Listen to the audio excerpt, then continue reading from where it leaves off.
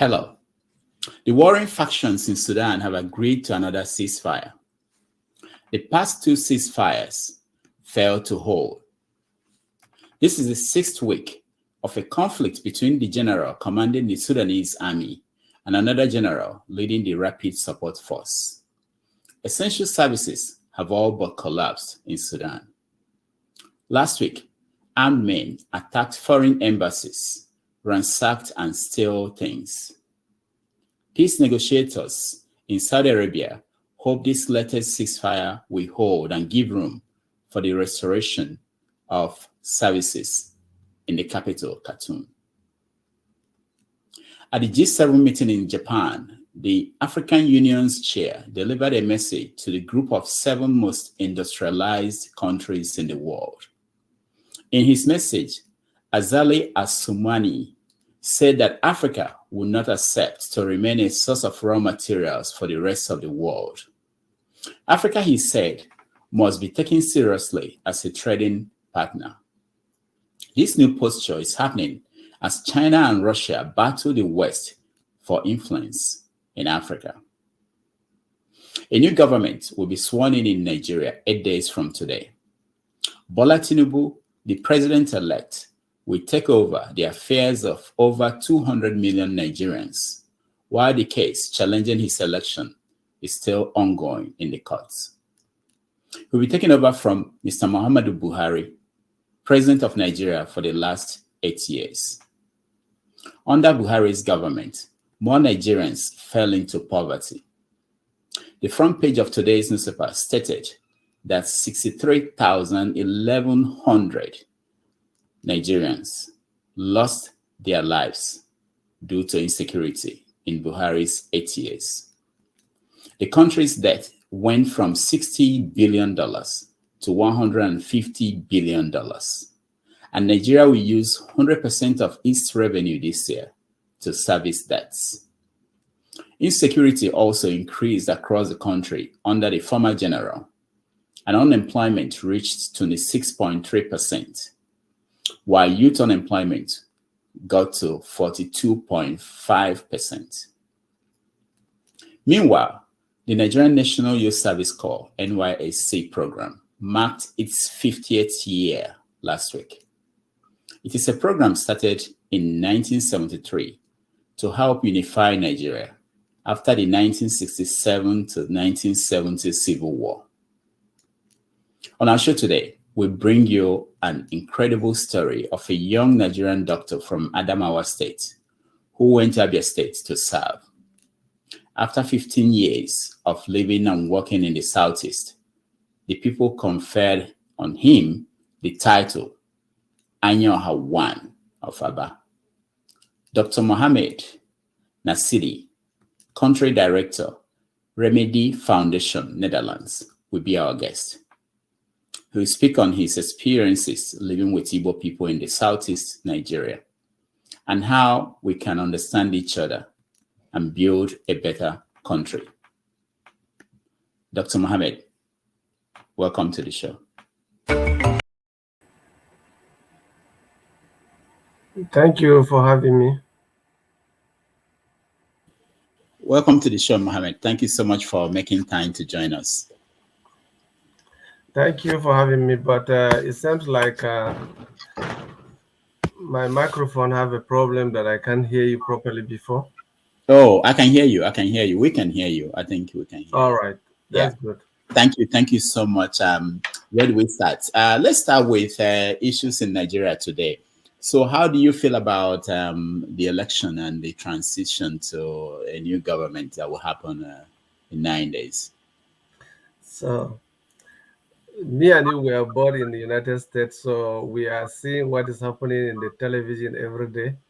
And the sad story is that the election of this year has come with a lot of challenges that has to be with ethnicity, religions, crisis here and there. We are even forgetting about our serious problem that we have in the country regards to the insurgency and kidnapping and other things.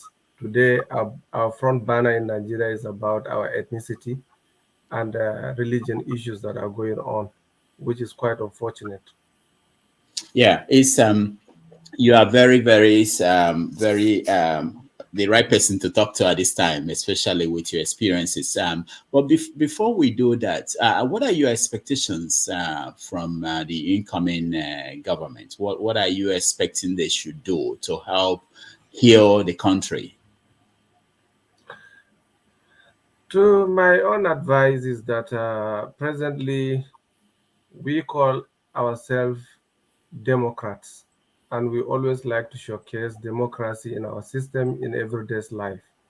I believe that the incoming government will be able to unify Nigerians, and this barrier of religion and ethnicity should not be one of our cardinal objectives of today's life, because more especially on this your program, whenever I watch how tensions are high and how people talk, I wonder if we still remember that we are all coming from the same country, where we need to make sure we put the place in order for our own children and grandchildren in future.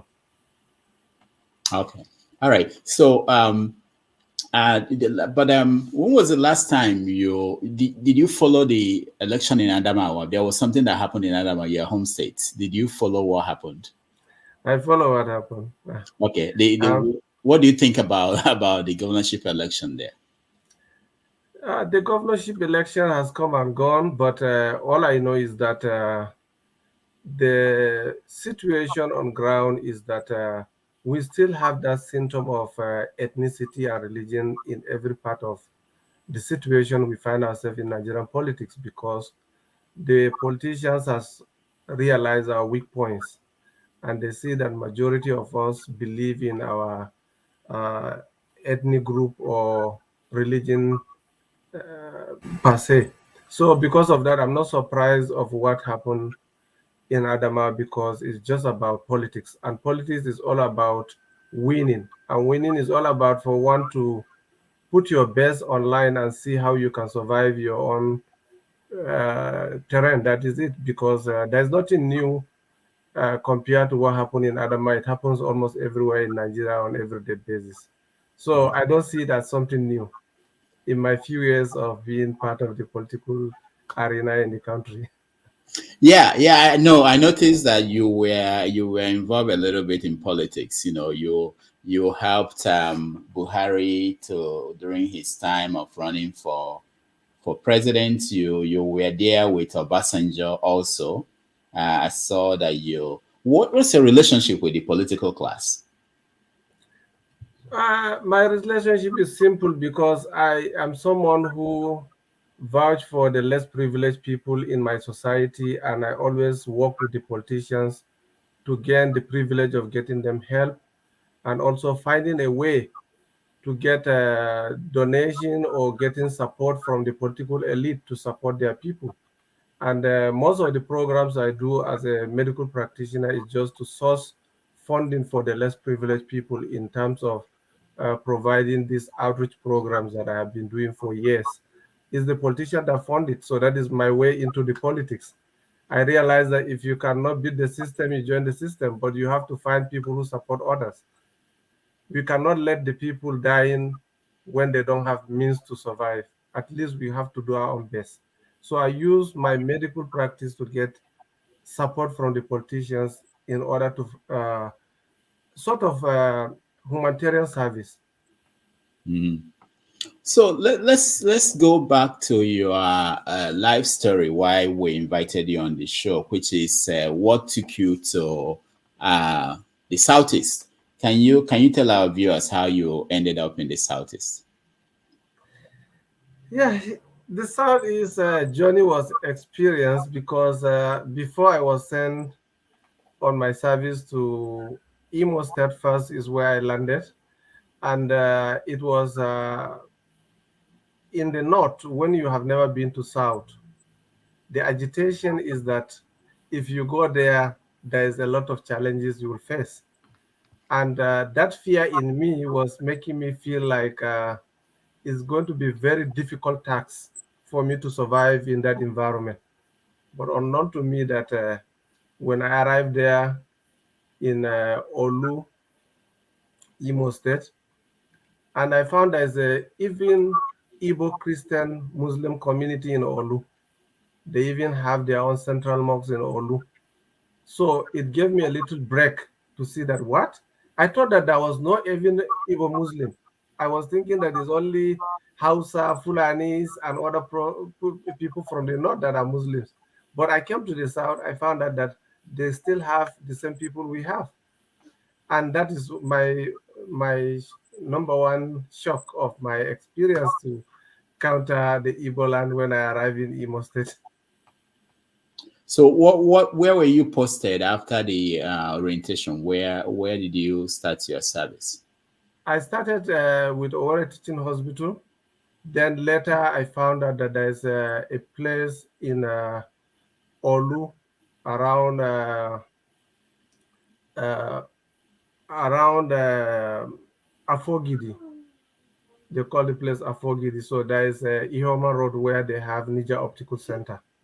So I decided to join Niger Optical Center because my interest is not about working in the city. My interest is about getting to the rural community and see how health service there is being provided. Because when I came from the north, before coming to Abia, we are having a program called Onconsicasis program. So that program has to do with villages and people that have river blindness problem. So that moved me to think about how to go into the rural areas and see how people survive with the eye pandemic situation in those villages. So that's my primary objective. So you went in there and you started working, and then what happened? How did it develop and to the point that you stayed for 15 years? Well, on my arrival in Olu, and I found out that the people are accommodating and they're friendly. And one thing I understand about Igbo people, that is, they are a community that love a visitor that have something to offer, have something to contribute. So they love people who come into their communities and support their livelihood, more especially when you are a professional. They take you with higher esteem, they give you all the respect, they give you all the support you require to achieve your objective. So that motivated me to go around the communities, because I even moved from one community to another community in doing some research, because I wanted to see how I can be of help wherever I found myself. So I choose the pattern of going into the rural communities and engage with the locals and see if the problem we still have in the north as unconsequences program that we have, whether it's still the same thing exists in the south. And I even visit the Ministry of Health to get the data of locations where I'm supposed to be. But some of the places, if I tell some Igbo people from Olu to accompany me to those areas, they don't go. Simply because there's a sentiment between you people that there's places that no go area. Why are they places no go area? Sometimes, like when I work in Olu and I want to go to Imbise, and for the first time I went to Imbise and I didn't say anything wrong about Imbise, but when I asked my staff to accompany me to Imbise, they were saying no, they won't go to Imbise because they feel something wrong may happen to them. That is just maybe about the Oliver Twist song about Imbise or something. But I believe that it's just an internal issue. That is not discussion for today. Okay. So you did a youth service for 1 year, and after that you did what? After that 1 year, and I got the basic information about the environment that I see. And then I choose to say, okay, let me just go back to Adamawa. So when I went back to Adamawa, I got an appointment with Africa Washington. So Africa, they are one of the organizations in the US that support pregnant women and also supported those with visual impairment problems. And they live in all over Nigeria those days, but now I don't think they longer live there, because I could remember the last time they lived after the sanction of Sarawiwa with Abacha regime. So from there, I got an appointment in a humanitarian organization called Remedy Foundation. And that Remedy Foundation is a partner to Africa Washington. And now Africa want to wind up from Adamawa and they want to move out of Adamawa because that time there was a lot of crisis, there's a lot of kidnappings and killings based on that problem of this sanction made on Nigeria at that time. So they choose to go back to Port Harcourt. And now going back to Port Harcourt, based that I have served there, I become one of the best candidates for them to choose because I'm familiar with the environment and I can be able to make an impact to their research. And that Remedy Foundation is acronym of Redistribution of Medical Instrument to Developing Countries.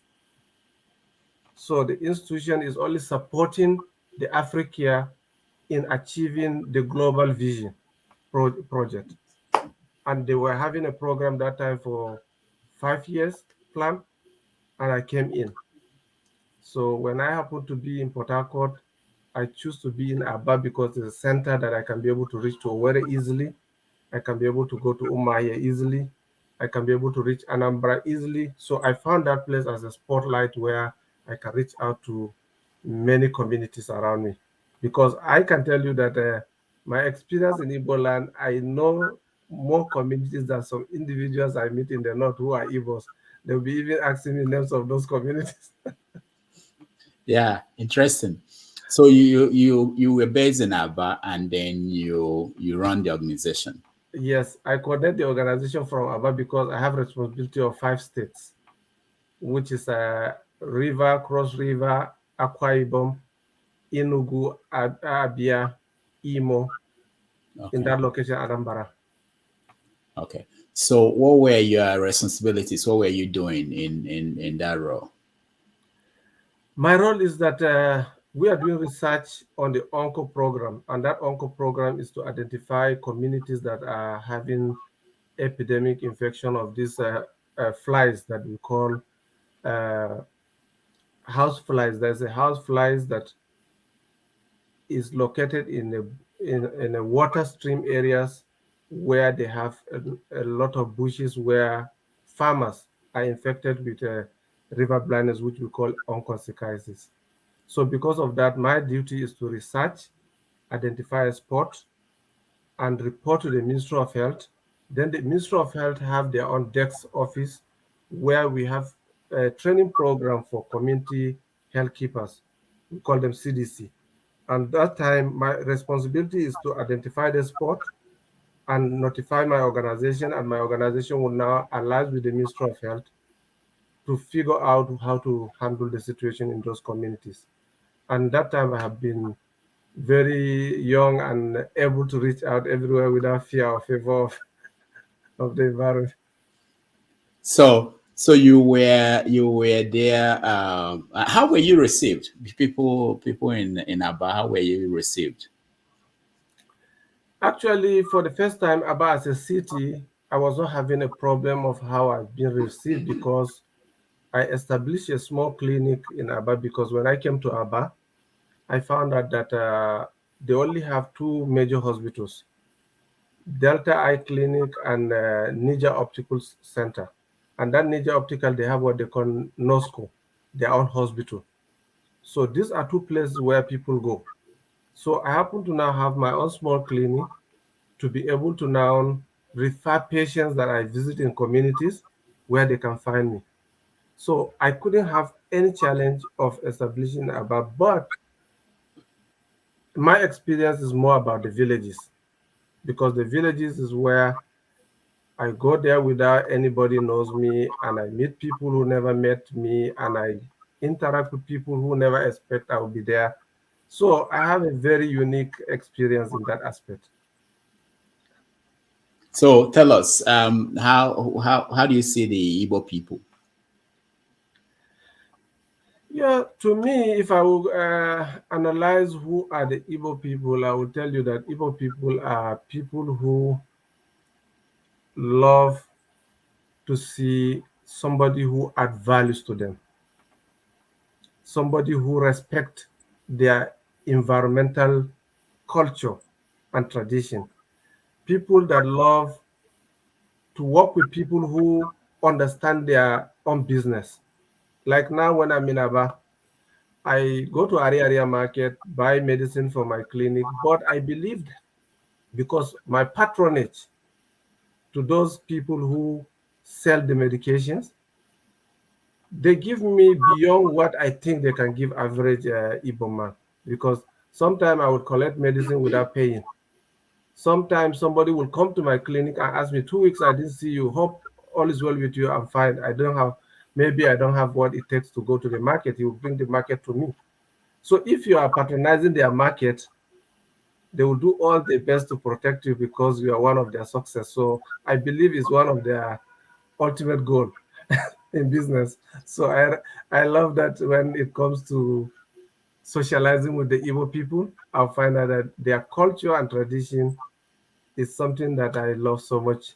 It's only that that time you people are not privileged to, apart from the crowning, you're supposed to give me a wife there and say, now you are here for life, you are not going. But now I got the crown as a Anya Oha, but I left back to the north.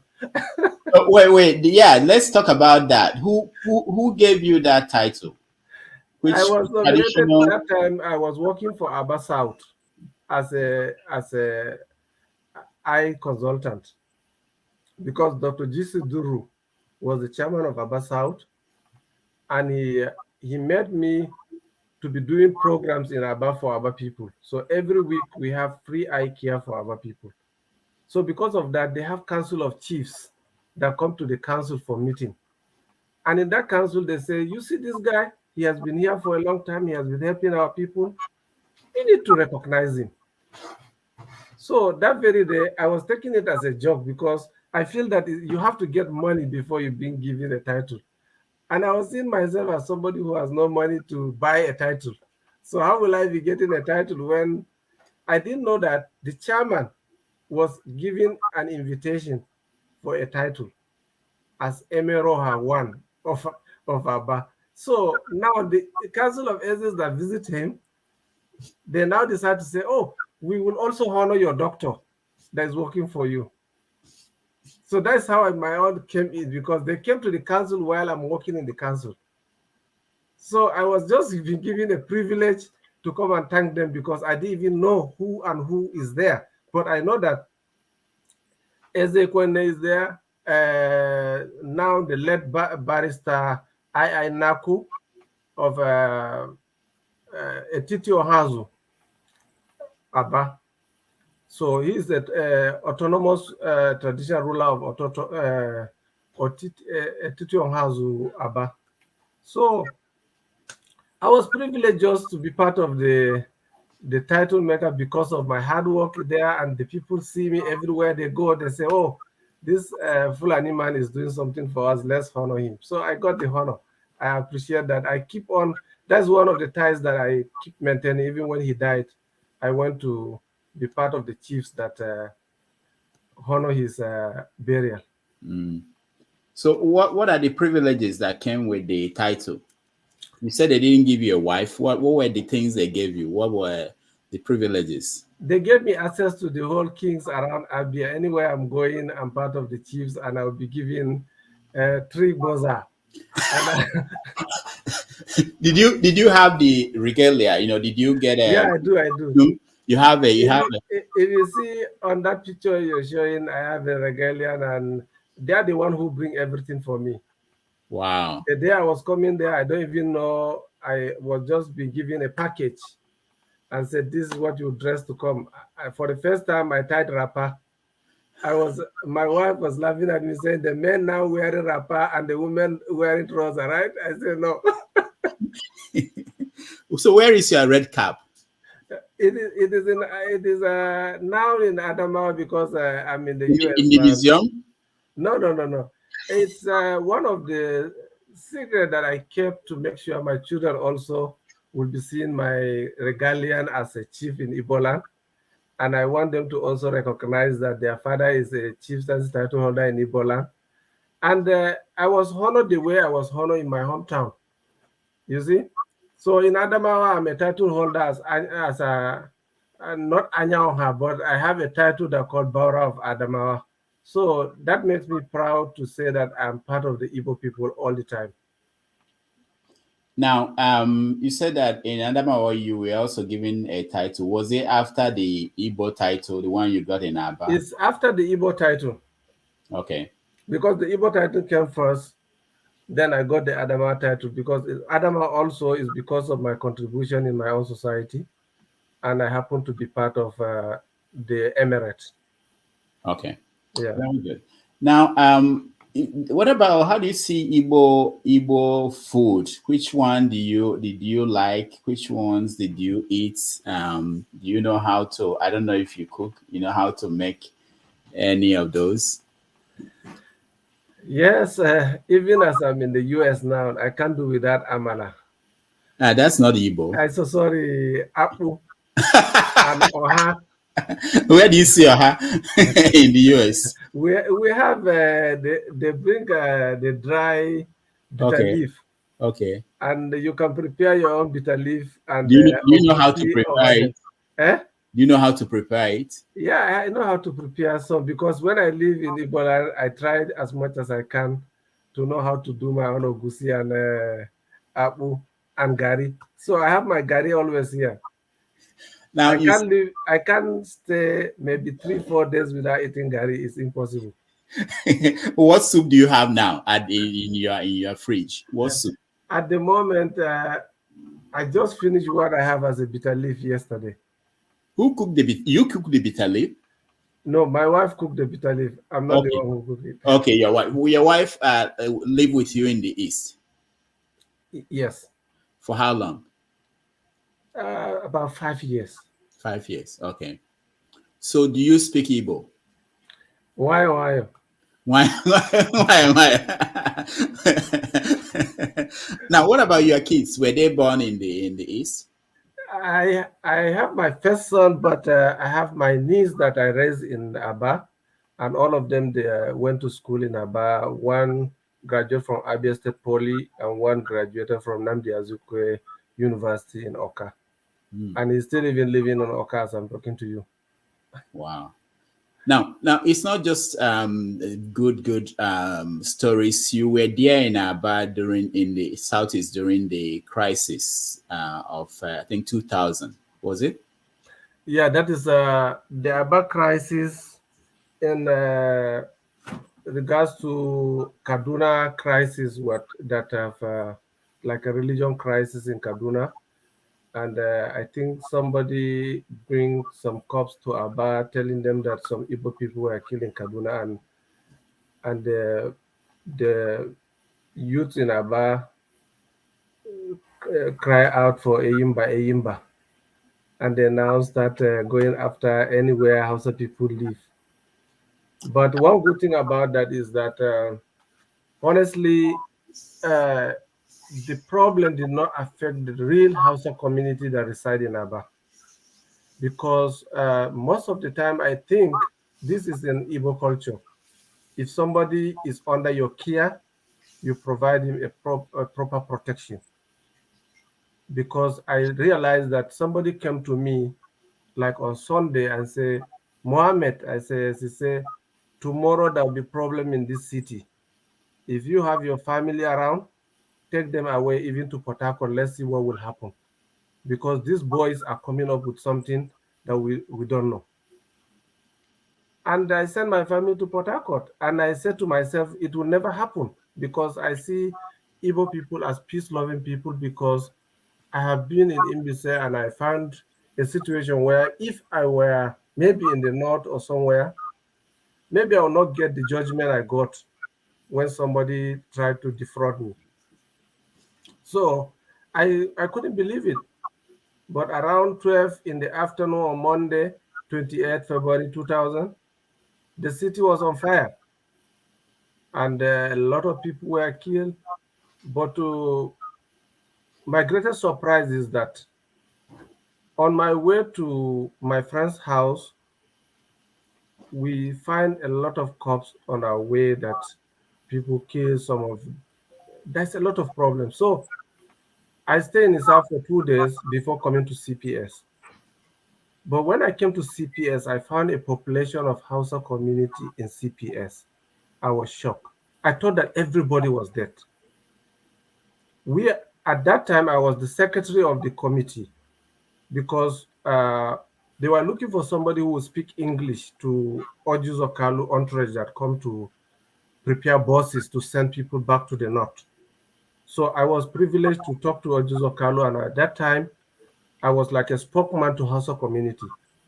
I recorded like 7,800 or 7,200 thereabout of the people who are alive. But the good news is that majority of them will tell you that it's an Igbo people that save them and bring them to the police station. I come to ask myself, if these people want you dead, how will they save you and bring you to the police station? That means there are some people that are behind this type of crisis that are not the real people in picture. Because I see may God, because one thing you understand about the trust between the Hausas and the Igbos. If an Igbo man is very wealthy and he needs a driver or a security, the person he will trust is the Hausa man. Either he put the Hausa man at the gate and the driver is driving him because he feels safe. And that day I see a lot of people that work in the Igbo men companies and houses. They brought them to the station to keep them safe. That makes me believe that the crisis is not something that is generally hatred. If to say it's general hatred, maybe that 7,200 people will not escape. We may all be killed by the same people who save us. But I thank God that very day to give the history today that I am one of the survivors. But what I observe is that majority of the people killed at that time is not even the Hausas, it's the foreigners who come for marketing there. That's the painful part of it. So, to be honest with you, your people are very hospitable, they are very accommodative when it comes to their guests in their means. They always try to protect you. Even brothers can have problem of their guests. If there's a guest in the family, it happens to me. A father went against his daughter because of me. He made his son to take me to the Eze, and they have to do a community court. They have to court martial her for bringing a visitor in their community and also try to uh, basically she took me to the community and she abandoned me. That's what happened. So to be honest, my my dear friend, is that we are in a peculiar situation now. From that time in 1994, 95, 96 to 2005 that I left, I think the situation was so excellent to the best of my knowledge, and I believe that whoever lived with Igbo families in that time, even though you will not say something that some people will feel like you are just promoting somebody because he's talking to you. No, this is what happened to me personally. And I love today's day because I have been longing to share my experience on how Igbo people treat you in their communities. I visit some communities, I hardly find somebody who speaks English, but they will find someone who speaks Hausa, and they'll bring it for me as an Igbo man who will translate what they are saying. And I found out that in Igbo communities, you find at least, if you cannot speak broken, you speak another Hausa or another language. I even find someone who speaks Fulani in the Igbo communities.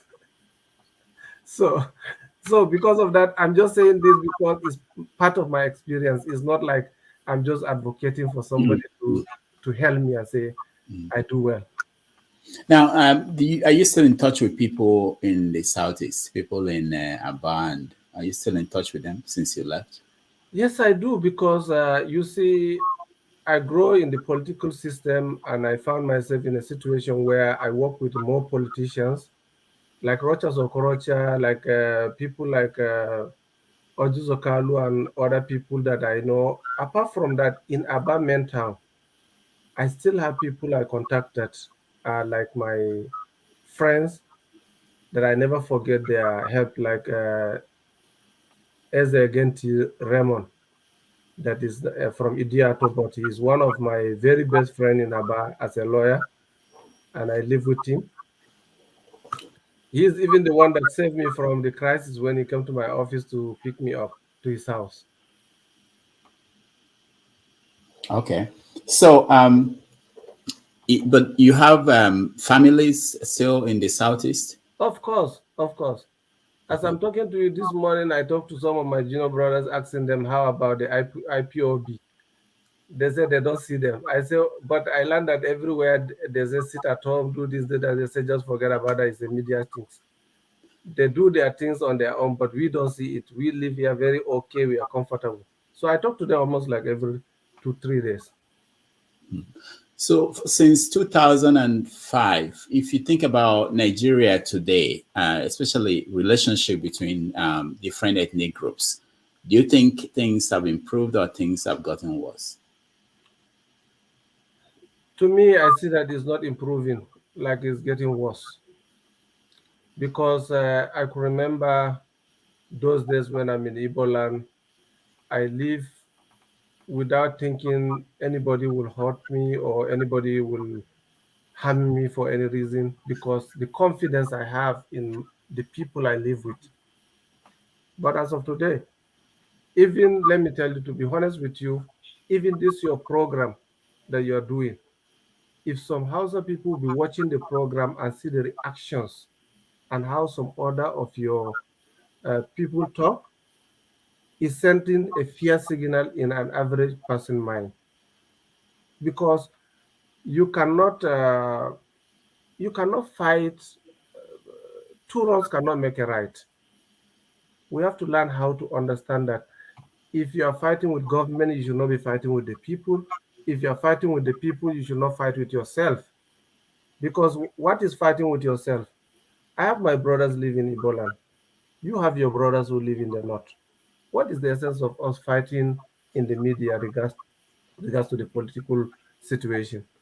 It has nothing to add to us because an Igbo man, an average Igbo man I know, is somebody who is a self-sufficient. He can be anywhere to survive, and he can work hard as he can to make his end living.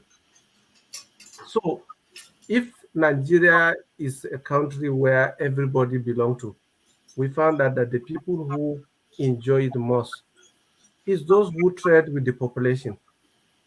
Igbo people need to most of the villages I see, they go to a remote village where they have number of crowd of people. They create the business that the village needs, either a chemist, motor parts, or any other business that has to do with trading. And you cannot trade when you don't have people. You cannot sell when you don't have profit.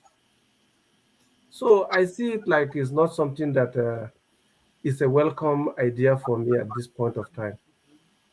Now, as a student at ABU, did you have any relationship with Igbo people, and what was your perception of them before you went to the East?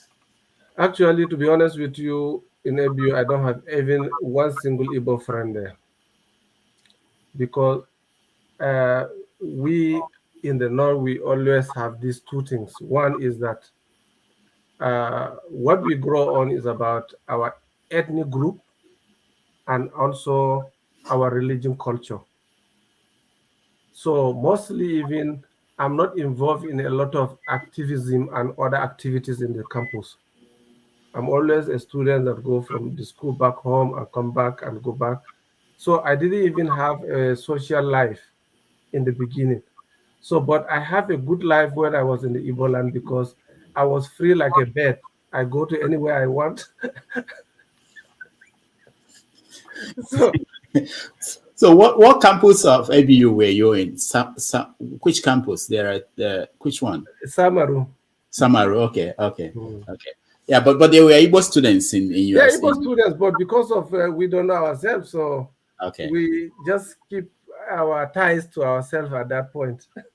Now, when you were Because in the that East, time I was also like an MSS student. Like when you go to uh, some schools, you find out that they have a Christian student association and Muslim student association.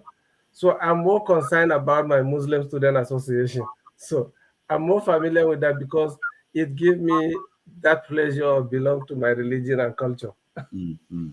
We're going to in another few minutes we get our audience to be part of this conversation. Let me ask you, when you were in the East and your friends in the North, when they call you or talk to you, what did they say? What were their concerns? How did you relate what you were experiencing in the East to them? Well, even during the crisis that we go through, a lot of people were canceling me, not going back. But I tell them that that is not the real people from Aba that does that. Maybe it's from the street boys and those hoodlums that are not have anything to do with the society. But the real people in the society who are the businessmen, who own the shops, who own the houses, they don't have problem with us. So that give me peace of mind to go back. And besides, anytime someone call me from there, if I tell him what I go through, it will make somebody to feel free of coming. Because when I tell you that we are 7,200 survivors and we are all saved by the Igbos, then you'll be asking yourself, if these people will save you, will they be the one to kill you? So that's it. So it's a simple thing that keep us together because honestly, if to say I will go back to Nigeria today, if there's any place that I choose best to live is to go back to Aba. Now, when you married, you were in the East. Uh-huh. So you went back to, I don't know, where is your wife from? Adamawa. Adamawa. Yeah. So when you said you went back to marry and you tell them that you said you were going to take your wife back to the East, and what did they say? What did the parents of your wife say? One good thing about our Muslim culture is that when you have a wife, it's your problem. Anywhere you want to keep her is your own business. Nobody come between you and your wife to say, don't go here, don't go there. So I'm fine with it. And And I what live about in her? Aba. Was If she you, if you see in Aba, she also get some evil ladies that become her friends and she become part of the system. And she keep on with her life as a different, because honestly, when you come there, you see the life different from the life we have there. Simply because there's some westernization and plus customs. We believe in our custom, we believe in our tradition, we believe in our religion. Completely, we don't have any sentiment that will attach to that because that's our primary objective. So, but when you come to Aba, you see like in Ebola, you have a freedom of doing whatever you're doing. Nobody query your actions. Nobody say that what you're doing is wrong. So I think I have a good experience there. were you ever at Onisha? Of course, I have been in Onitsha, but I work in a village called Umwechem near Oga. So and from there I went to now the communities are slight in my mind, but maybe another time I will remember some of them. It's quite a while. Yeah. I I am not much in Anambra State the way I was much in Imo, Abia, Akwa Ibom, River State. I have been so much there because of the rural villages. In Anambra, you don't have too much villages. Your villages are more of cities now. Now, what about Igbo customs? Were they some that were of concern to you the first time you heard about them, or that you feel uncomfortable with, or what do you think about the culture in general and the customs? The custom regards to the Igbo culture is never been my problem because I found myself very accommodative with the culture because I don't go about three things. One, I don't drink. Two, I don't go after their wives or their women. Three, I am not competing their business. So I'm buying from them. So I have completely autonomy of myself and I get a good life with them because I live in a commercial city. Remember, Aba is a commercial city. So all type of Igbo people from all part of Igbo land, they are in Aba. Aba is the only city I see in Igbo land that you find an Igbo from one city and the other one from another one. They don't understand themselves in different terms. But Aba have their own terms that everybody speak and everybody understand. As all of you are Igbos, but at least you have some dialects. Like when I was giving Anya Oha one. So people of Anambra say, if I go to Anambra, what will I tell them? Because I will not say Anya Oha, I have to say Anyora. So, so that's the difference. So I am very okay and I'm good with their culture because it has nothing to do with mine because I live very comfortable with them. Mm. Okay. Have you eaten nkwobi? Wow, that's my best favorite. Another one. Nkobi is one of the things that I always tell my wife that we need to get some. Even in the US here, there is some cassava that they bring here, dry cassava that you can use to make Nkobi. I saw Mm. it in the market here. I was telling my wife, look at this. We need to get to this. Wow. All right. So I need some Nkobi and kanda and some fish on it and some more essence of red pepper to mix it up with So bitter leaf. when you hear things like when you were in the east and there were crises in the north, maybe religious or ethnic, how do you talk to Igbo people who are worried about their people? Actually, one thing I will tell you is that to me, I will tell you that it's easy to protect my own family that live in Igbo land. By one call, I will get somebody there who will take them to safety, or I will get somebody who will tell them what to do. It's not the same thing in the north.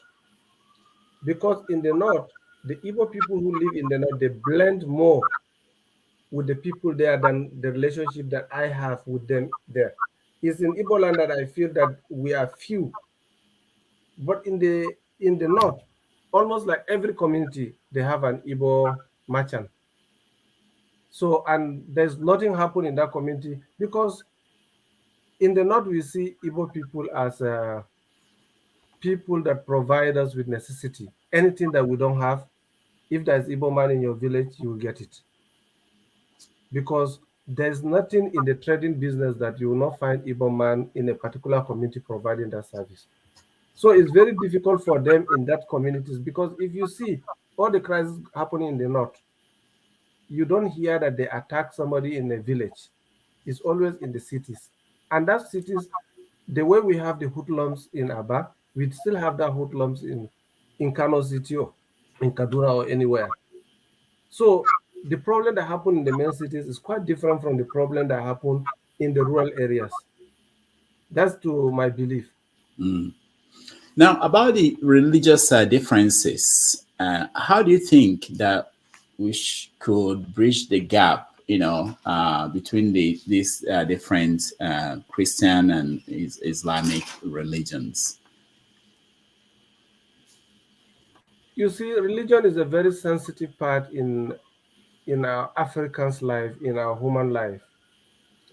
Uh, I see the years I spent in Iboland is because I didn't interfere with their religion. I live very peaceful with them. I get the best out of them. The same thing I believe that those that live in the north that did not interfere with the Muslim belief and culture, they never been hot against the religion. But what I always want to say is that sometimes when problem happen, we have to find what was the remote cause of that problem and find a solution for it. Presently now, the most of the problem I observe today is because of politics. It's like territorial control. Everybody want to have autonomy of his own part. and there's a lot of crises that differentiate people between the religion and culture and whatever it takes to get the higher number. So, to me, I don't see it as a good way of handling situations in Nigeria as of today. I think we should just keep our religion and our cultures away from our daily life because we need ourselves in everywhere. If a Fulani man have his cows and he cannot take them to the south where they need them, where he can make profit, he will not listen to his government that's saying don't take. How many times our people association call the Fulani, don't take your cows to the south, they will kill you, and they will still go. The same thing happened in this in the north. There's no how many times you call the Igbo people back to the south and they will go back. Because in Kano, for example, they have a community that is their own community where they live their life and they do whatever they want. And that is why it's difficult for them to just leave what they built over years and start going back to back to south. I see a lot of my Hausa people that I know in Amo Hausa Aba. They never leave. Some of them die there, but not by the Igbos. Somebody would just by age and live there for a long time and die natural death. But he will not go back to the north because nobody will go to the Igbo land and find a life there and go back to the north because that's where your daily bread is. So I believe that the religion and ethnicity is not a primary point to make peace in this country. Now, let me give example of where I come from and what goes on there. So where I come from, the area, Idemili area in Anambra State, we don't kill the python. It's an abomination to kill the python, or even to eat it, or even to think of. I can't even think about that. But people come in from other places, even from other parts of Igbo land, and it's not an abomination where they come from. And without even knowing, or even when they know, you find that they do that, when nobody is watching them. And it becomes like line of conflict. So when you look at the bigger picture in Nigeria, and I want to ask you a question about Sharia law when it was put in place in northern Nigeria, some states. The idea was that people who are now Muslims should not worry about that. But you find out that in implementing that, sometimes, people who are not will be, maybe they did something without knowing that it's against Sharia law, or that some people who are enforcing it will feel that this should not happen, even if you are not a Muslim. What do you think about that? How do you resolve that? My dear friend, when it comes to religion and culture, I will tell you that no serious administrator that will now take law into his hand. Presently now, there's a lot of condemned prisoners in the north. There's a lot of condemned prisoners in the south. But you find out that it's very difficult for a governor to pen his signature and say they should kill them. So, when it comes to the religion aspect, Islamic religion has a constitution, and that constitution has all it takes to justify who is a Muslim and who is not a Muslim. And what I'm seeing in the media is not the true Islam way of approaching things in a Sharia country. It is not. Because in Islam, you give right to even somebody that is not the same religion with you or the same faith with you, but he has right over you to give him that protection, that love, that sharing, that support. It is always in our own versions of hadiths to tell that you take care of your neighbor, you take care of people who are around you, you take care of the people who you do business with. So I don't think it is a Sharia's part of view. It's just a political part of ridiculing one another in terms of getting acceptability and turning one down. Because if you go to Zamfara, for example, Zamfara state is one of the states that is predominantly Muslim, and they are also Sharia state. But between the Muslim in Zamfara, between them and themselves, they can lie politically against one another just to get fairness, which does not have anything to do with the religion. It's political. There's a lot of things that are motivated politically. I don't deny the fact that people use the religion and find some negative uh, reasons to use it in bringing somebody down. I always say to some of my friends, I said, when Jonathan was in power as a president, a lot of Southerners have been termed as criminals because of Jonathan. They want to bring Jonathan down. They create a lot of things to demonize him. And the people that did it are not yet the same, because now when Buhari is in power, we Fulani has been demonized. People now start looking at the Fulani as criminals. Fulani as doing this. Fulani are doing that. Why? Is because all is part of the politics, because that is the only thing that will warm the situation, that make the environment hot for some other people.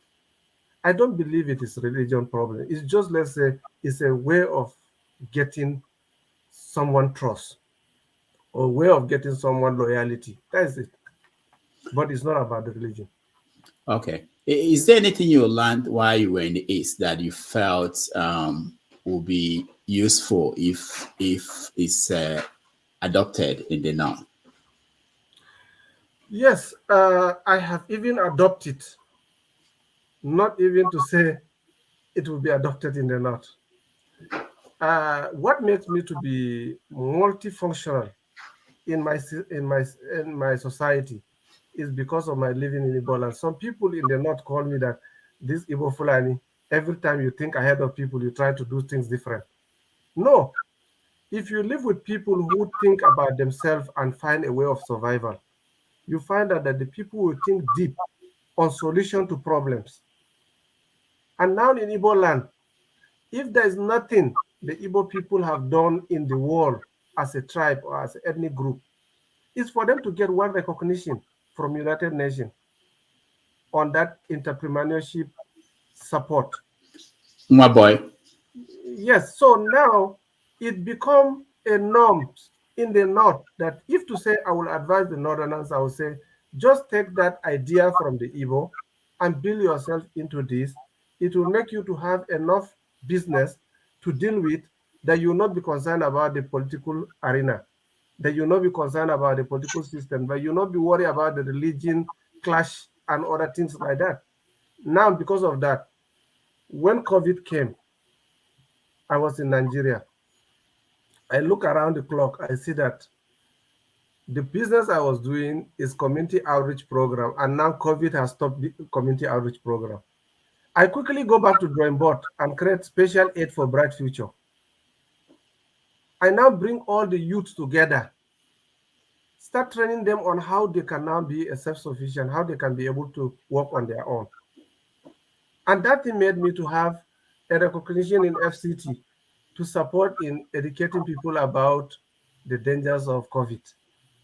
And I get that as a point of keeping myself busy throughout the COVID. And after the COVID, I went back to US. So now, if to say if I am not opportune to live with the Igbo people at that time, I will not have the mindset to say, if this door closed, I'll open this door.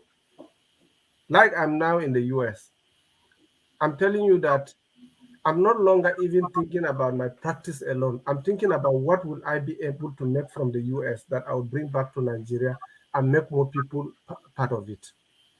Simply because I found out that that's what the Igbo people does. Anywhere you go, you see something that is missing, you create an opportunity to make something workable and make things happen. And you become part of the society, and the society will remember you with that good thing you did. So I believe that if there's anything I add to my practice in the East during my days, is to get that ability of creating, or that ability of creativity, to be able to create something new and put some people to work.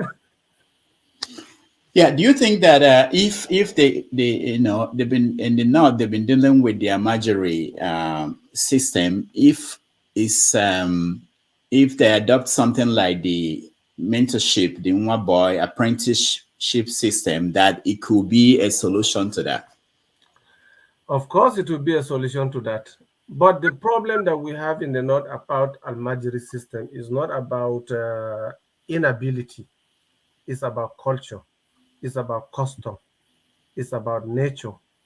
It's about how they want someone to get the knowledge in a way that you struggle for it, you get it. But it is not about how to make this. We are not talking about the life here, but we are talking the life after. Because every Muslim want to die and go to paradise. Nobody want to die and go to hell. So knowledge of Islam is not getting by pay. You have to work for somebody and to get the knowledge. It's now that we come to a modern world where you go to school, you pay school fees, and you get the knowledge, and it's cheap as that. But those days, you have to serve somebody. Your loyalty determined the amount of knowledge you get. And that was the source of the Almajiris at those days. I could give you a little story. My father was taken out of Islamic school to school. My family has to put money together to sell cows, to go and bribe the headmaster and take him out of the school. So now his friends that went to the school with him, they become very prominent, they become very part of the society, because those days, we from the royal families are not always into governance, like the Western education, the Western knowledge, because we always believe we have inherited monarchy system, that when you are in the system, you get it one day. So because of that, what we need as a basic knowledge is our Islamic knowledge, so that you can be a good leader, because Islamic knowledge have a lot of profiles that make you to be a good leader, a good reasonable person who think in a good way. So because of that, we don't mind about the Western education so much as that. So the people that now succeed in the modern education are those who were privileged because they don't have somebody who has money to buy their freedom. And they become the ones that succeed in making the life very clear. You see? So I'm blessed that my father makes sure I go to school, because he see what he lost by not getting to that point. But he's a prominent Arabic scholar who is well known in his own level of life, but he's still missing that part. So that is why, to me, I don't see that Al-Majri system will not be abolished in the North as easy as that. But I believe with the progressing in the modernization of the world, things will come to change. It doesn't even require nuclear science to do it, because the system will force you to do the right thing. All right. At this point, I think we are going to let our people who are already in the studio to join us. And if you want to join us, the link is out there. You can click on the link. You can join us. When you come in, just go straight, ask your question, and we will take as many questions as possible. So just one question, please, and just go straight to the question. Okay. So Igbo Basics, welcome to the show. Wow, but you took the word out of my mouth. wow, You took the word out of my mouth. I was about to address you as Mwaba, which Deo. Ndewo. Kedu. Ọ dị mma o, ekele dịrị Chineke. Kedu maka business over there? Ọ nwayọ arụfe dị ọkụ. Nwayọ. Nwayọ arụfe dị ọkụ. Yes o. Ekele dị Chineke. Kai. Dr. Damages, you have done it again. Eh? I don't have questions this time.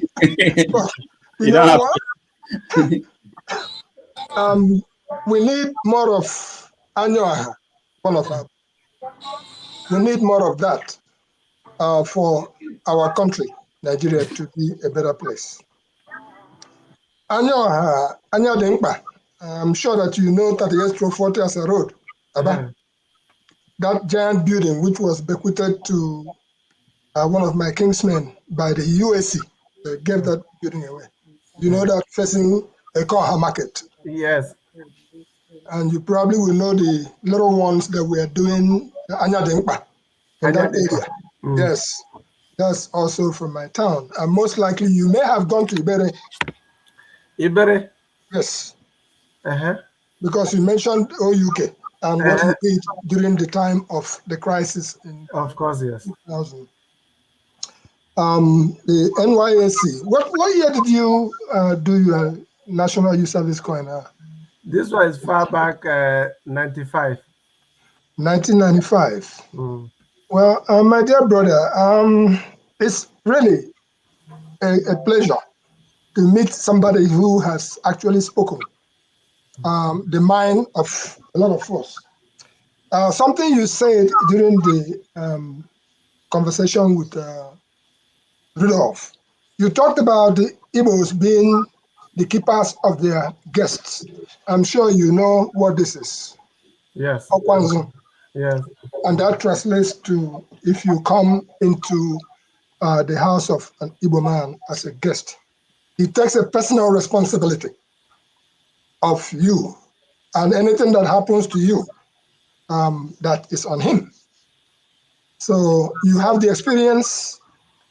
I happen to have gone to school in Jos, Niger Makaranta Awojeng Ejos, St. Teresa's Boys School, Jos, 1962. So the much outside that I speak is from there. After running through every conversation you've had here, you landed up at the things that you believe that can be taken back to the North, which is the apprenticeship system, amongst others. The situation there, the issue of Megad and Megiddo,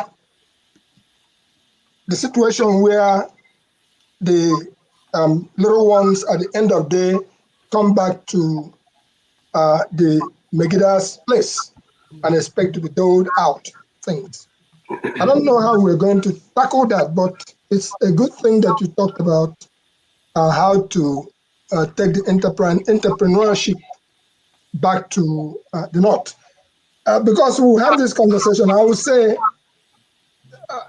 as a titled person, you well deserved the title that was given to you in Igbo land. Thank you.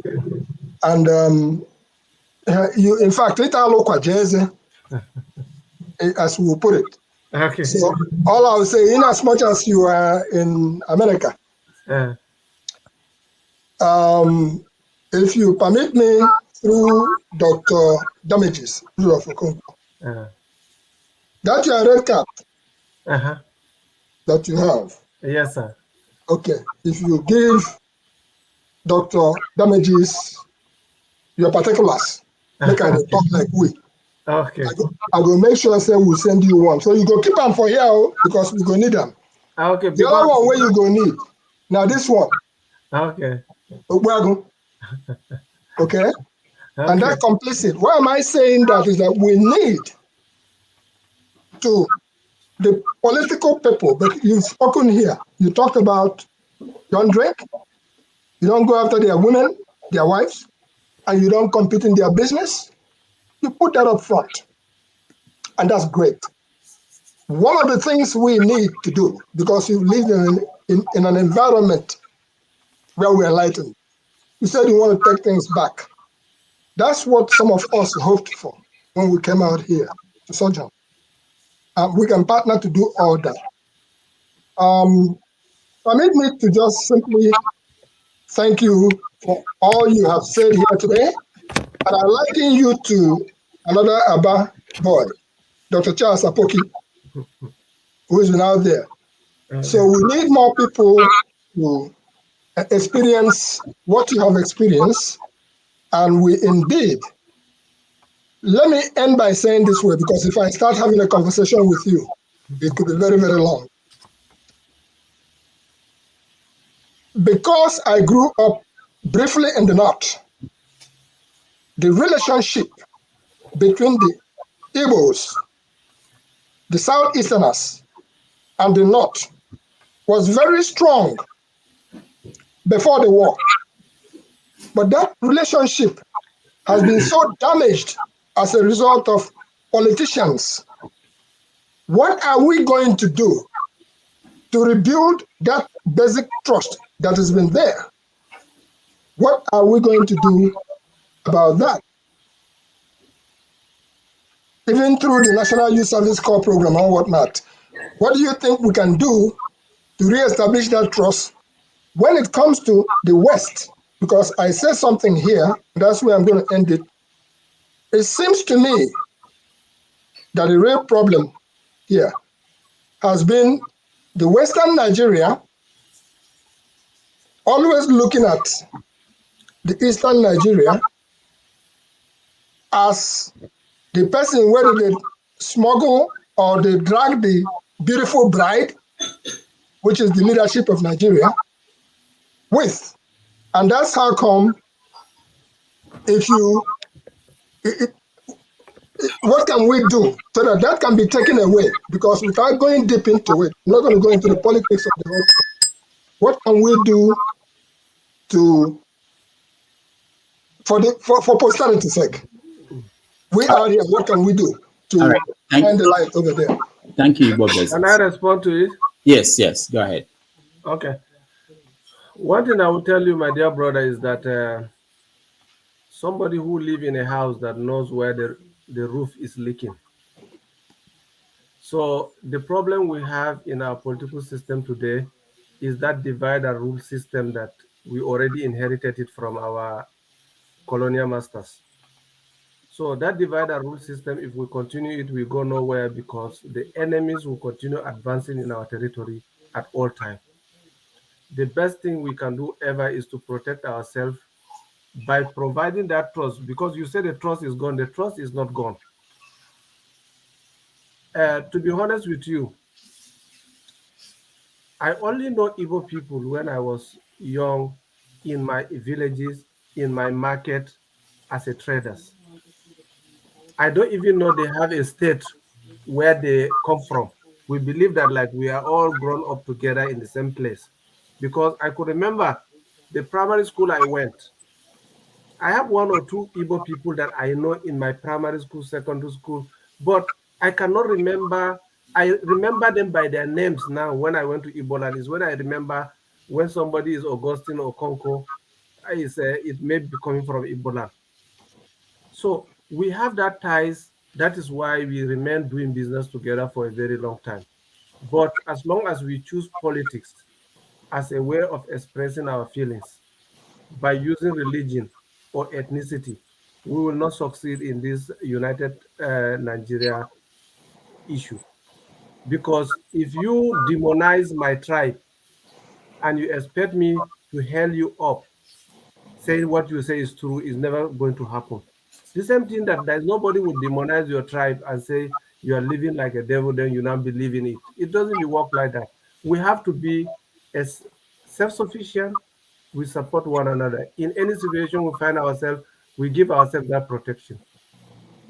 All right. Thank so you. If you permit me, you live in the US, and you get your goat meat, your unkobi meat from the supermarket. I'm quite sure that you most likely have not seen a live cow anywhere around, and all we see is Australian goat meat and stuff like that. Is there something that you?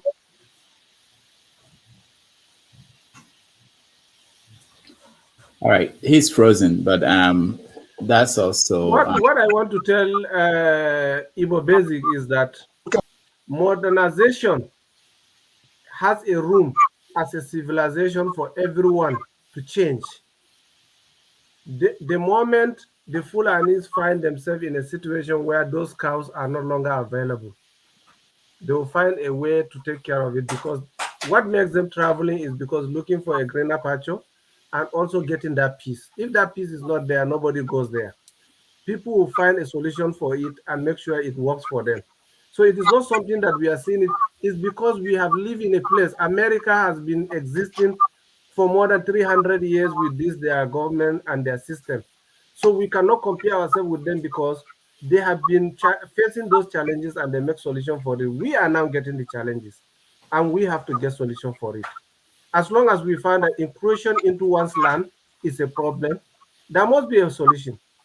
So, and presently, if I will be opportune to talk to my government and governors, I believe that it's even better for the Fulani people, because since 1990, Ibrahim Babangida government, General Ibrahim Babangida government want to settle Fulani in one place. He couldn't make it because they created even education program that they will teach the Fulanis to be able to stay in one place. They couldn't make it because you cannot keep people in a place where you cannot take care of them. You have to get them what the greens that they will eat. You have to get them water that they will drink. You have to get them a school where they go. But nomadic education did not work in Nigeria. We still have nomadic education. It's all a way of developing a new strategy of stopping the Fulani from migration. But I'm telling you that with this modern lifestyle, things will come to change.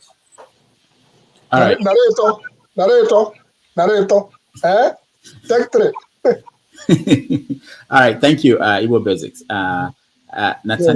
Nathaniel, you're next.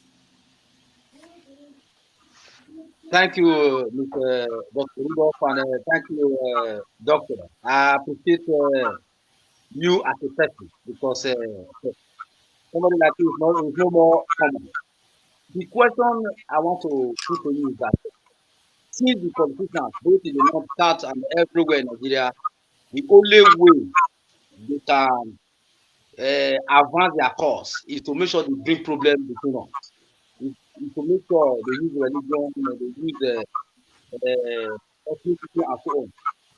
Why don't people like you from afar start putting them back? Because there is no way we can take our people from them, because our people is like their market. They trade with our people for them to advance their cause. Why don't we, you as a person and collectively, start putting these politicians back so that we can retrieve our people back from them and live a normal life? Because your life, the way you live in Igbo land and so on, is so interesting. And in fact, I so much appreciate you for what you have done. So that is my question. Thank you. Thank you. Dr. Muhammad. Yeah, so all I have to say is that I didn't hear his first point of discussion because I was having challenges on hearing him clearly. But I now put the earpiece so that I can hear what he said. But all I have to say is that presently we are dealing with a situation that is something that we, the Nigerians, we are the only one who have solution to it. And we can find the solution by getting together and know our problem and know how to manage our problem. But the moment we say we're going to use a violent way of treating the problem, honestly, the problem can only be worsened, and our enemies will take it as an opportunity to crush into our land. And besides, the thing that I want to draw our attention to sometime is this. The government spendings to curtail all this crisis is preventing us from progressing. Because any money that government is spending today is spending it on security. And that security become a very vital business that everyone wants to focus on. So which we are the people who are supposed to be the actors of that security. When I live in Igbo land, there's no community you will go. You will not go to the edge of the community and present yourself that you are a guest. And then you get your full security. To be honest with you, there's a village I went. I live with somebody who cannot afford 3 square meals in a day. But as a guest, he rather take all what he's supposed to eat for a day and put it on my plate to eat. And they will go sleep without eating. It's later I come to realize it because I see that I used to get morning, breakfast, lunch, and dinner. And I come to see that like I'm the only one I see in the house eating. I don't see them eating with me. It's when somebody was telling me that you don't know that this is what is happening, but because of you, that's why everything that they're supposed to do in the family, they convert it to take care of you as the guest. So which kind of nice character and behavior what want to give your life for more than this type of situation?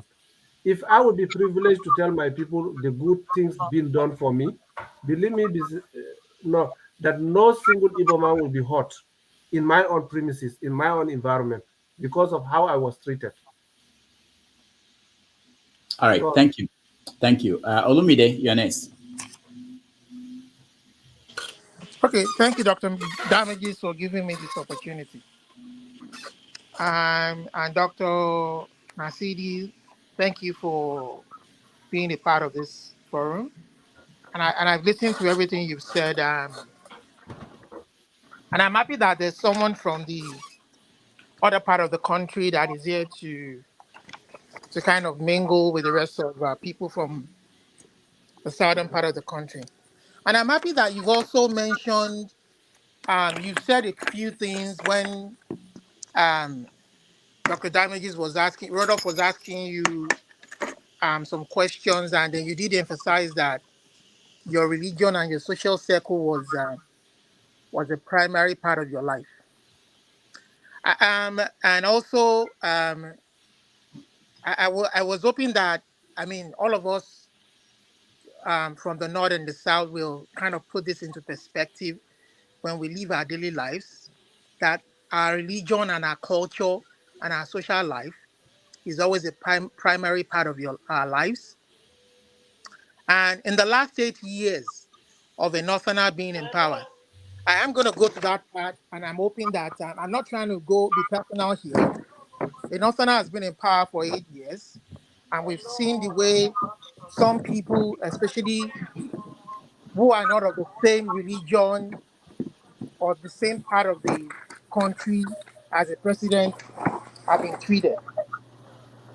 Um, Vice versa, I mean, we've seen the Southern Kaduna people being massacred daily and nothing being done security-wise. We've seen farmers in Zamfara, farmers in Southeast and the Southwest being massacred on their farms, primarily by Fulani headsmen, and not one person has been prosecuted till date. We've seen the religious intolerance. For instance, Deborah, a Northern Christian, was murdered in cold blood by some Muslim fanatics. I want to get your own understanding of what that is as a Northerner, especially from someone who has lived in the Southeast. And also, fundamentally, do you think that a constitution that would reflect this very aspiration that you've talked about, the culture, the religion, or the people, and the way of life? I mean, for instance, you did mention that an average Northerner average Northern Muslim values the Quran as a way of life, as a way to influence their life and the way they behave. Even though you don't think that should influence the politics, but as a matter of fact, it does influence the politics. And even in the US where you reside, sometimes religion does influence the politics. We know Republicans are predominantly conservative Christians, some hardcore Republicans. But anyway, that aside, now my question is, what do you think of some of us are proposing that the fundamental way to solve some of these differences is for a constitution that would recognize all of these differences, so that, I mean, all of these differences that we all have, that we're talking about, that everybody can respect and obey and be subservient to.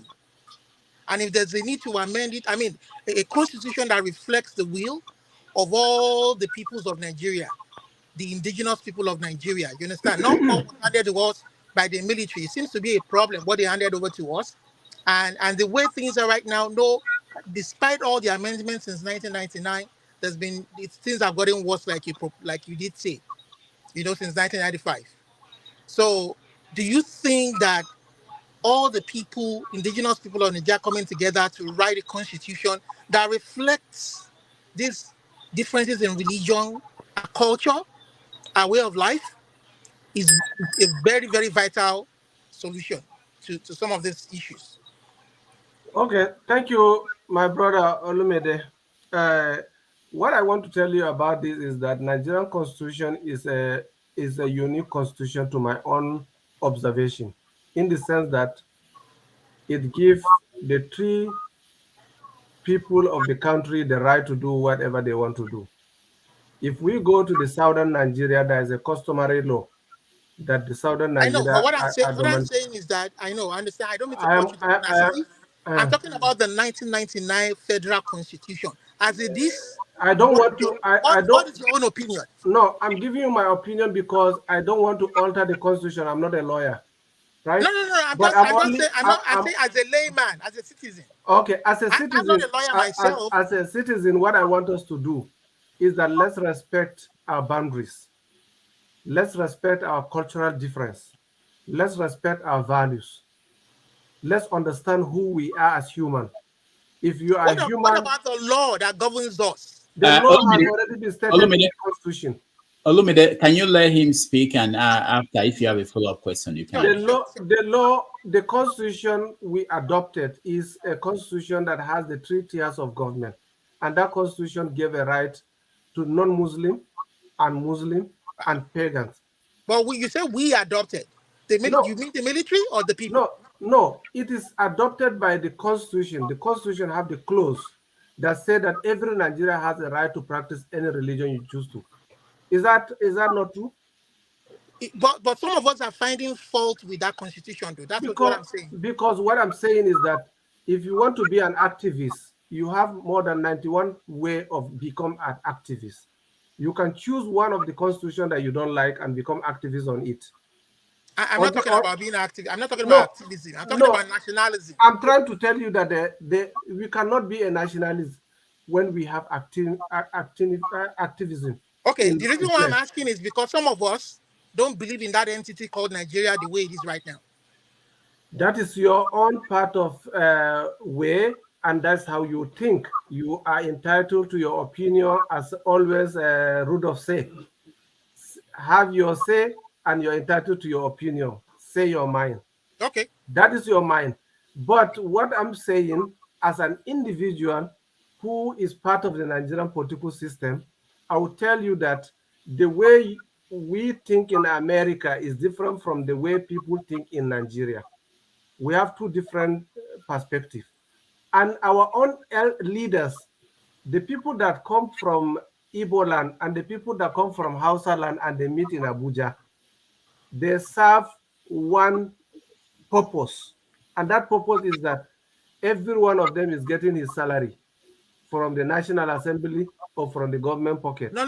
So, and because of that, sir, I want to disagree with you on the last premise you said, because the reason why I want to disagree with you is that the people, the way they think is different, but we want a quality of life that you are enjoying in America to reflect in Nigeria, and it's not reflecting. And that part of the quality of life is coming, my brother. Is coming. Because civilization have reached everywhere. The internet is everywhere. This modernization life is everywhere. Now we can get information from one part of the country to the other part of the country. Yeah, but what we are saying, our mobile phone. What some of us are saying, sir, what some of us are saying is that foundation for that free society is based on the law that you make. And that Nigerian law constitution has not served us well. And some of us are saying, can we sit down and rewrite it to reflect the true wishes of the people? That is where they need you to go back to Nigeria and contest a political office and No, I'm not going to do that. No. That is the only way you can change the constitution. Sir, my brother, you cannot change constitution when you are in America. You have to now go back to Nigeria, contest a political office, have your own position. Then now you write your own reasons why you don't want that part, and you sponsor it.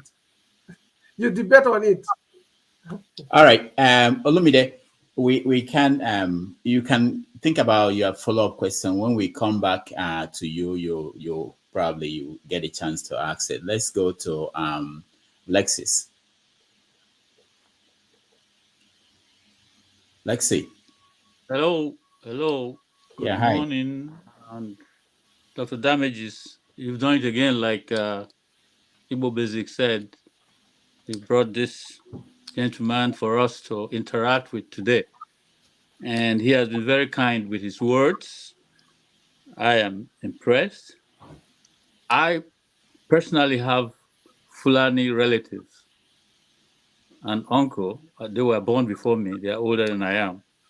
An uncle of mine who I understand drove during the British era, uh, found a wife from Sokoto and had children, whom I now, when I was born, I saw them as my big brothers in the circle family. Um, there's always a room for goodness and mercy and humanity amongst people when they are together. Umoru, which is the bigger brother in this family I'm talking about, is followed by Gado.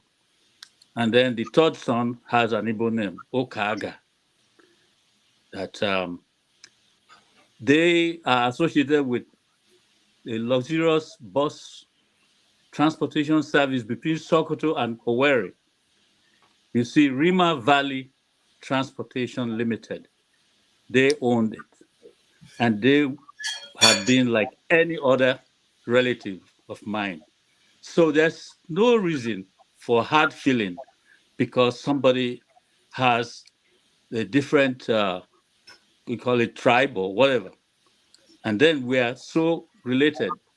That being my uncle as their father and their mother from Sokoto, she learned to speak not just Igbo, but our dialect in Owerri. So the point I'm trying to bring out of this is it's nice hearing from you about your experience in Igbo land. Now, all these katakata we call all the fight and hard feelings has cause. And it is that cause that brings about the effect. And we cannot deny the fact that there has been some humiliation, intimidation, deprivation, and sheer brute oppression that has been coming at the people from the Southeast. And the people behind that are well identifiable with either Hausa or Fulani that have power, the power that be. And then others join them and let what the trend became to continue till today, thereby pulling us apart. My thought is this: Nigeria originally is not organic. Let's face it. It's not organic in the sense that we have nations, even in the north, the Kanem Borno and the Sokoto Empire. You know how it was before they were forcefully made to come together, and they still have that demarcation, despite the common ground of power and sharing and all that's going on in Nigeria. The Borno man knows himself as different from the Sokoto Empire area. So our problem, we seem to see it like you are saying, over the years, improvement and so on. Nothing is improving. In fact, it got worse. We heard from Ahmadu Bello himself his misgivings about trying to unite Nigeria. He expressed hateful words at the Igbos. And I'm not saying that others agree with him and are doing what he wants done. But all those things are on record and we know it. And then we are feeling and experiencing it. We wish for the kind of harmony you have with the Igbos for everybody else. I remember when we were faced with the terrible event of politics in the country. And my father said, when we said, let us do one Nigeria, they said no. Now we say, let us be on our own. They are saying no and now coming to kill us. What do they want us to do? And that was the spirit of the Igbo man, that Nigeria should be one and that everybody should be free to be themselves wherever they are. But that has not happened. And in the process, we have been having all these things going on. That is why some people said, look, why don't we have a peaceful reconsideration of this nation called Nigeria? And then we started looking at the origin. A white man who caused commotion in Uganda. By the way, maybe some of you don't know this. Lord Lugard was chased out of Uganda because he was pushing the Anglicans and the Catholics into fight. And he had to run for his life, and he landed in Nigeria. That was his next port of call. While he was in Nigeria, he started all that we are seeing today. So Nigeria is not organic, and the effect is creating all these problems that we are having. I hope we can understand that and begin to find the right way of making things better. If we just believe that, oh, it took America 200 years and our own is coming. No, it's not coming. It is getting worse. And nobody wants to be killed and killed and killed, or there are persons being killed all the time. When you started, when Dr. Damages asked about Tinubu, you said, oh, you don't have any doubt that he's going to unify the country. If you say that, I want to know what you expected from Buhari when he came in, and if that was fulfilled. If it wasn't fulfilled, what are the evidence that you have in terms of antecedents and achievements today that will make you expect that Tinubu is going to unite the country? All right. Thank you. Thank you. Okay, let me make a quick correction my elder brother here in respect of his analysis. In the beginning of this discussion, I did not say I 100% believe that Tinubu will unify Nigeria, but I said the government of the day will make a difference because the challenges are becoming unbearable, so they have to find a solution for it, because whoever wants to be a good governor have to find a solution for his people. And peace is the most expensive commodity that everybody want to have. And I believe that we that live outside Nigeria, we are seeing our people the way it's going. Nobody is happy with the situation of what is happening. But I believe that the modernization and development that is coming up regards to this social interaction where people have say over situation, it can bring change, because it will be forced to change, because it will not be remain the same way forever. So that's the point that I want to make. But regards to the Fulani and Fulani herdsmen, I want to draw our attention to one thing, is that I want us to differentiate between the Fulani elite and the Fulani herdsmen. And then you also know that there's a difference between the Hausa Fulanis and the Hausas. So if we are talking about the challenges we are having today, we will have to realize that the platform that Nigeria is running on now is based on ethnicity and religion, and is all about some few individual interests, which I'm not here to name people, but I'm telling you, it is not something that has been happening in the last 100 years.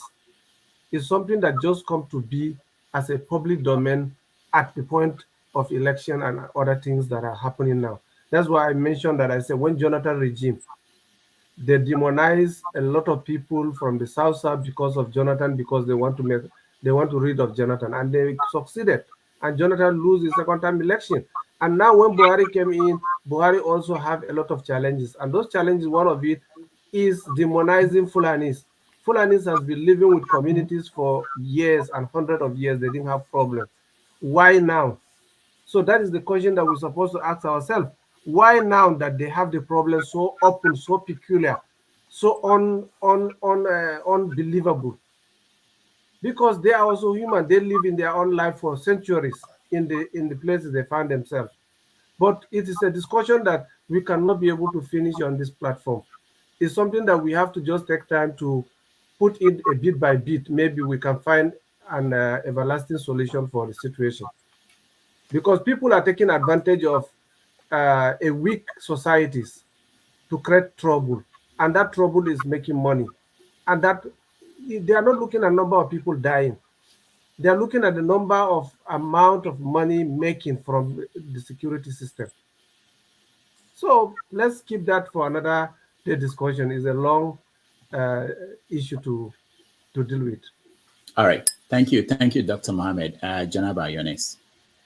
Thank you, Dr. Mohammed, Dr. Rudolph. Thank you for having us here this beautiful morning. Yeah. Thank you, John Abba. Yes. Um, I'll go straight to my point. What do you when do you come to realize that these our differences in terms of the northern Nigerians and the eastern, as you have lived there, what changes in your perception about the whole Nigerian, and why do you believe that we can be united and overcome the elite oppressions? Because I was following your interaction with Rudy on the ground on YouTube, and one of the things you say that you don't even know you went to school with some of the Igbos, but it's when you come to the Igbo land that you realize that these names, when they mention it, they are Igbos that bear the name.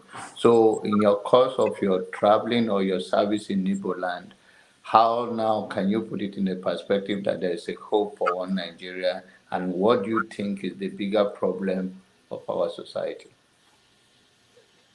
Thank you, my brother John Abba. To the best of my knowledge and what I see, as long as we continue using democracy and political yardstick as a way of making things, it's going to be difficult. The only way we need to get things in order is to go back to the age from 1999, when this democratic election started in Nigeria in a full range, in a full service. That's when people started realizing the importance of belonging to a particular religion. And that's when people start realizing the importance of being part of this ethnic group. That's when people start knowing about my ethnic group is being isolated, is being neglected, because these are challenges that are governance, is part of governance. If to say we have a good governance that unite the country and unite everybody, work the same way, think the same way, I don't think we are going to have that problem. When I live in the Igbo land, let me say from 1995 to 2005 that I left, I am telling you sincerely that the worst situation that happened is from 1999 to date. But previously, there is nothing like that. And why? Is it that the people have been changed? Is it the people have been mentally psych and tell them something different? Why are we living together as unity in a good concept? Is it because of the military forces or what? Is it now that Nigerians realize that they have been denying their civic rights? So we have to find out from our own home. Everybody has his own people that you find out what is the remote cause of these divide and rule policies that are going on. It is our general responsibility. It is not about one person or one religion or one culture. It's about the people to start thinking about how to now distance themselves from the way the elite use them. And that is my own observation. All right. Thank you. Thank you, Dr. Mohammed. Henry, you're next. Yeah, good evening, Mr. Rudolph. Good evening, Mr. Dr. Mohammed. So, my question is, when I was growing up, we used to see the Fulanis, they go with cow to their ranch in Benin. I remember those days. But these days, you can see them, they go to people's farm, destroy people's farm, go to the forest. You see, the cow business is a private business. It's not Nigeria government business. You see, it's like I have a poultry. I have to take care of my poultry, my cow, my chicken, my goat, myself. It don't concern the government to take care of it for me. I have to be careful so I don't destroy people's property. Why the community, the Fulani community cannot change this? That they can have a ranch for them. They can be buying food to feed their cow. We don't care where they get the food to feed their cow, but they don't have to go to trespass to people's property. Their forest and destroy their things. That's the problem. Most of the problem we have right now. But you look at in America, you can laugh, it's okay. But in America, where you stay, can somebody have his own cow to people's farm? Move around the people's farm? It's not allowed. You said it before, yes, people have to respect their culture and tradition. But the people in that state said, we don't need them to bring their cow to our farm. Why they cannot respect that? We have a problem with that in that country. They cannot say the Igbos bring cow to their farm to destroy, but they will say Fulani everywhere. But why they cannot change it now to stop these crashes everywhere in the country? There should be the ranch for them. They have a Fulani community. They should come together, think how they will feed their cow in their ranch, wherever they stay. Why they have to go to people's farm? Mr. That is Harry, the problem we have in that country. They can change it. Mr. Harry, thank you for your information, but what I want to share with you is this. The clash between the Fulani farmers, the farmers and Fulani herdsmen has been existing in centuries. It's not something that started today.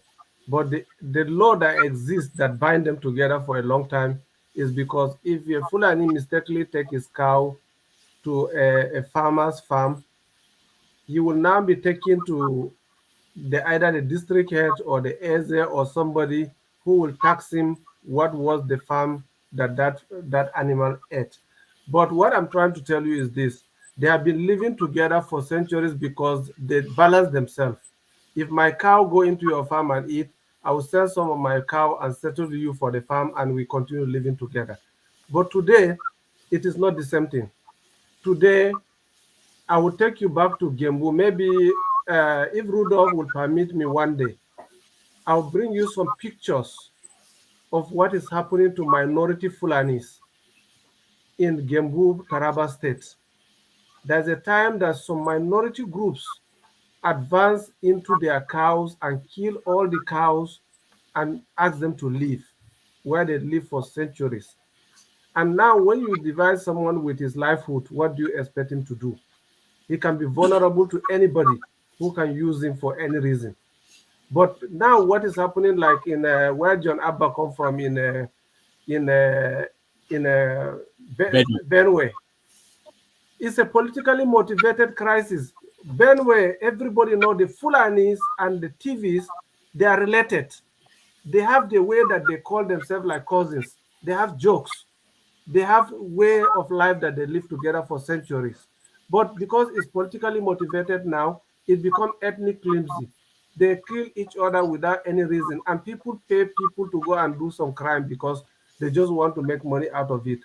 But to be honest with you, I may not be happy, and another Fulani will not be happy to see that if walking through the communities is what makes my life better, I don't see reason why I should harm someone on my way because I will remember Igbo have an adage that says that when you are following a route one time you're going through that route, be careful not to shit on that road because when coming, the flies will disturb you. It's an Igbo adage. So why is because to make sure that when you are working with people, make sure you maintain a good relationship with them because that is the only way you can come back. So I don't see any sense in the Fulanis struggling for their right of killing people to make money out of it or to be able to have right of belonging. We are in 21st century. We are not longer in those days where everything can be done under the community. I don't believe that what is happening now is an ethnic cleansing or ethnicity. Is purely politics. To me, it's purely politics. There's somebody who have interest, and the interest is being working, and that's how they work on it. So that's what I can say about it. All right. But they should have, 1 minute, please. they should have a plan how to control their cow. That's what I'm trying to say. Why the community don't make a provision to have a ranch like a civilized country do? That's what I'm saying. They have to do that, so that there will be no argument again that they run to their farm. They should try to make a solution. When last do you visit Nigeria? I go to Nigeria every year, sometimes twice a year. Every year. This year. I went this year. Let me tell you, with the present development that has coming up with the crisis and other things, there must be a solution, because we cannot continue finishing ourselves in this direction. Okay? So what I believe is that every problem must have a solution. God that creates us as human beings has been sending prophet upon prophet to educate us how to live our life. So we believe that if we continue crying our prayers, we may have a solution for this, because there is some few people that me and you that live in America, we don't know why they are doing it, but it is the best way of making money. Okay? It's the best way of making money. All right. Thank you. Let's go to Uzo. Uzo, welcome to the show.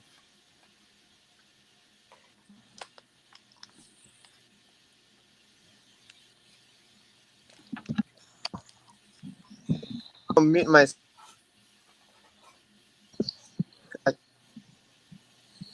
Okay, Uzo, we can't hear you. Your line is going off and on. Let's go to Koya. Koya, welcome to the show.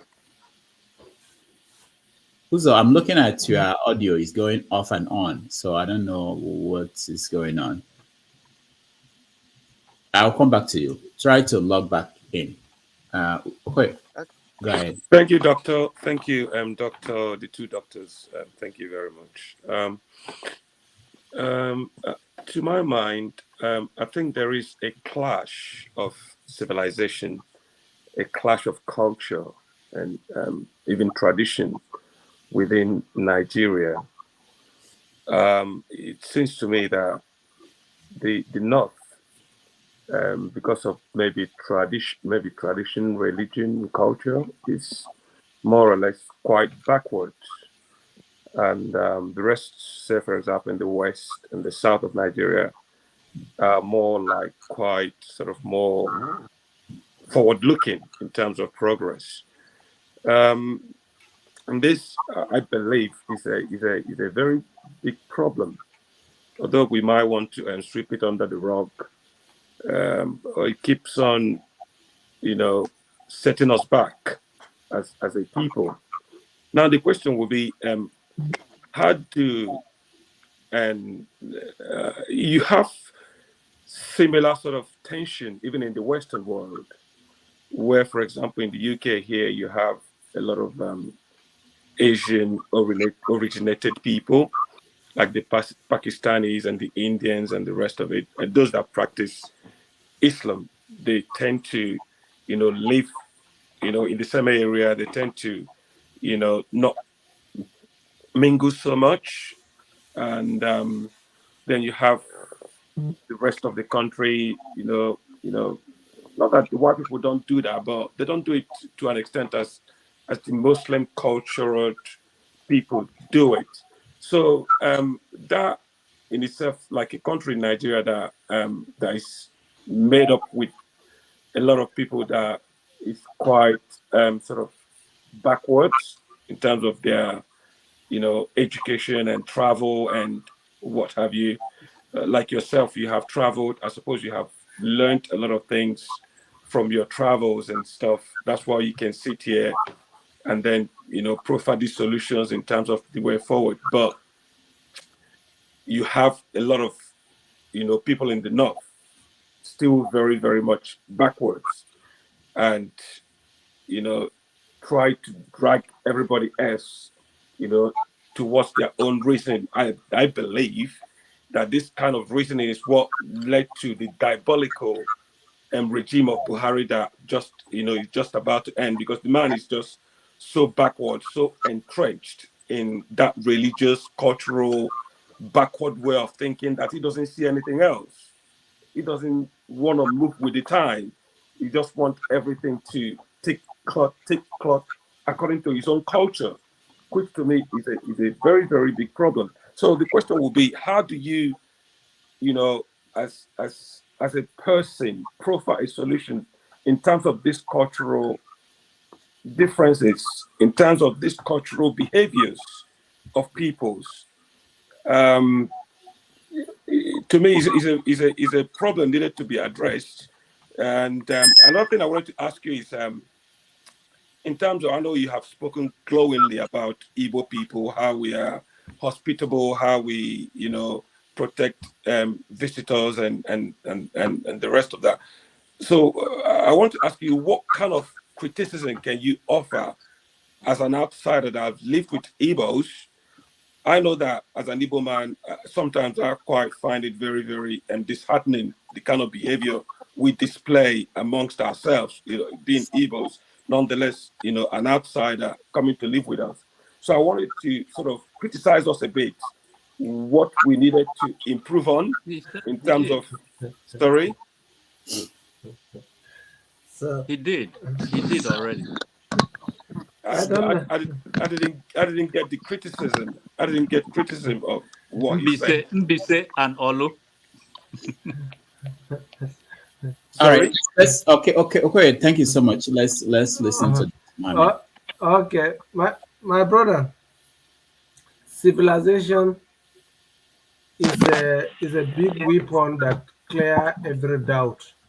And I believe with the civilization that is coming to the world and to Nigeria, that is why there's a lot of agitations. And I believe that with this agitation, the government will sit back and find solution for these agitations. Me and you, we can only give our own ideas, and those ideas we are giving is how we wish the country would be and how we wish our people would be coexist as they used to be. Because to be honest with you, nobody, even the Fulanis, would not like to be traveling every day because their children are not educated during that transit. Their families are not enjoying what belongs to them during that transit. If I would be opportune to get a way to educate them on how to sit in one place and keep their lives together and make the achievement that we now as the Fulani elites, we able to go to the world, traveling around the world and see what happened, we may not be interested of going from one village to another village in this 21st century. So the leadership is what is going to be questionable. And the leadership, we have to change the political dynamics. We have to create a way to, like now, we that live in America, everyone will witness that with me in terms of they don't ask your religion, they don't ask of your culture, they don't ask, they only want to know what quality of service, what degree do you have, what could you offer. If in Nigeria we can remove that out of our mind from which tribe and which religion to become who you want to be, that is our major problem today, our ethnicity and religion as a culture. So if we respect our boundaries, I don't think all this discussion we are having may not be I don't there. understand what you mean by boundaries. What are these boundaries that you? The boundaries is that now, let me tell you, let me say, for example, if to say an Igbo man married my sister and he has children with that my sister, and now those children, they have some girls and they have some boys. In Igbo culture, the first son will be in charge of the father's affairs. Then the other people follow. That discrimination, do you think that now, if I would be in the culture of Igbo, I'll be able to now overlook my sister will be discriminated because her children are females and they are not able to get their inheritance from their father simply because they are women? Is that the thing that you think is one of the issues that one can settle in a family? Now in Nigeria we are living like a family because Fulani married to Igbos, Igbos married to Fulani, Hausa married to Fulani, Fulani married to House. So we are mixed up. So the few among us who does not want that mix up cannot make a larger difference. Because today, I bet you the number of people who Igbos that live in the north, who are doing their business and live their life, are more comfortable even to return back to the east, simply because there is some in-house ethnic challenges that cannot contain them anymore. But So are still very much, they are still very much segregated, though. Although they are in the north, they're still segregated. They are not. If they are there, you know that they are there. They are comfortable, because if they are not comfortable, nobody tie their leg to Kano. They have no obligation of being in Kano because they are comfortable in what they are doing and they live their life. So let's take it like that. Let's have a good intention of why someone live with other people. Let's build the morale of having a good behavior in a good culture and a good tradition. The culture is not always number one, is because you have your culture, I have my culture. If I don't respect your culture, how do you expect me to respect your culture? Let's be sincere to ourselves. Let's not be deceiving ourselves about culture and religion. It's very dynamic in our lives. All right, thank you. Uzo, you're next. Thank you, Dr. Damages. Oh, thank you, everybody, and welcome, Dr. Nasidi. I want to take this opportunity to thank you for the unique perspective that you brought here. And not everybody has the advantage of, every Nigerian has the advantage of, coming from the north, going to the south or east, and going to the west to live for a number of years. And I want to thank you for bringing your experiences here and letting us know. For me, I think that this is like what Nigeria should be. When I grew up, after secondary school, I wanted to go to University of Sokoto. I applied there. I know that were schools for some reason, I just wanted, because I was a geographer, I wanted to see the country. I wanted to go to Sokoto. And I ended up in Ilorin, which is close enough. But even in the youth service, I wanted to stay in the north. I didn't get opportunity to stay back where I schooled.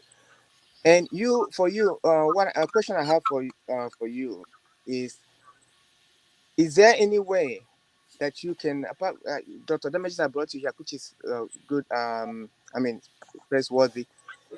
Is there any way you can, because of your experiences, you can bring your experiences to the larger community, Nigerian community, by way of writing a book, detailing your experiences and how that can be a catalyst of unifying the country and what we're craving for? Everybody's saying how we can has an idea or dream of Nigeria being one, but we know that this is almost like a nightmare from realities on the ground. How can you be a catalyst to national unity in this sense? Thank you. All right. So thank you. My dear brother, I have already written a book on that. And the book maybe I'll publish because after the election, what I observed from the election, I start writing down the irregularities that happen in the country, which make me to say, let me write a book. And I have that book on now is on other people editing level. So before I push it to Dr. Damages to criticize it before I now make it final. So, but the other thing I will tell you is that through the interrelationship, I create that special aid for bright future as a foundation. And that foundation, what I intend to do with it is to do exchange program by providing the skill services in the south to the north to the south, to have integration. And now my living in the US, I'm expecting that is my retirement plan. That is what I plan to put into Nigeria, as like the way we serve as NYSC. We also send our people to go and train the Igbos, or the Igbos to come and train our people. At least we have that interaction. And with that, I believe that with my level of experience in the Igbo land, I will make an impact. And with the book that I draft, Divided Nation, I will be able to present it to Dr. Damages to criticize it. And by then it will reach out to you. I got a job. Thank you. Thank you so much. We shall welcome it. Thank you so much. All right. Marsh, you are next. Nice to see you, Doctor. How are you? Thank you. Nice to see you all. Thank you. You're welcome. Yeah, my name is Marshall. I don't know if you want me to have the floor or. Yeah, exactly. Really nice to see you. Rudolph, I've been trying to join your show for ages, and you always shut me out. I don't know how come. It's not me. Anyway, it's nice to meet you. My name is Marshall Agbo. I'm from the Doma speaking part of Benue State. I think like John Abba here. Yeah. Uh-huh. I just want to give you a brief introduction of myself. It may not be very important, but it may be very, very instructive. I am from Benue State, and I am born to an Asian mother from Ekoma in Edo State. I was born in Ekoma. I started schooling in Aba, precisely in Opakere. So I just want you to trace the movement. And from Aba, I went to Ibadan. From Ibadan, I went to Enugu. From Enugu, I went to Port Harcourt. And then I went to Kaduna. And I went to Osun State and Oyo State again. And from there, I schooled in Unijust and I schooled in ABU, Zaria. So where do I come from? If I may ask you, if I may throw it open to the floor. You come from Nigeria. Good. Do you think I will see somebody beating up an Igbo man and I will be happy? No. Do you think I will see somebody beating up somebody from Edo State and I will be happy with him? No way. Do you also think that I will see a Yoruba man being beaten unjustly and I will look away? No way. So why don't we all try to think like that? Whenever I see this Igbo, Yoruba, Hausa, Fulani crisis in Nigeria, it only starts my weeping. It makes me weep all the time. Why can we not live together? We are a very beautiful country. Why do we have this petty politics? I live in Germany, and I see how it is in Germany. The people are linguistically homogeneous, I agree, to an extent, because I speak German myself. That has become my second language, outside English and outside my local languages. By the way, I speak almost all the languages in Nigeria by the regional denominations. So whenever I see a Fulani man, I have a lot of Fulani friends because I schooled in ABU. Of course, I have a lot of Idoma friends because I'm from Igumale in Benue State. I would like to mention the name of my village. I am from the Ifere family. I'm from a royal family in that sense. And also from the Ekoma side, I'm from a royal family from my mother's side. I look at Nigeria as if I am a Nigerian. I don't know whether I'm a Doma or I'm Asian, or though I speak all the languages. I speak Igbo as well. I speak Yoruba very fluently. I speak Hausa as well. I don't know. I come to this confusion always. Where should I say that I come from? That is always the question on my mind. You're always from Nigeria, my brother. But why is it that it seems not to be like that for most other people? Because there's some evil or powers that doesn't want you to think that way. You see, my brother Mohammed, I have followed you on this discussion. I've taken my time to follow you. I will be very, very blunt because I am a blunt person. Being a Doma, of course, you should know that I should be blunt. I would. You have John Abba who will support you. Yes, I've been seeing Abba for some time. The other day they were discussing Ogebe here. Ogebe is my uncle. Justice Ogebe is my grand uncle, junior brother to my grandmother from Igumale. Just like Professor Chapa Onazi, who was former VC of Unijust. We are all the same family. I am from Ifere family, which is fairly well known. So, Mohammed, I would say something that may throw this our forum off balance, because I will be blunt to an extent. The problem in Nigeria mostly come from the Fulanis. I'm not trying to be sectional. I'm just trying to be frank. This politics of, like somebody who mentioned here on this forum some time ago, Ahmadu Bello, they call him, the Southern of Sokoto. I once listened to a clip of what he said in the 60s, very shortly after independence. Why would a leader say something like that in a reasonable country, and people will keep quiet? That the Igbos are this, and when you employ them and they are servants, then they grow up to.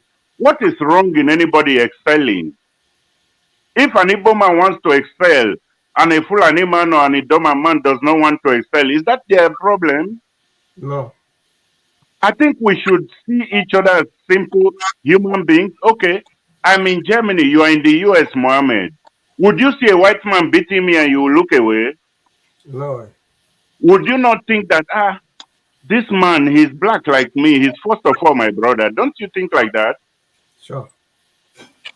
So why would a black man why would a Nigerian prefer a brother from Sudan to an Igbo man?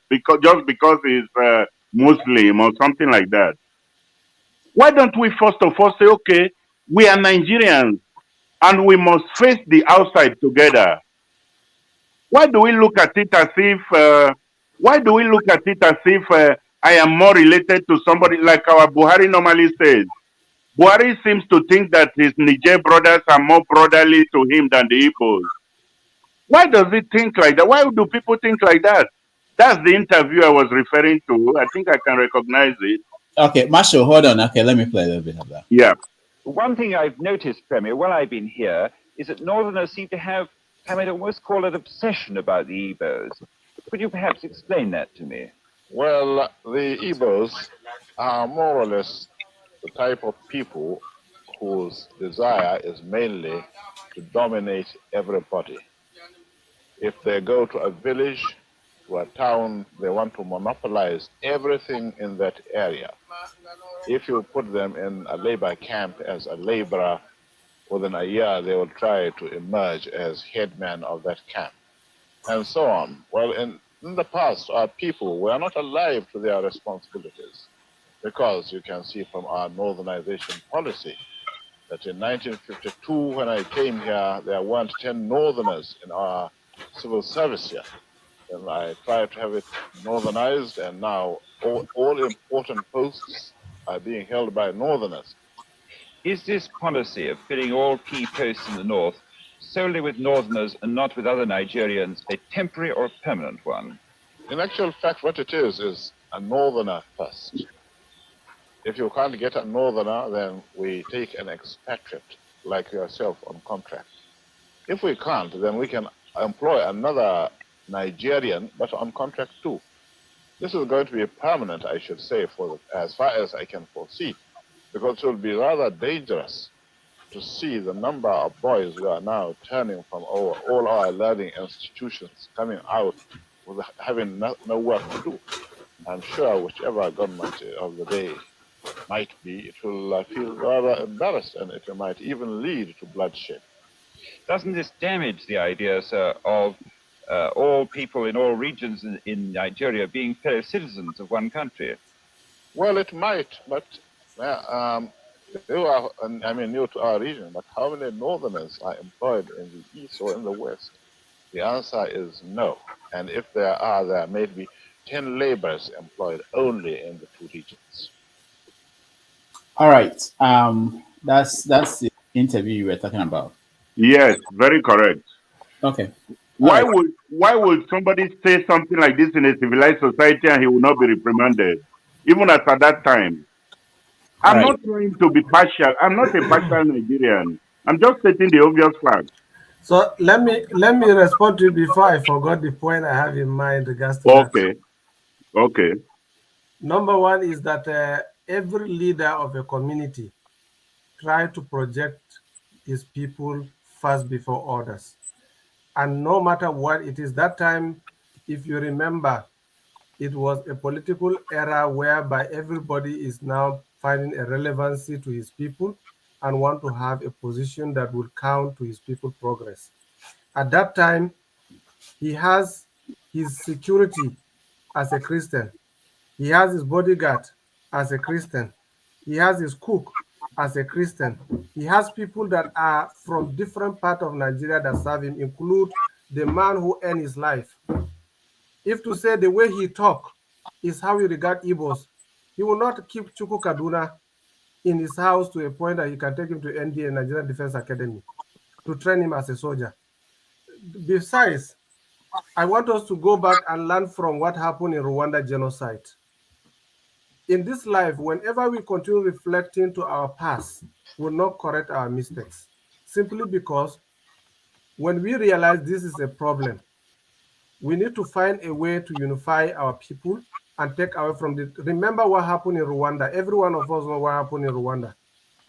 But what happened, what Paul Kagame did, magic, is to stop history from repeating itself by making sure that Rwandans will never remember what happened about Situs and the other tribe. So the more we keep on recalling this as a reason, then definitely we could far back. Let me give you one instance in Igbo land. Do you know that Igbo people generally they are traders? You know that?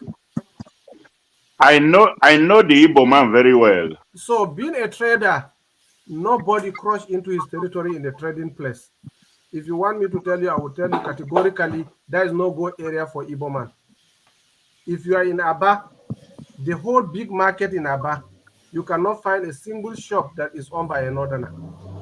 Simply because the market was not even enough for them. They even have a small cube, 5 by 5 size as a shop, and everybody have his own warehouse where he keep his goods. So to tell you that if you are in an environment where you want to monopolize based on leadership, it's just because you want to make your people. That is not in any way, to me, as something I will look into, because I know in a leadership, that's where you get things wrong when you are a leader. If you treat people well, you get everything right. If you didn't treat people well, what happened later after saying that?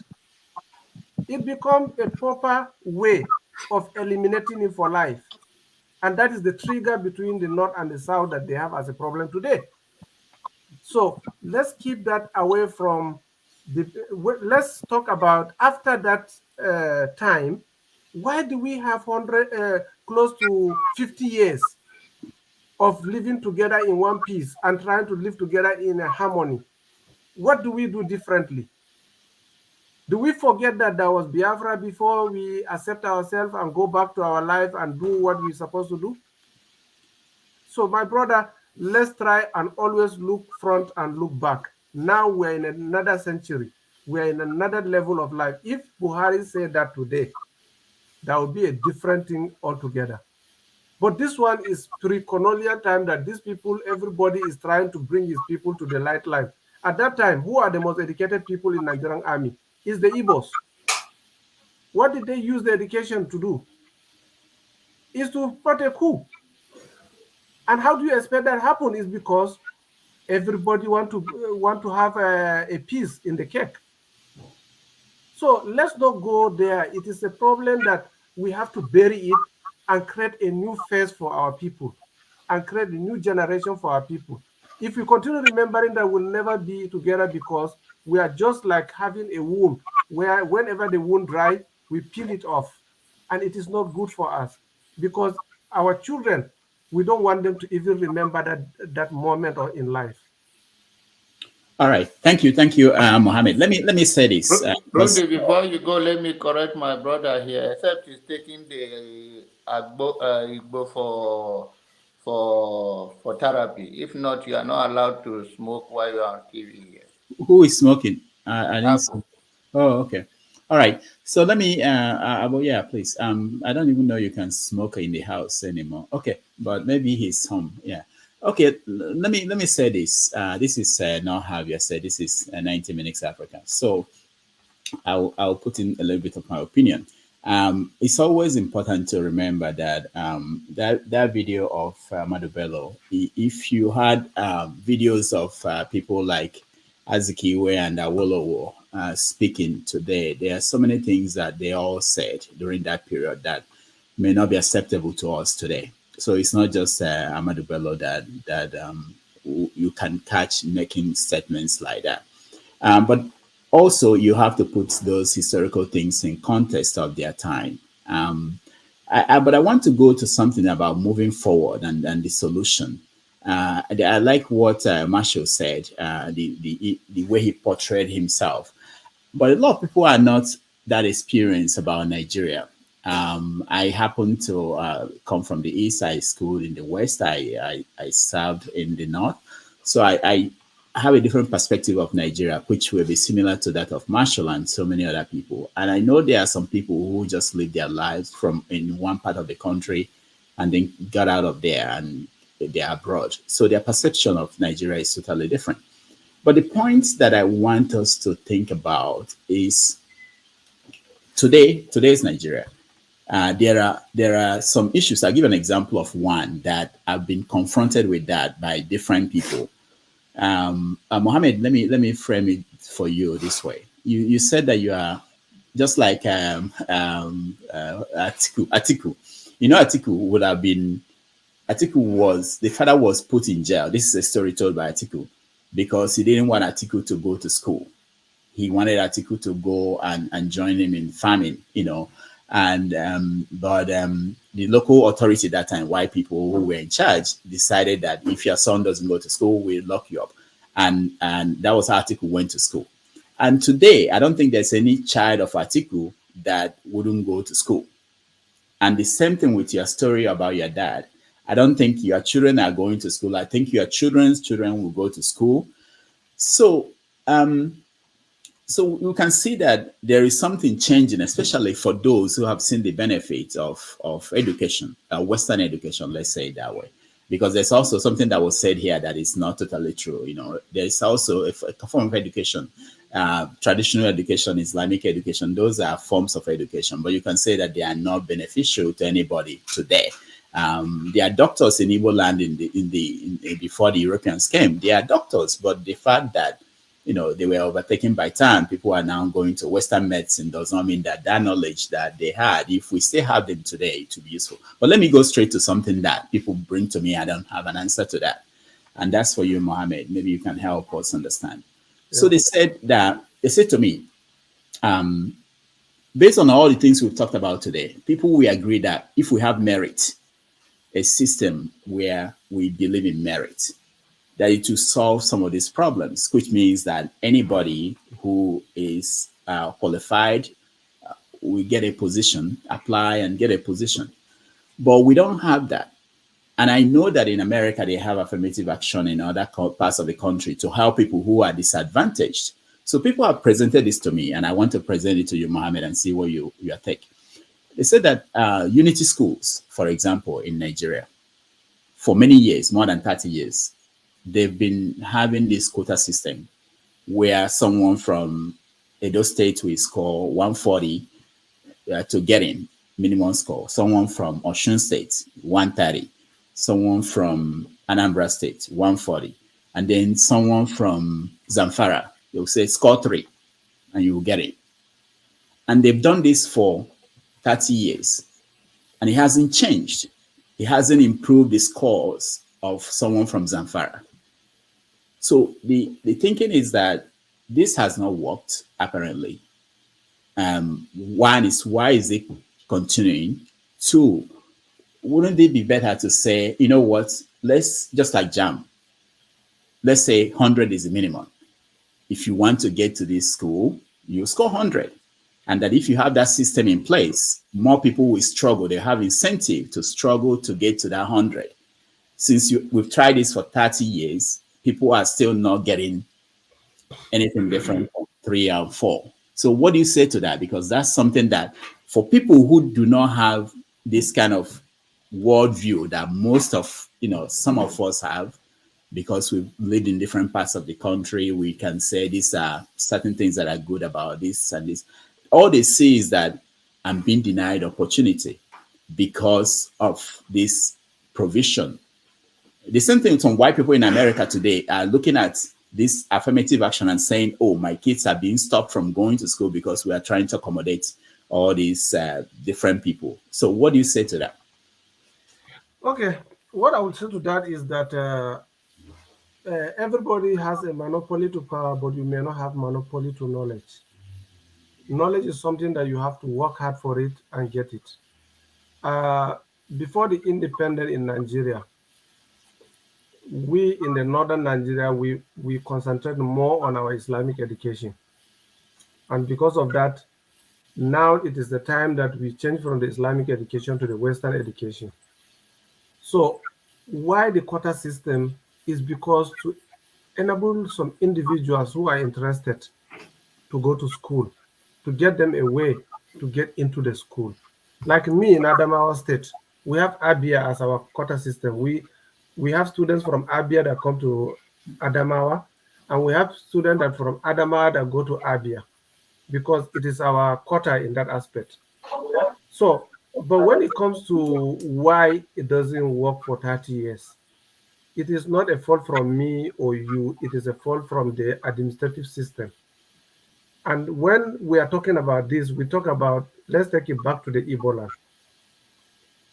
In Igbo land where I live, I found out that a community put money together to grade road. It happens. I know in there, a community put together to build a school for people to go to school. So, and in the north, like they are begging people to go to school because how important education is.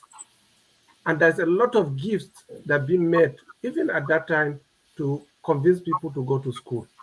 So I will not be here in this forum to give you a proper reason why it doesn't work and we have to change it in the other way. No, we have to realize that whoever takes something important, you have to figure the best way it helps you out. So in the East, a lot of your Igbo guys now come to the North for schooling because the school fees, even in the North, is cheaper compared to the school fees that they pay in the South. So it makes that a lot of people come down to the North and get different universities in the North, and they are doing well. So I don't see it as something that I personally can make a comment on it because it's purely on administrative and governance system.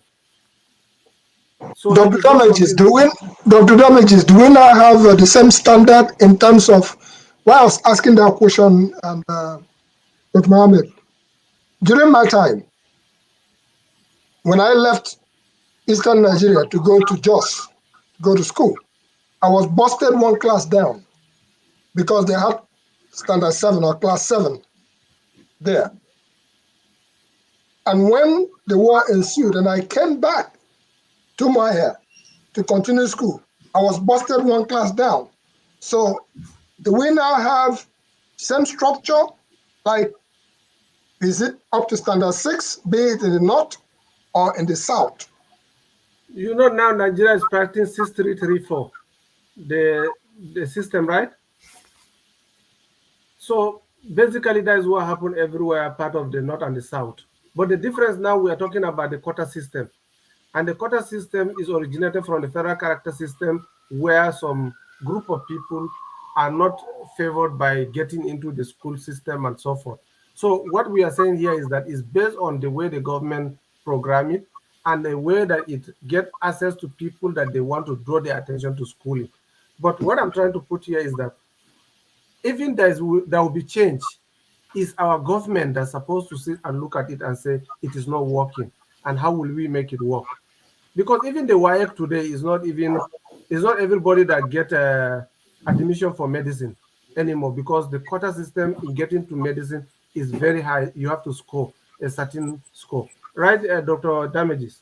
Yes, yes. So yes. they are just doing it to cut down from certain things. Which personally, I am not involved in any way into Nigerian education system to tell you exactly why someone in Zamfara, like some people, some places in the North, they beg people to go to school. It's different from your place where people already, Christianity has come with Western education, and more people has been educated even before the independence. We are quite too different. We are looking at, we want our people to get the knowledge. When they get the knowledge, they can think straight and they can be able to manage themselves. But this particular situation we're having now is not what individual can give a reason to it. All right. Thank you. Thank you, Mohammed. Let's go to Simile. Simile, welcome.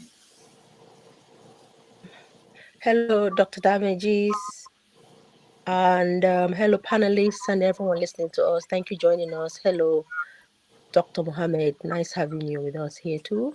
Thank you. Well, my question for you is, as a medical doctor, I suppose, what's your position on female genital mutilation? Oh, come on. Also, in regards to intermarriages between tribes in Nigeria, where do you stand in advocacy? You come late. We have talked about that before. That leave Okay. people with their culture and their religion. That's purely their own behaviors of life. If we go into that, the program will not end today because you get tomorrow more texts and messages in your phone that you are interfering with someone's life. Okay. So because I say let's leave culture and religion out of this because that will not help us to get where we are going, because you cannot tell a Muslim man why he's praying, and you cannot stop a Christian from going to church. So that means we cannot change ourselves from our cultures. That's why I bring that if I allow my daughter to marry an Igbo man and the man died and his children that are females have been discriminated from the inheritance, I will not accept it. But in Igbo land is one of the things that ladies like you, I don't think whether you remember it happens or it happens to someone you know. But I know someone I know that the family, everything belongs to the man's wealth has been given to the first son. And the first son start giving to people he wants. And if you are not in his good book, you are out. So that's an Igbo culture. These are the cultures that I say we don't speak about it, because if we speak about it, I will intrude into the culture that I don't know why, and I don't want to be part of who make it a public view. That is why Can I say something in regards to that, doctor? That female mutilation is a particular tribe in Nigeria that does it. And that tribe is Arabs and Shua that from Meduguri. And those people, they have their own peculiar culture and tradition that is not even in Islamic way. It is not something that we can say it is an Islamic way of right of doing things. No, it's a culture. So let's keep them away from our topic, because that is their own way of life, and that is what they do in Borno. But our culture is part of who we are, and as we update. So the culture have nothing to benefit you and an Igbo lady. Because if they stop doing it to the ladies there, is it not who we are? Culture, is it not our originality? Is it not our identity? The culture that made you an Igbo lady is different from the culture that made me a Fulani man. In a Fulani man, if I want to marry a Fulani girl those days, I have to be flogged to know that I'm capable to take care of her. So if they ask Igbo man to go and marry Fulani girls until they flog him before they give him a wife, will you accept? No. Well, why not? Why not? Because what I believe is in educating the people to understand. So that is why we have to leave those people to do their things. Because me as a Fulani man now, we are the elites, and our people are no longer flogging anybody for a wife. So wait a minute, sir. I understand your position, and that is why I'm trying to understand as well. I'm learning. I suppose everyone else is learning as well. So is it not good that we educate people of different peculiar cultures, because young people giving back to today may not know, so that they can decide where they marry instead of going to find out later on? I know the civilization, but people should know. My dear, what I want to say is that you are an Igbo lady, I'm a Fulani man. Both of us is not our culture, is not our tradition. So we cannot convince those people what they are doing is wrong. But if we want to do that, we have to create an advocacy platform where we can invite those people into the platform and educate them what is called modernization policy. Because for me, we can create that forum so that we can help them to understand it's wrong. But it is not our right. Sir. One minute, sir, please.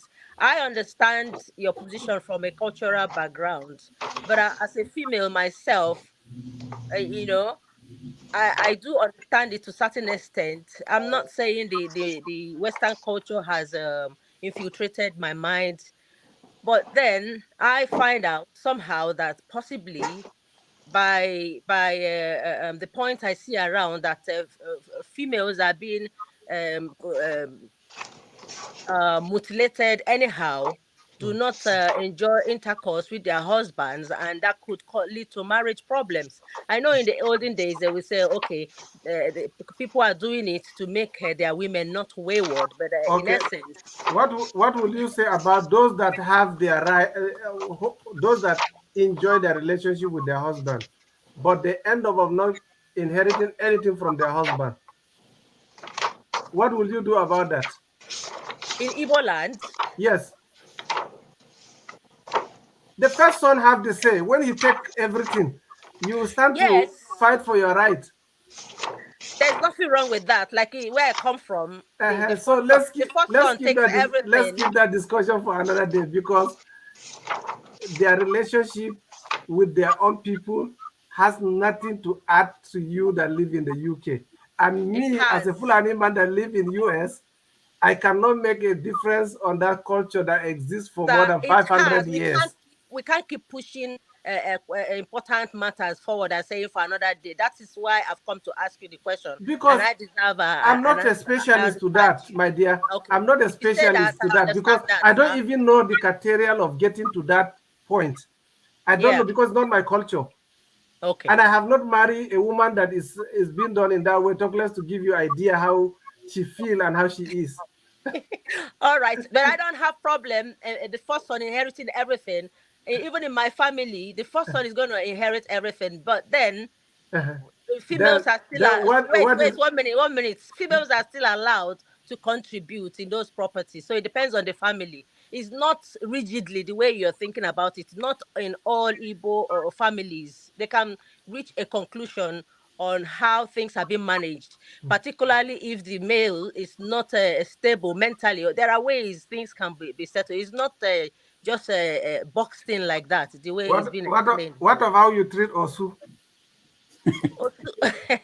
Osumata is frowned upon. I understand, but some people still see a way So through it. No, no, let's no.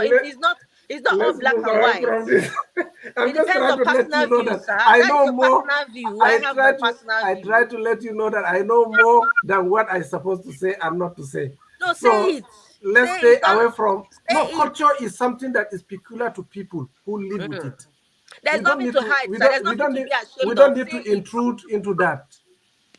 That's our problem then, because that culture, I know it defines who we are, but sometimes it constrains us from seeing and embracing other people. We're being very, very rigid. So, and So that is that's why we're ethnicized, and then also are that's not why we part of continue to Igbos. do religion. Also Also, are it's not part part of of the it. culture. It's part of the culture. But I, for one, I can marry someone who is not Osu. It's not a problem for me. That's why I'm saying these days people are getting to know the meaning of Osu. You know, when you ask people what is the meaning of Osu and they define it for you, you as a person, you know, you can decide what to believe, even though the parents or the family members may have a strong position on that Osu.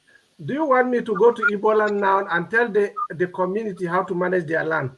When they say this is a community land.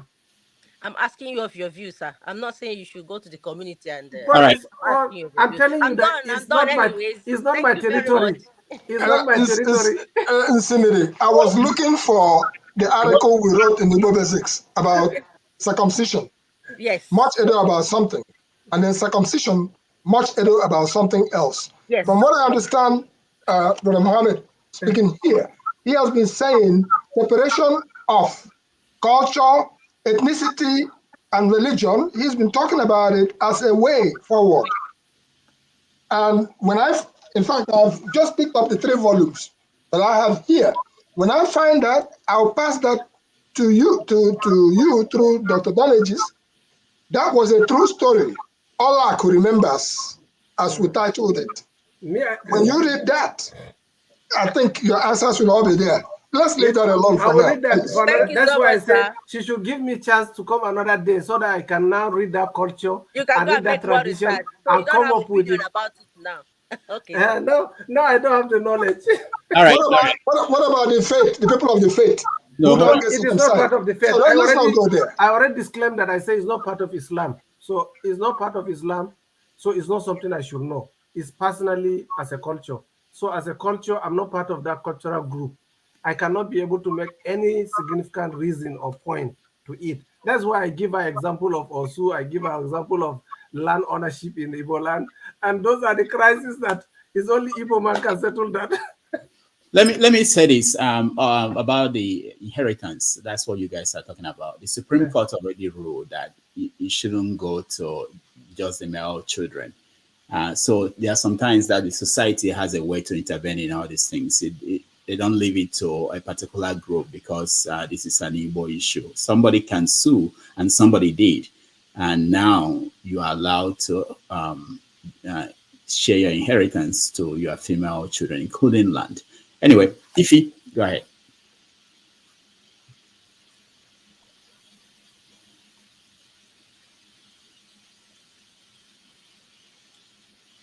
Ify, who can hear you? Can you hear me? Okay. Yeah, we can hear you. Okay, good afternoon.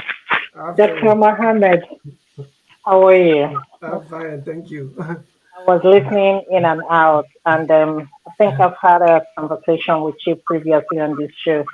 We've gone back and forth, about a lot of stuff. Honestly speaking, and I'm sure everybody knows where I stand. No matter, I'm a typical Igbo girl, and nothing is gonna change that. And I'm so proud to be Igbo. Sure. We live. Dr. Dameji said something about what I wanted to ask you about education. And I had that mentality because when I came to this country called America and I wanted to get into school, I was told that I was going to take an entrance exam. The first thing I asked my uncle was that, are they going to score me based on where I am from? And he asked me, what do you mean? So, and I said, I know they do the black and white thing, am I going to be scored based on that? And he said, I don't know what you're talking about. Finally, he explained to me. In as much as, again, I've been saying this constantly on this channel, in as much as we want to be called or seen as one Nigerian, we are not telling each other the truth. For example, Dr. Domeji said something about, getting into college. You cannot tell me as an Igbo girl that I can come to the northern state and apply for a job in the government and I will get it. It's not possible. You can't tell me as an Igbo girl that I can go to Yoruba, maybe local government or, one of the government positions, and I apply for a position there, I will get it. And we are still talking about one Nigeria. Even in the same Igbo land, my friend was telling me she lives in Enugu, that she applied for a position and they told her the job is for Enugu indigenous. My other friend, she lives in Port Harcourt and she's trying to go to nursing school. And I told her, she was telling me that she's going to go to Ihiala. I said, why not apply since you live in Port Harcourt with your family? Why can't you apply for school in Port Harcourt? She said, oh no, because she's not from Port Harcourt, they're not going to give her admission. So she has to go back to it. This is one Nigeria. In a country of 200 and something million people, Igbos are marginalized. Every day we come, every channel you go, listen to Nigerian people talk on YouTube, they're talking about the Igbos. And it constantly behooves me that nobody is trying to see what is it that why is it that these people are so angry? What can we do for them in order to bring them in this country? Yesterday on Dr. Damage's show, there is a guy called Sam O, and he made a comment. He said, oh, I think they were talking about Biafra, and that really pissed me off. The reason why it pissed me off, he said, oh, everybody can move on. We should forget about Biafra and move on. Let us have one Nigeria. And I had to shun him down. I said, this is the problem we have in Nigeria. There is no way you can tell me to move on if you don't address that issue. If you ask Ngozika, she normally comes here, she will tell you what her mother went through. Her mother is still crying, I think up to the time she passed, about her children she lost during the war. Nobody's addressing that issue. Nobody's saying, come to the table, let us have a discussion about this. If you as a Northerner, if you're gonna tell me that we can be one country called Nigeria, honestly within yourself, you know that you're not telling yourself the truth, because I personally, and if anybody in this panel, we're gonna be honest with ourselves. I don't hate anybody. I want one Nigeria to work, but I want to live in a country where I will be recognized. I want to live in a country where they can't even tell me to go to Northerners. I have my family that moved from Northerners during the time they were fighting over there. In fact, all her children, all their children, they all sit outside. But they cannot go back there because of the trauma they have to relive. So this issue of one Nigeria and certain group of people are being marginalized, how do you think that issue can be addressed? We are talking about the election that just happened, and nobody is happy about what is about to happen in that country. Now, how can we move on? Now, what I want us to remember is that if Igbos are marginalized, Fulani now they say they are marginalized. So how are we going to set out a goal for this time transition? What I want us to understand is that we humans that make the country. Without we cannot. There will not be Nigeria. We human beings that live in Nigeria make the country as a country. So if we cannot find our own solution by ourselves, by creating the dialogue and creating the possible way of getting to the promised land or making that everlasting peace among ourselves, the enemy succeed in our territory by bringing divide and rule system, which is you are a Christian, I'm a Muslim, you are a Fulani, I'm a Igbo, and so forth. So if we continue harming on this, definitely we will never get this solution sorted out. But if we realize this is our problem, we need to find what is our peculiar problem. What is the real problem that we have that will take us to the promised land? We have to find a way to get to that point. We cannot continue relying on the social media and expect that the whole thing we hear from the social media is the fact. We as humans, we have to do our own on ground. Now, I told Dr. Damages, I said, I have my junior brothers who live in Igbo land. And I asked them to go back to the north because of this crisis. They said there is no crisis. They are living well, they are doing well. And even one of them married his new bride and taking it to Owerri on Friday. So that to tell you that if he is not seeing peace there, he will not take his bride to Owerri. So let's think outside the box. And that is the only way we can get solution to this problem. It's not about what we see in the social media and the governance and the system that is going in the political terrain. Please, let's find a way to come to this point. All right. Thank you, Mohammed. Let's go to Adlaro. Welcome to the show. Thank you for having me, Dr. Damages. It's been a while. Yeah, I know. Is that your NYSC cap that you're wearing? No. Okay. You got it? So, Dr. Mo, thanks for being here. Welcome. Thank you. Oga Igbo Basics, I greet you. John Abba, Mr. Mash, I wonder Guten Tag, my dear brother from Germany. Ifi, Baba Lexi, I greet you. CM, Madam Mitchell, it's a pleasure. I had to come on the show. I'm always on the background, but I had to come on the show so we try to represent all the tribes, because this is a very sensitive topic, and I'm glad you're dealing with it. You deal with a lot of issues, and I really do appreciate you, sir. Dr. Damages, I really do appreciate what you do, and that's the only way forward. And I, being a Lagosian, and I have a lot of Igbo friends. I grew up with a lot of Igbos, and I beg to disagree that Nigeria has a major problem with tribalism. I'm going to say this. We have a major problem with structure of leadership. We have a major problem with corruption. And that corruption has been so organized in Nigeria forever that it's been a system of divide and conquer. The people are actually at the mercy of leadership. We've been coming here for how long? And we all together working together. Look at Madam Mitchell, look at Baba Lexi.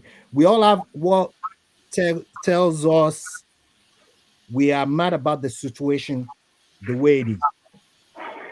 And we all have our own sentiments based on what the system has created. Everybody in diaspora, I keep saying this statement, everybody in diaspora is a sacrifice for all the people they left behind. We are here so the people we left behind have to survive. Now, think about Kigali, the Rwanda situation, for an example. This is a state where you're not even allowed now. We see where they were. The genocide, what happens? What happened? This is just in recent history. Today, when you go there, you're not allowed to mention a tribe, which tribe you are from. By law, you're not allowed to mention that. How do we move forward? There's nobody on this panel that's going to tell me they ate if they're Igbo, they ate a Hausa man, they ate a Yoruba man, or otherwise. But everybody wants to be respected as a human being, irregardless of their tribe. Igbos have been marginalized. Why have they been marginalized? The power structure, these people that we are fighting, they're all the same. Igbo people are around them. So our problem is leadership, corruption. They themselves, the people in power, don't have a problem with tribe. As long as they're there, it's now okay. How do we divide and conquer the people? We have now an election that was based on selection. Who voted for him? Peter Obi won the election. Igbos didn't vote for Peter Obi, not just Igbos. That's not enough to win election in Nigeria. We, the people, know what we want. Is there any tribe that's not suffering in Nigeria of today? Is there anybody on this panel that has not sent money to Nigeria this month? Let's talk about the rest of the years. We are the economy of Nigeria. We have to take back Nigeria. We don't hate each other. We hate bad leadership. First, let's sweep them out. This mandate, we have to take it by all means necessary. We will listen to Ogapio and go through the peaceful process. Personally, I don't think Nigeria can survive Tinubu, not for 4 years, not for 8 years. If we divide it, I will go to any region. I have no problem. The first place I applied for my permanent residency. I have my brothers. I already wrote it in the group. I'll go to the most productive part of the country. My permanent residency to Biafra, I will get it one time. Straight up. That's the way it is. Thanks for having me. I'm not going to stay long. I'm being honest. Thank you so much. You have Alexis is near you. He will make sure that facilitates. I know. Before I get people where go put me. He will make sure that you get in. I will also join him. No, you're a titled man, so your own is automatic. All right, thank you so much. Let's go to CM. Oh, you want to say something, Mohammed? No, he didn't pay any question. He didn't send any question to me. He just expressed his mind and it's okay. All right. Thank you. CM, you're next. Okay. Mohammed, Anya Oha, one of Abba. Welcome to the platform. Thank you. First of all, there's something I want to clear with you. Are you by any way related to one Dr. Nasidi at Federal Vaccine Production Laboratory, Yaba? Yes. Dr. Nasidi. Yeah. How? Nasidi. Yes. How? He's my What's uncle. He's my uncle. He's retired now. He's the director of Global Fund on Kickback Malaria in Africa. So this is my under. CM, we withdraw This now. no, I'm coming. This is this is my undergraduate thesis. This Okay, is my okay, undergraduate thesis. So okay. I remember acknowledgement. I just read it. I Yeah, mentioned him because I worked with Dr. Huko, National Institute for Medical Research at Edmond yes. Crescent, and then yes. He was So, but also the former CDC chairman, the yes, oh, former Center for CDC Disease managing director. Yeah, yeah, but Abdurrahman now he's Nasidi. with he's with Global Fund. He must have forgotten about me, but don't worry, we'll talk later. So the thing is, there's something I want to, an impression you created, but I don't think it's entirely true. In Hmm. terms of inheritance, I know somebody you are not Igbo, they told you.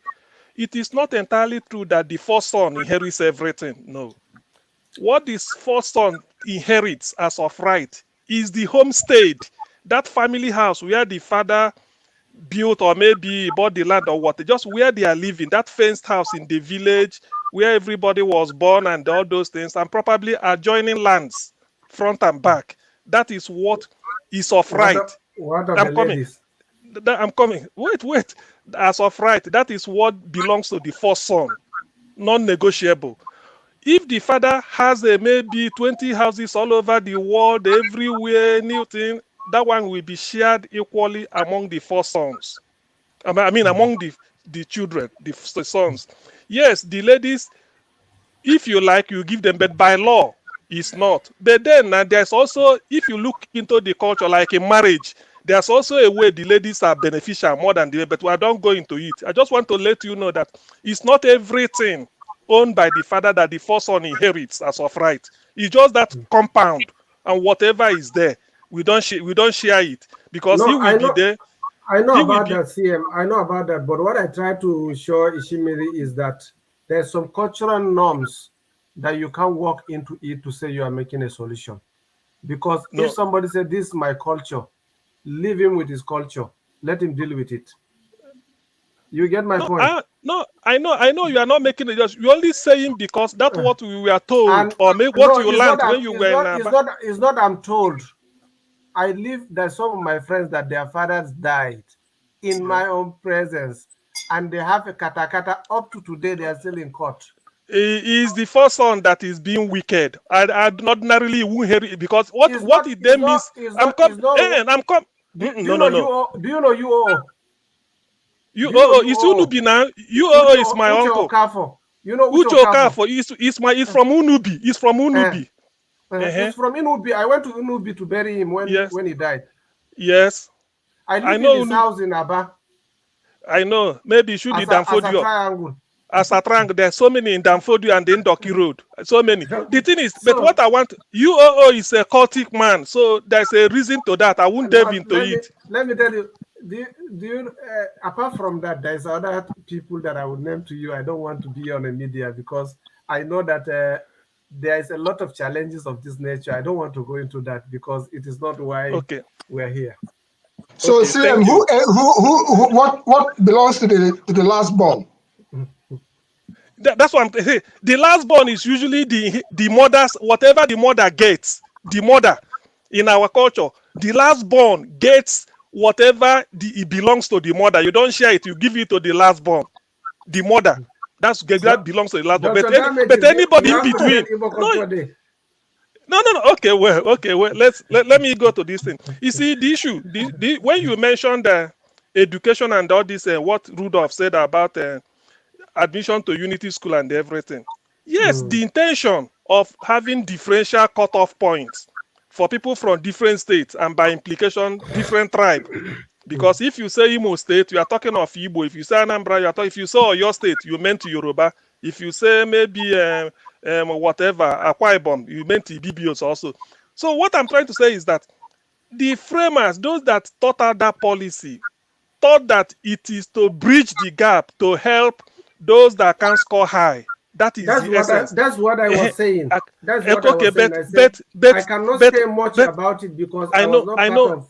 Okay, listen. The next thing is, but in doing that, they did not think the other way. It is also punishing the other chap because if you say somebody from Imo State will score 140, fair enough. not every child from Imo State can be able to score even 120. Some may score 80, some may score 70.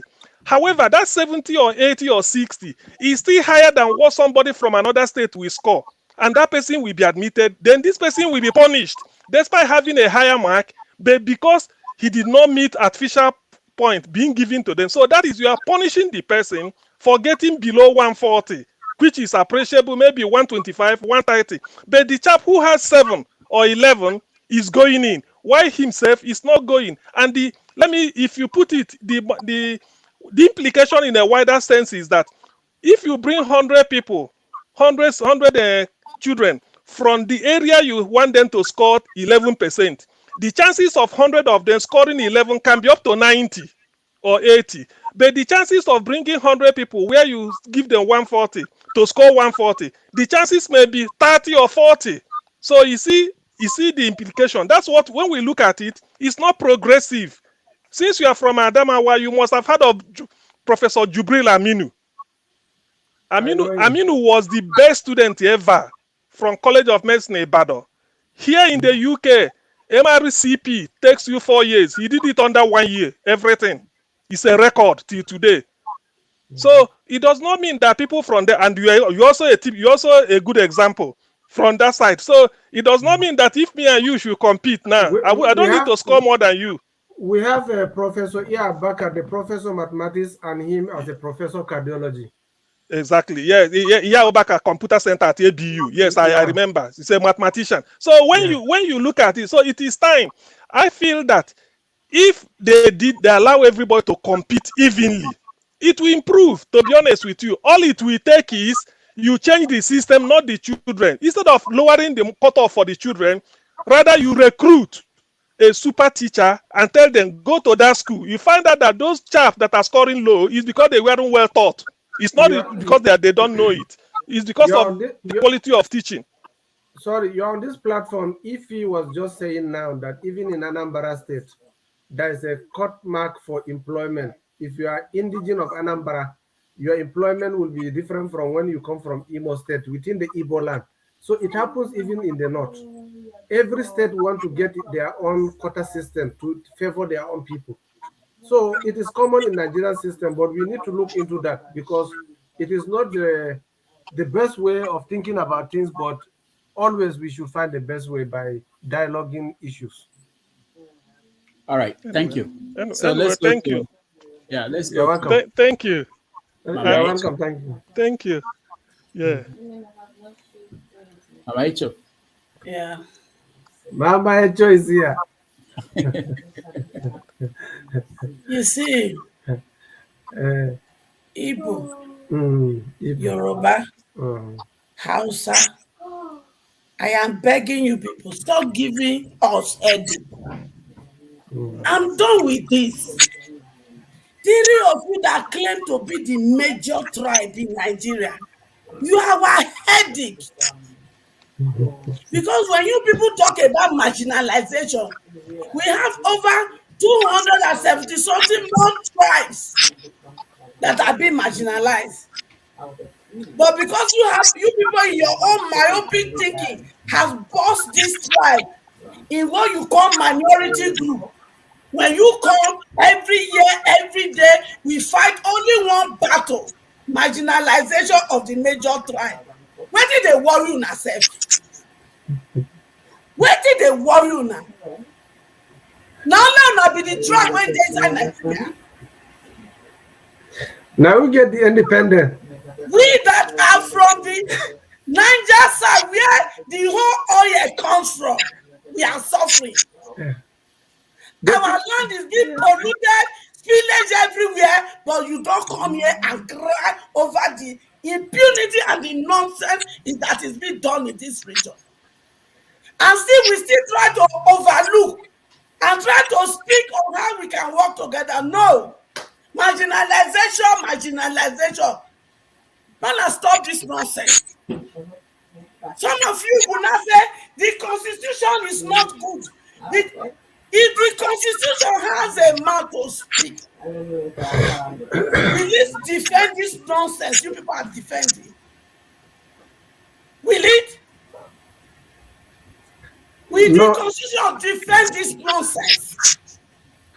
A lot was done in election that are so evil and impunity and wickedness. But some mentality of the Yoruba tribe will still come and defend it and call president-select as president-elect.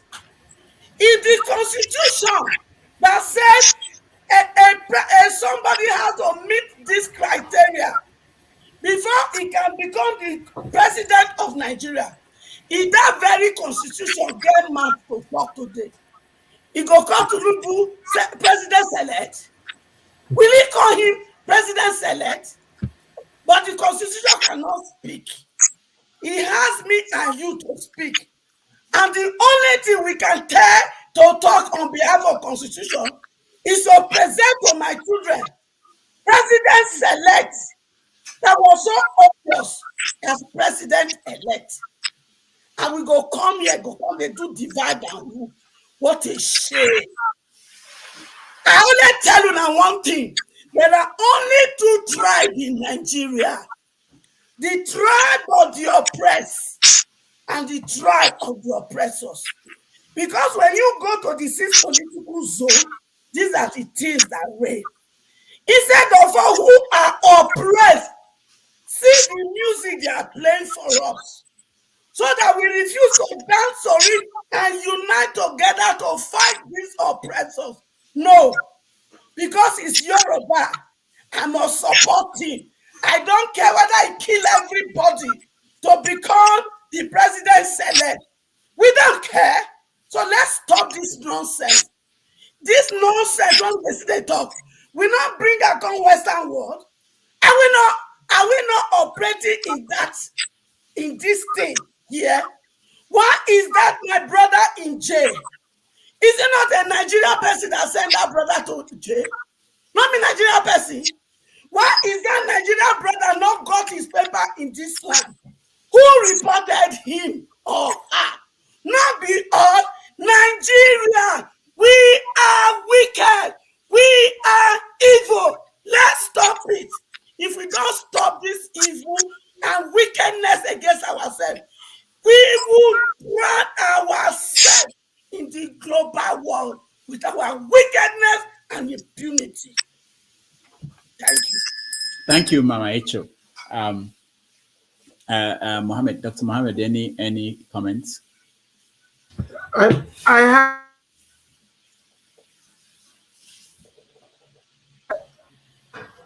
I only one comment to share with Mama Echo. I always watch your program, and Mama Echo is always hard on the people because her way is not the only way, but she always tries to pinpoint why and how. Mama Echo, what I want you to know is that the elite groups in Nigeria are made of three major groups, and those are the people who talk on behalf of the population.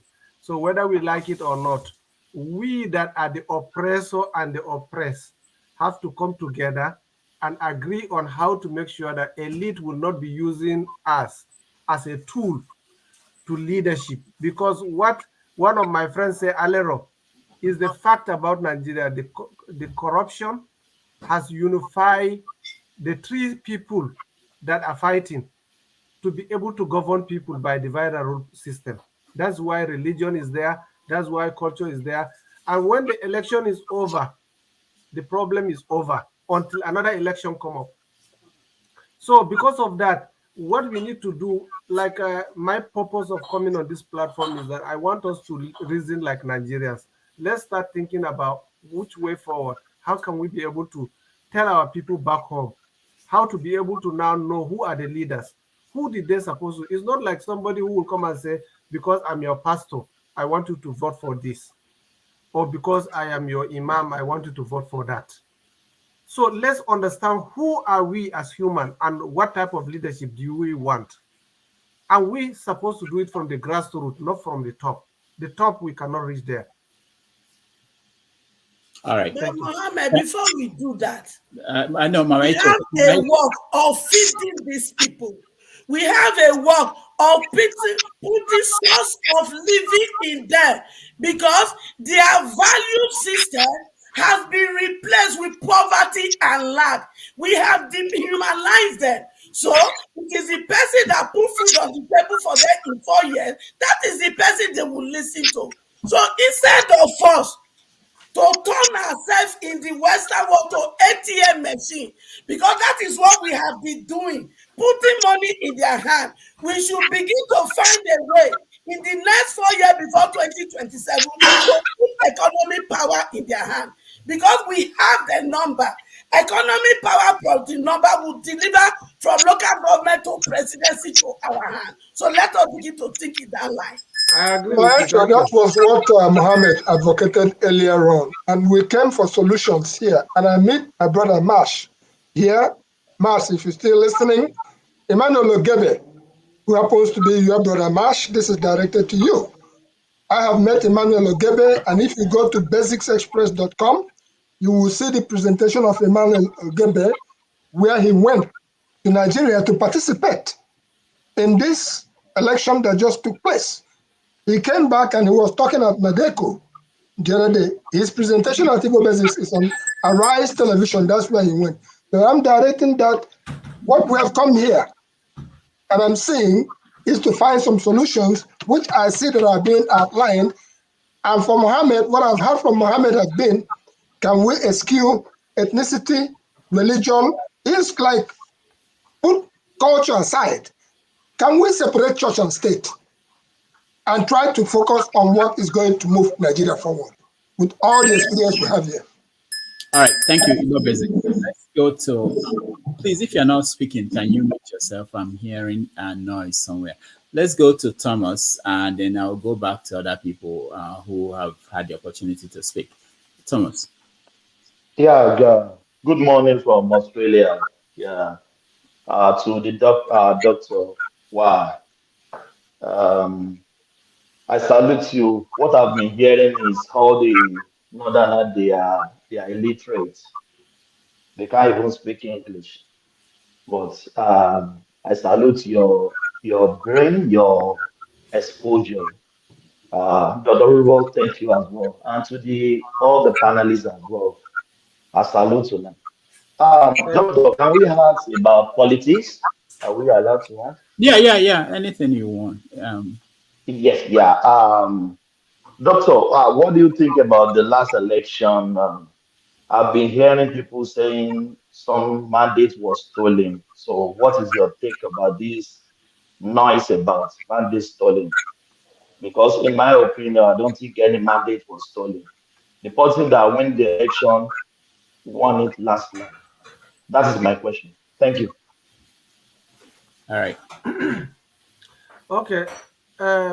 My brother Thomas, your question is that whether the election being conducted is fair and fair, whatever it is, what I want to say is this. Politics is like a trading. Everybody is in there for a market to buy and sell.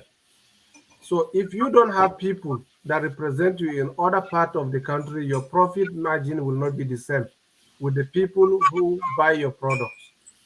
So I believe that the difference that play, the politics that play, that I believe a lot of Nigerians fail to agree with it, is that politics of last February is purely about religion and ethnicity.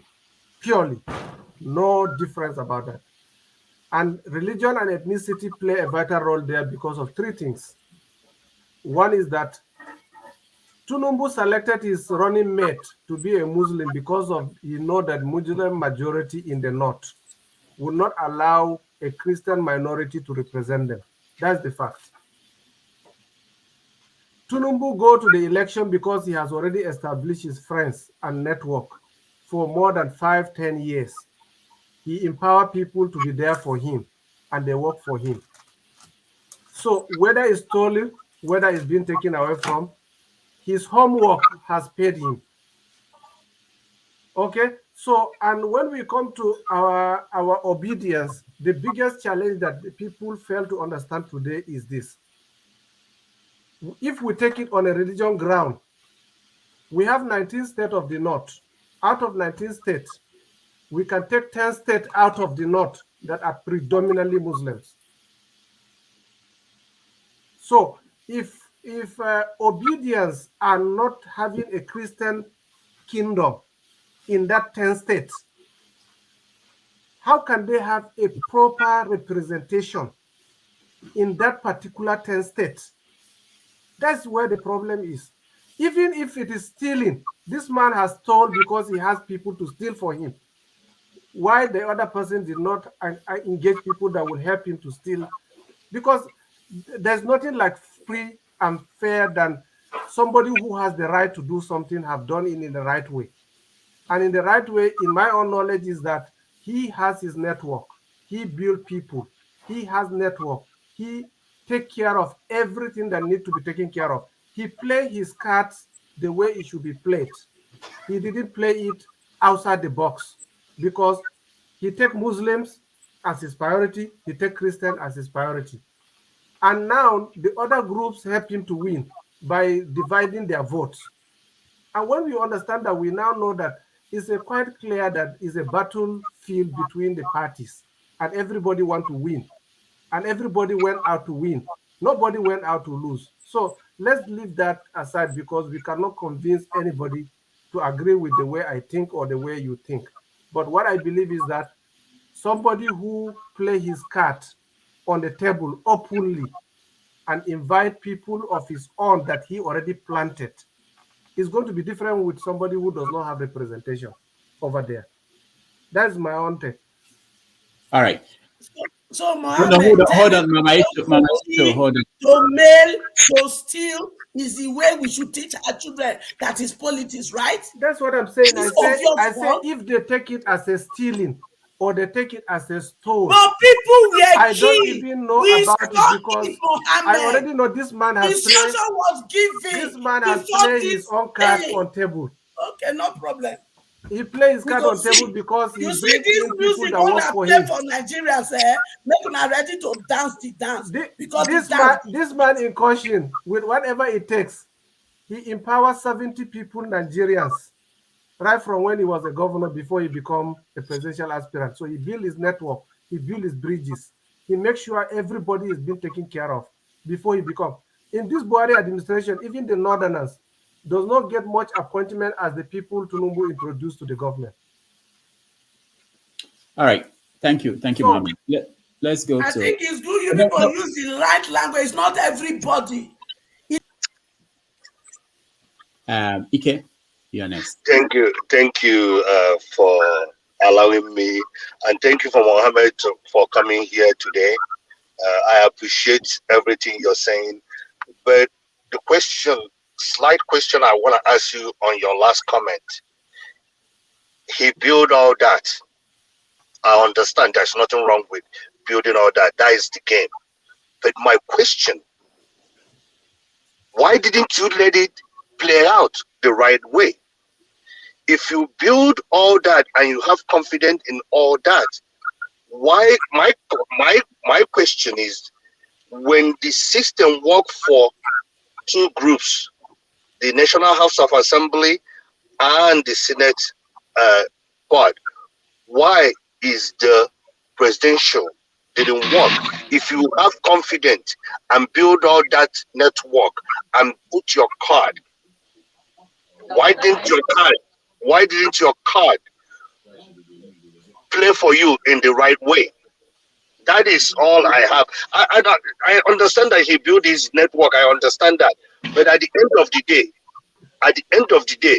why didn't you do it the right way? Let that network that you have built work for you. That is all I have. My brother, we don't need to take it longer. Rudolph, can I say something, please? The network he built has already worked for him. Whether if to say he lost is when he has caution to his network. But as he has already taken it as a gain from his own plan and work out, I believe that even you contest political office today, you want to make sure that you keep your track and make sure that you win. You are not going in to lose. So let's forget about that aspect because I am not in Nigeria. I don't know what happened there. I only see it in the media the way you see it. But those that went there, I will tell you that the man has walked his way for a long time before now. Tinubu I scored think with a handball. He scored with a handball. All right. Interesting perspective. Hold Because the on, reason why I hold on, say guys. is Hold I'm on, still guys. talking.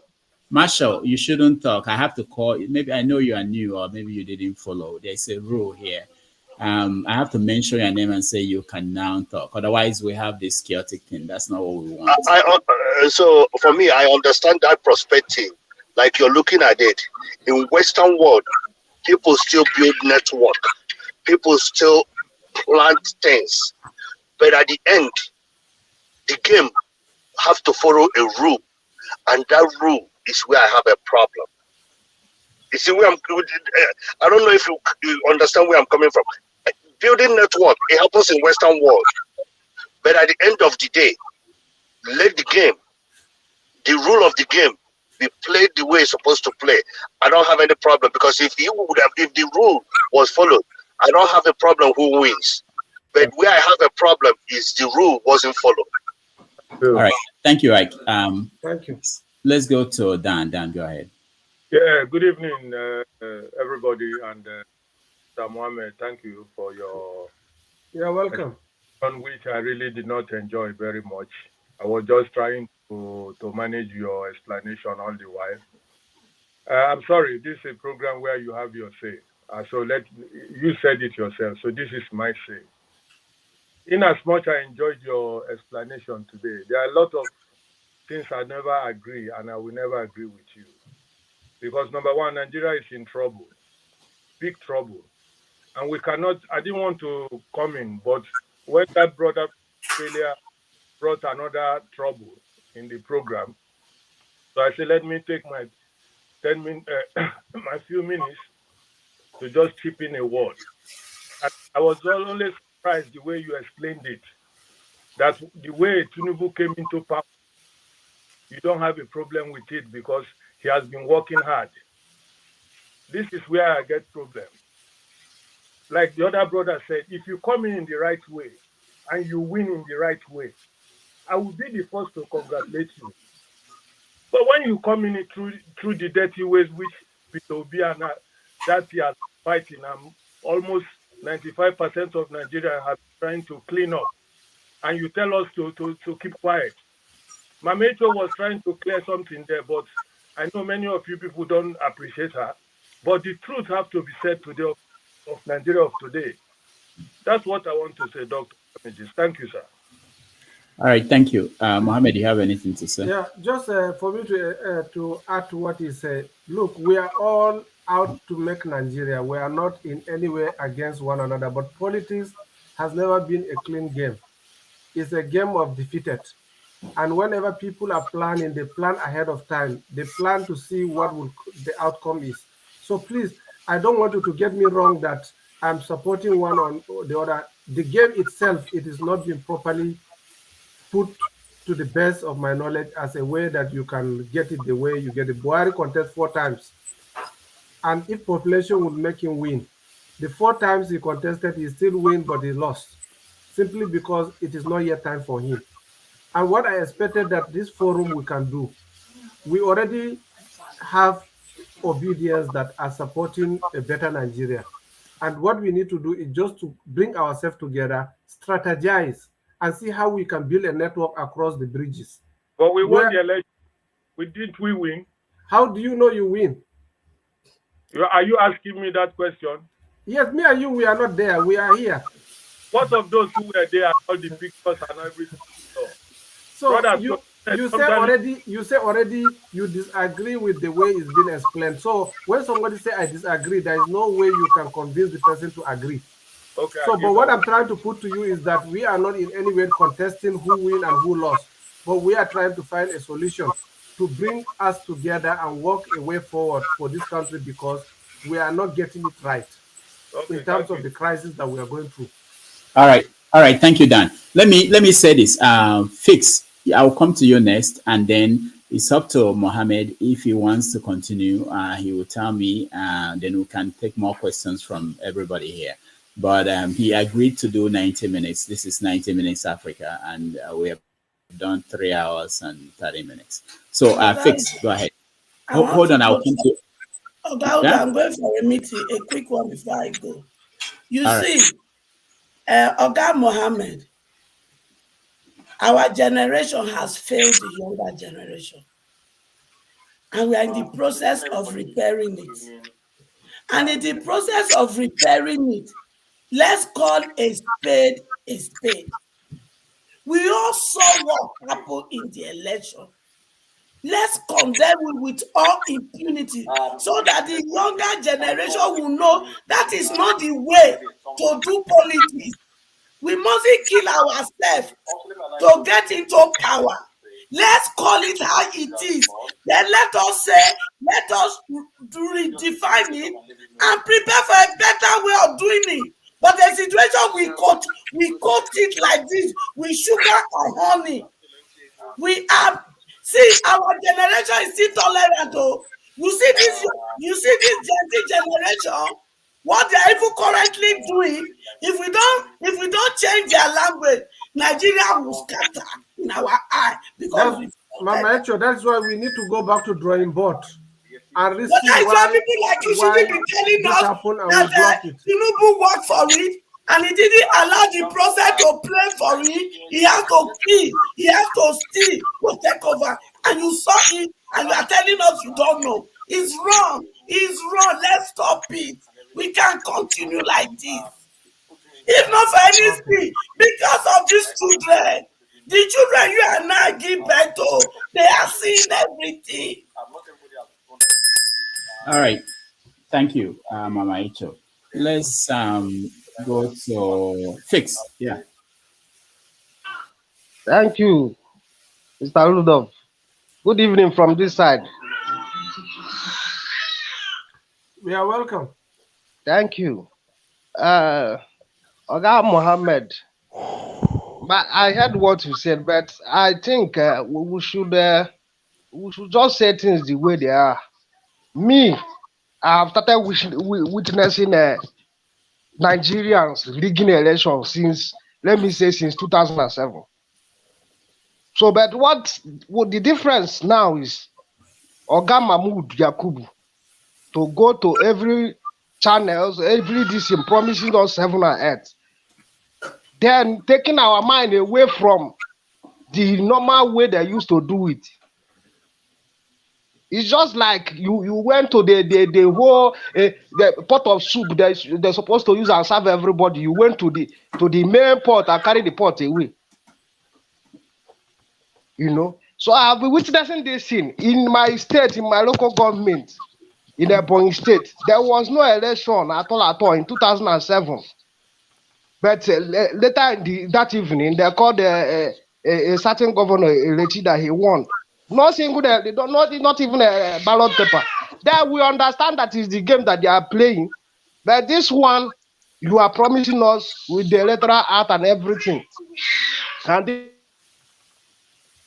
what we can do at least, I know you say you are not supporting anybody, but at least you condemn what Oga Mahmoud and his cohorts have done to us. This is a very hard disheartening. My friend Fix, I think you are a better position to fix things because you have the solution for fixing things. Personally, I'm in America. I don't even know what happened there when the election took place. I only see result. So what I want us to do now is to go back to drawing board and plan ahead of 2027 and find a way to make things work. But at the moment, me and you, we cannot make a difference because we are already outside. Okay, I agree with you. Mr. Fix, I urge you to fix it. No problem. I've heard you, but the way you were sounding, that's what, like me, I'm already feeling agitated, you know, here that I'm sitting down. So thank you. It doesn't take. Okay, that's all done. Thank you so much. Please, we appreciate a quick intervention so I can go. Fix joining us from Abuja, so you guys know. Yeah, CM, okay. Go ahead. Okay, yeah, please. Actually, Dr. Mohammed, Actually, Yes, all sir. of us, we have our own opinion about the election, but there's the opinion of world press, opinion of ECOWAS, our African brothers were invited. They saw it. The election was a sham. It's as simple as that. What Tinubu, the network Tinubu built is a network of criminality. It's as simple as that. If I tell you now, Mohammed, you want to hire Tinubu in your company, you will ask him the date of birth. You will take his personal details. If he fails to produce it, you won't employ him. You will say no. So all these things they are doing was just a cook up. That is just the thing. My only prayer is let Nigeria not the way it is with answers. Victory was pan Nigeria everywhere. So all these ones people are saying about Tinubu do this, he built network, he didn't build. All those ones are just it only exists in the wind. INEC bungled it because they want Tinubu to come in. It's as simple as we all understood it. So you can have opinion from here till the kingdom come. The obvious thing, people know who they voted for. Presidential election was not uploaded. There were videos where they were TPEX changing figures up till 20, a month after the election. INEC could not produce the result they were announcing that made Tinubu the winner. So it's all fake. My friend, It's not because of Tinubu work hard. Don't take yourself too hard on this, because Africa is not only Nigeria that faces that challenge. There's places in Africa that still go through this. Nigeria is just one of it. So let's keep that aside. We are looking for solution, and that solution, two wrongs cannot make a right. All right. Two wrongs cannot make a right. The solution is for Peter Obi to be giving his mandate. That is the solution. Thank you.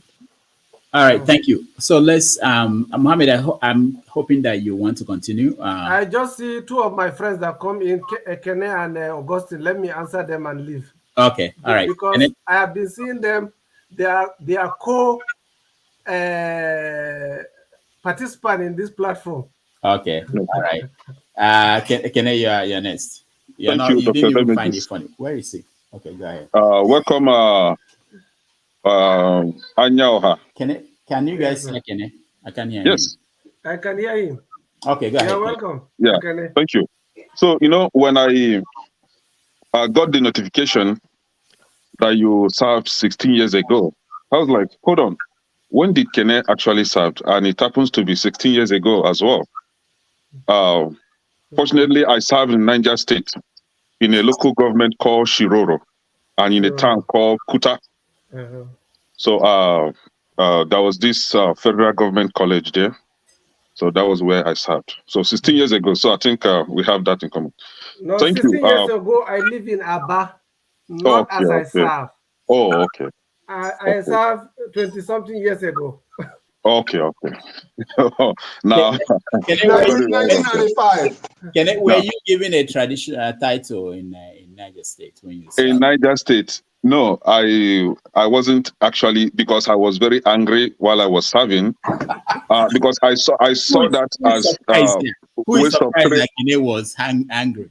Yeah, waste of 365 days just wasted for nothing, But this is it. What actually made me to call in was when you talked about 19 northern states. And I was like, if there are 19 northern states, how many states do we have in the south? And this is the question for you to answer. How many states are there in the south? And how many states are there in this middle belt, right? Which some people call North Central, but I refer to it as a middle belt. So if there are 19 states in the north, how many are in the south? And how many are in the middle belt? Now, you talked about Tinubu, that Tinubu played his game very well. And I was like, we have what we call medical ethics. And I believe you're a medical doctor, right? Maybe I'm wrong on this as well. Medical ethics are where you were taught what is wrong and what is right. According to what you just said, that, referring to what you just said, if Tinubu actually played his game well, what do you have to say about ethics in politics? Are there no ethics in politics? Do we just like trash out ethics in our dealings just because we want to become leaders? Or do we just applaud every act of irregularities just because we think it is all about politics? Because whether you like it or not, in medical field, you still have politics in medical field. But the last thing, as a medical profession, the last thing you will ever think of doing is playing politics with someone's life. Now, you know this is politics in Nigeria, but life is at stake. I've been to the north. Actually, I didn't just serve in the north. I grew up in the north. I've been in the south, where I come from, and I've witnessed where patients are dying. People are dying. Pregnant women are dying in the hospital because there are no facilities to take care of these people. And who are responsible for this? The government, having wrong people in the government. So if you are applauding illegalities, just have him become a leader, it doesn't matter how he came in. Are you thinking about the life of the people that is at stake? What do you have to say about this? Do we applaud this INEC for its irregularities? Do we applaud Tinubu for being a professional manipulator just to get himself there? Okay, Mr. Akane. Dr. David, will I answer Mr. Okene? Yeah, go ahead. Yeah. Mr. Okene, maybe you come late on this program, but I have to remind you that my purpose of being on this program is not about educating people about the political forum, because I came into the political arena some few years ago. So, and I knew that there's a lot of things that need to be done to make it right. But here, there's nothing I can say to convince you on my part, because I saw a lot of your arguments. And a lot of your argument is nothing but because you are obedient. And if you are obedient, you are hardly to bend to the other side of understanding the wrong things that have been done. Let me correct you on that. Excuse me. You're having a wrong notion here. Excuse me. I allow you speak. What I'm trying to say here is that I am not in the right seat to educate you about Nigerian politics, but I will also be in a better position to tell you about my ethic. My ethic, I am not there to tell you about political custom and traditions. I'm talking about people's life, which I take it seriously. I'm doing my duty, but I'm telling you, for us to move forward after election, we have to find a way to see where we have problem and find a way to sort it. And that is the only way, because two wrongs cannot make a right. If they are wrong, we are wrong, and we can never find a solution to the problem. So I am begging you that I'm not willing to contest this with you, because I'm not in any way to find a right word to answer you with the critic mind that you already have on your own way, because you believe that you are right, and me, I'm not right. I don't have any preference to make. When you say about North, I want you to tell me the boundary of North start from where? Because you are now starting breaking North from middle belt to central North to south North to west North.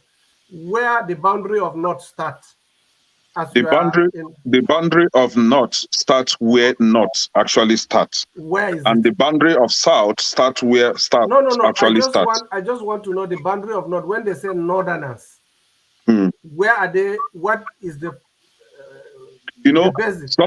Sometime ago, a Scottish man came to Africa and claimed that he was the one that found the source of River Niger. They called him Mango Park, and we believe him. Sorry about we that. Have we been are not existing. We read that in, I want to give you primary school. We are not and we believe that. We believe that today. Let's keep that out of our discussion now, because we are going to history. I'm sorry. I'm trying to answer you. Yeah, I'm trying to answer you. Just because some people may be using the military might decide to say this is where North starts, doesn't mean that that is true. I just Because want to know whether you from like you it or not, because hold you on. serve in the North. No, whether you like it or not, the people of Middle Belt today are disagreeing with that order. They are disagreeing with that demarcation. They say that they are not part of the North. I don't know if Okay. you are in tune with this. They I am don't hearing agree with from that. you, but what I'm saying is that I believe that we have to leave that discussion for another day because we don't have enough time to tell So you basically, who are the core Northerners. none of my questions were answered. And No, let me no, no. correct I've you. already answered to you. I say No. I'm not in the better position to tell you what transpired in Nigeria. I'm in America. Okay? I sit in the media and I don't believe in what social media Then claims. if you are not in the right position to tell us what is happening in Nigeria, why are you now feeding us with wrong information then? What is the wrong about information? what is happening in Nigeria? And this is it. What is Let the me wrong correct you. information? What is the wrong information? I'm heading there. You have a notion that I'm obedient and I came with a critic mindset. Let me correct you on that. I am not supporting Obi because Obi is an Igbo man or because Obi is a Christian, right? If I see a northern Muslim that he's qualified to be a Nigerian president, I will support him. I don't care where he's coming from. Among these three non-candidates, Peter Obi, Atiku, and Tinubu, I see Obi as most qualified based on my own judgment, and that is why I support Obi. I criticize you There is when nothing you wrong are about saying that. something that I don't agree with, not that I have a framed critic mindset to attack any objection. No. I criticize what I think it I is am not right for entitled me. to my opinion according to Dr. Damages. Yeah, exactly. And my opinion is that whatever transpired there, to the best of my knowledge, is that the man play his cards on the table the way he will win. And politics is a Will you game do of that in winning your and medical losing. field? Will you play like Tinubu in your medical career? Will you behave like him? That is not what I'm saying. I am not in his position. I'm not going to talk about him. I'm not there to see what he did. You speak for him as if he's your role model. So which means you can actually emulate him in your medical career. People plan to win, and everybody plans to win. Kene, That's it. Okay, thank you. Thank you, Kene. Austin, you're the last. No, make me laugh. So, somebody said I'm the type for solution. I just capture one of your part. You just talked about finding the way forward. So that was where I wanted to come to, towards. So what is the way forward? You try to say, okay, the spoils are here. We have already seen what has happened. So we should chart the way forward. So what is the way forward in this whole game now? My only advice is that I say we are Nigerians. If Nigeria have problem, our families are there. We have the challenge to take care of them. So what happens today is an eye opener. And now we need to come back together and ask ourselves as Nigerians, what do we need to do to help our people out of the situation they are going through? Now, I'm not talking about the government. I'm talking about our individual basis and how we think to make up our life. Now, before 2019, before 1999, I mean, we are living harmoniously, we are living in one piece, no crisis, no problem. From the introduction of the politics, we start having this religion, ethnicity, religion crisis, religion this to death.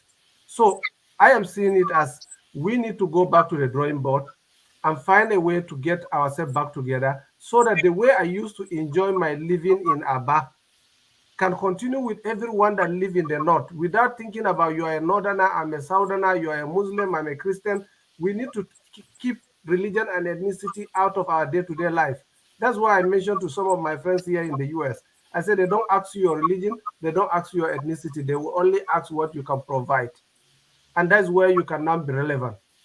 So the relevancy now, we need to create a forum where we can discuss about our problem. That is why I come on this platform, because I feel that people like minds are always robbing minds. But some people, they are very harsh with their thought. When it comes to anything you touch what they don't like, then the heaven will fall. You understand? Even yesterday, I had a lot of things like that. But today, I just said that to myself, look, I promise this gentleman I'll be on this platform. I'll be on this platform. I'll do as much as I can to make sure that I don't go out of line, because I don't want to talk about politics. I don't want to talk about religion. I'm talking Okay. about way forward to Nigeria.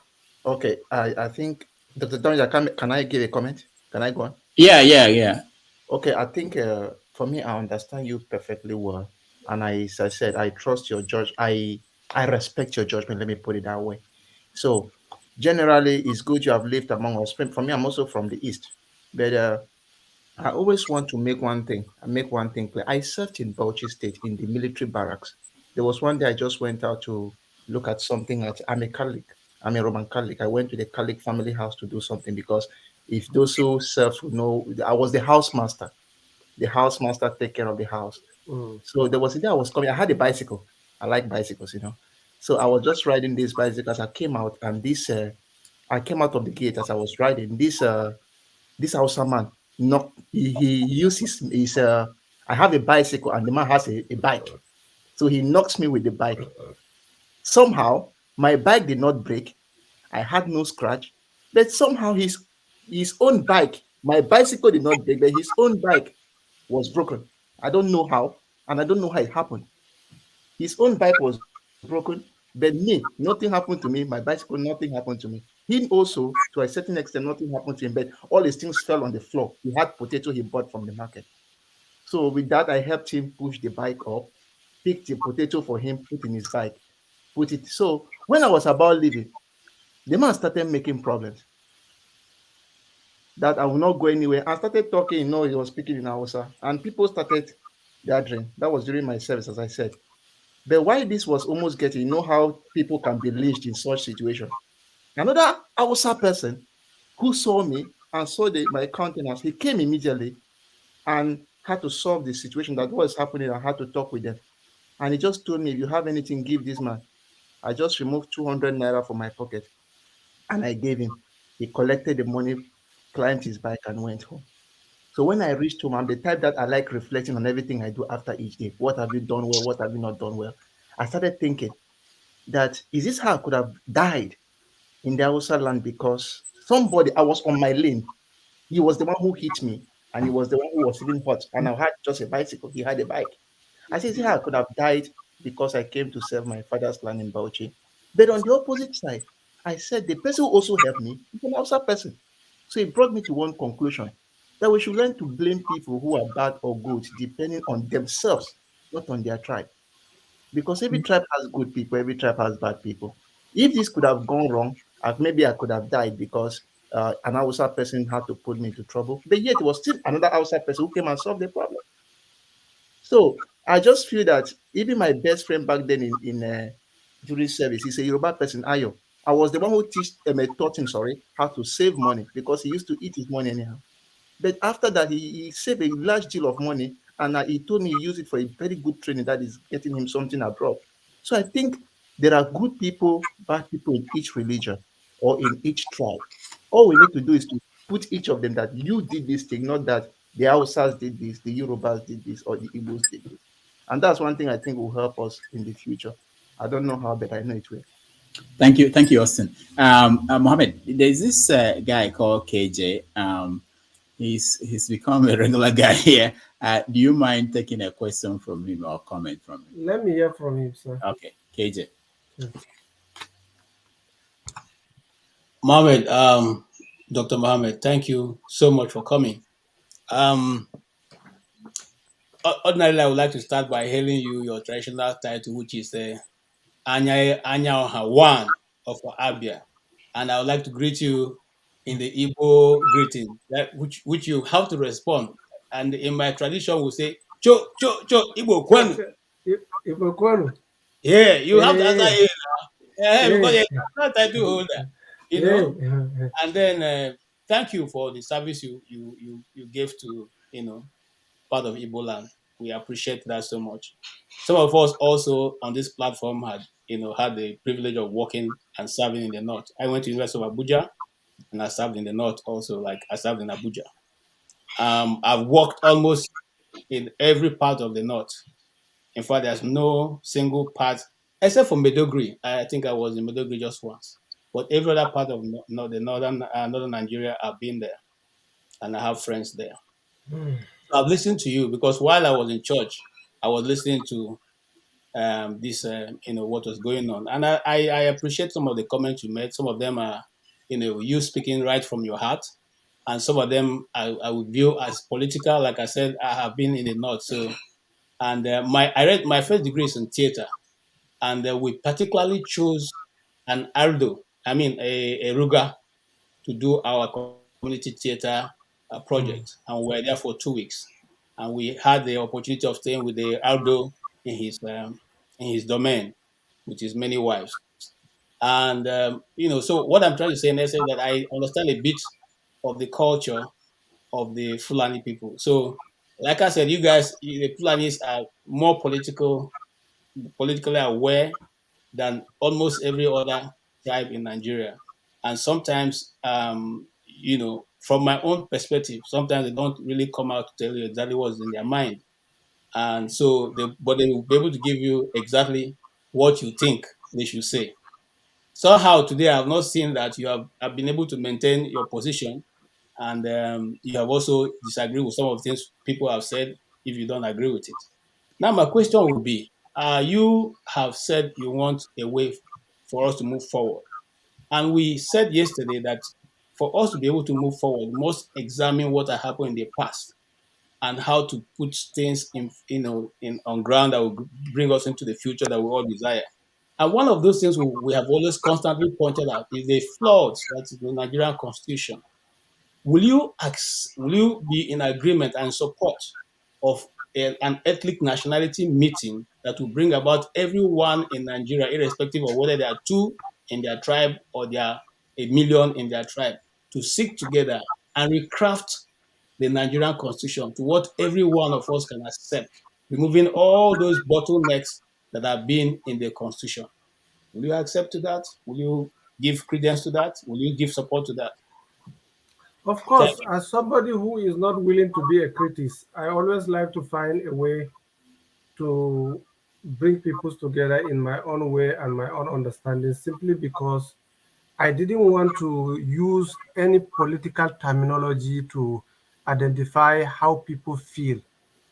In this platform, if you want to be crucified, it's just for you to go into political arena. Then whatever you're going to say will never be agreed. Simply because Dr. Rivo said that you should have your say. It is your own palaver, it's nobody problem. Now, if I sample my opinion for you, it's not necessary that everyone in this platform will agree with me, simply because we have different way of thinking. We have different way of doing things. That's why from the beginning of this program, I try to educate people regards to what I can afford to contribute, because I didn't want to have unnecessary enemy. I don't want to have unnecessary dialogue with people that I have no answer to their question. Because when we come to the political dialogue, it requires more proper and scientific approach to diagnose things that are happening in Nigeria and give it a permanent solution. So in my own ethnic culture and society, I believe that there is moral conduct and behaviors to anything you are doing. But I don't believe in fighting over power shifting or whatever can make a solution. But I believe in dialogue. I believe in coming together to talk about it and say, we are like minds. How do we expect we can sort this? What do we see is bad? Now I'm a northerner among you. How can I help to build that bridge to make forward from what we are losing? That is the exact way that I am thinking, telling you about the qualities of Igbo people will make some northerners to hear from me that I live there and understand that it's not the culture of Igbo man to hate you or to go after you or just to kill you because of you mean nothing to him. I try to identify myself that I'm someone who live in Igbo land, who received the best part of treatment from the Igbo people. I will remain grateful forever for even the title given to me was not by, I didn't buy the title. Because why? People feel that I deserve it and they gave it to me. So because of that, I don't want to see myself in a situation where I will disagree with some situations that I don't have control over. You get my point? So that's why from the beginning of the program, I say I don't want to go into politics, because if I dive into politics, definitely it's not going to be good for me to be part of the program again. Thank you so much. All right. Thank you. But you didn't touch on the issue of the recrafting the constitution. I'm not a politician.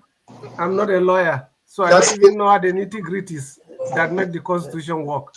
I only believe as a Nigerian, we need to think about way forward after the election. So, Dr. Damages, if you may allow me before I step out for a moment for some other meeting, I just want to take this opportunity to first of all thank Anya Oha, one of Abba, and I hope that through you that we can communicate more. I understand you are somewhere in Georgia, something like that. On the issue of what's about to happen on the 29th, which yesterday I stated on this forum, and I referred back to Dr. M. Akbara, and I said, if heaven will fall, it will fall on the 29th. If the earth will cave in on the 29th or before then. As far as Mohammed has made it clear, he had wanted to stay clear from the politics of it. In my own view, what has happened here is the Maradona hand of God. We know that Maradona scored a goal and they gave them the cup. And we're not saying any way, shape, or form, because we know that because when the powers that be saw that the game was not going to be scored, even in spite of all the money that they spent, they shut down the server. That is on record. So what is happening now is that Nigeria's problem has to be solved by Nigerians. That's number one. But let us not kid ourselves. What is actually going on is that the powers that be, France, China, United States, they are playing their last card of quackhead. So let's find a way to solve our problem as Nigerians. As far as the election is concerned, the election was stolen. The presidential election was stolen. From my particular view, the man did all the magic, abracadabra. But in the end, he saw that his abracadabra was not going to work for him, and INEC called bad result. All right. That's my view. Thank you. Let's see what we can do to make things better for Nigeria. Thank you so much. Alexi, you wanted to say something? Unmute yourself. Well, I wanted to say that Dr. Muhammad has done well, taking all the questions. Nobody has the answer to all questions.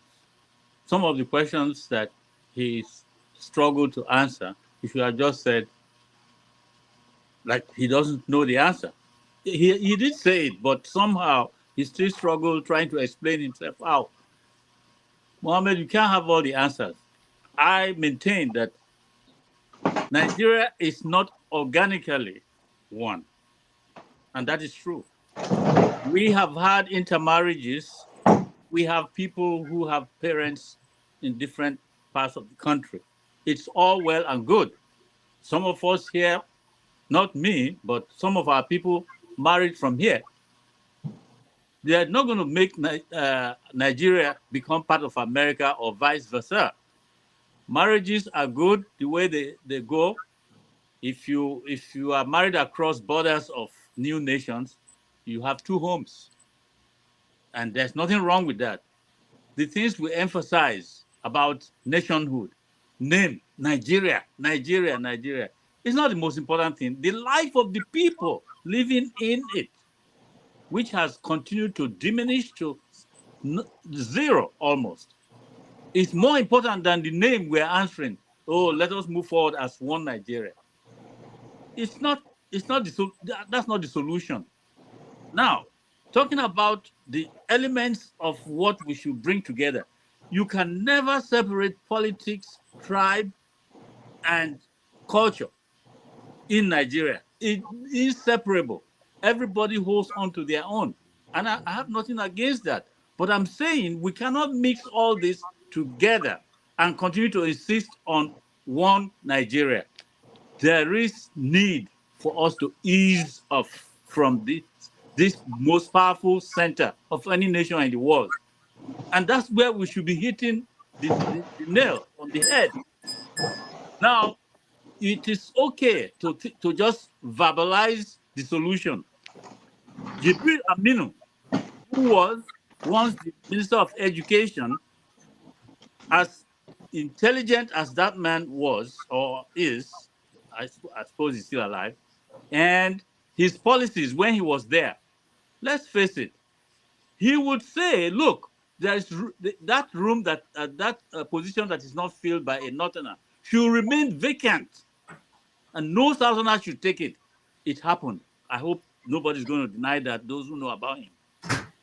A position would be empty because he wanted to keep bringing up the North and keep pushing down any element of the South in that field of knowledge, education.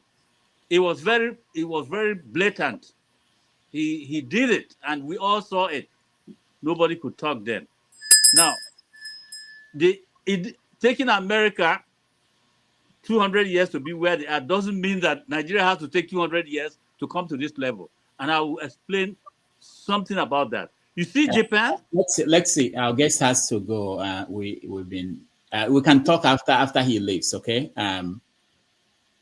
Well, thank you for coming, and you are well appreciated. If Biafra comes, remain in Aba. Nobody's going to do anything to you. And tell others that Biafra is a home for anyone who wants to be there. And this is true.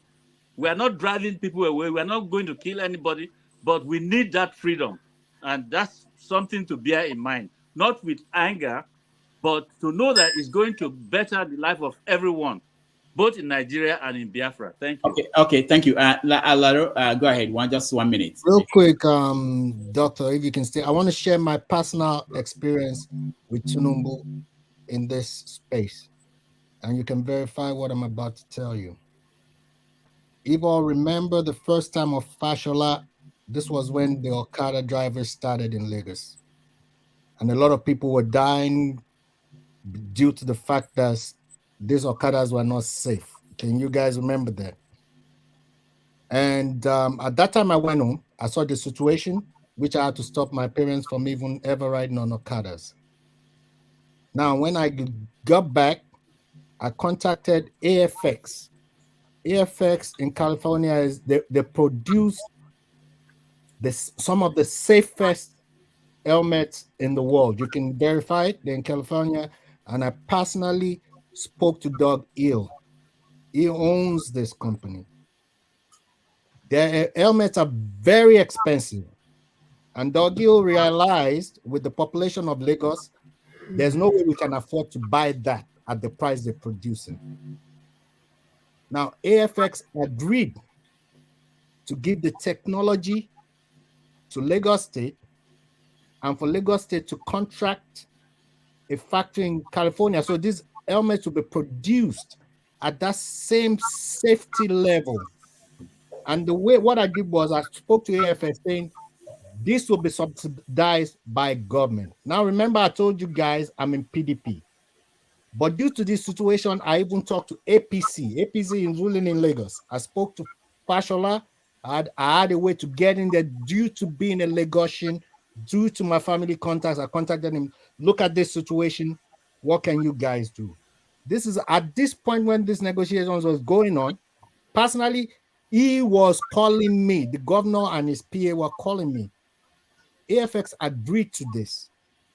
So, because they knew the Lagos State government will subsidize it, they were supposed to let Okada drivers get that for 400 naira through government subsidy. After they agreed to it, Fashola personally told me he has to contact Tinubu. Fashola is the governor of Lagos State. That was the last I heard. A week after talking to him, they implemented this. And if you can verify, go and check how much they forced Okada drivers to now get the helmet that they produced that was not safe. And it became a rule that they must get it. So they got the idea, they could have helped the community, and they decided to use it through corruption means how many people died. Contact AFX. They have it in their records. They were going to do that. Look at AFX in California. Doug Hill owns it. This is somebody I spoke to that agreed to do this. Problem of Nigeria is corruption. They had a chance. They were being given a chance to save lives. 400 naira even then. So, Tinubu, I'm telling you that's my personal experience. Nigeria has a better chance with military. They cannot survive him. He's as corrupt as corruption will ever be. Thank you. God bless. All right. Thank you so much. Mohammed, final words.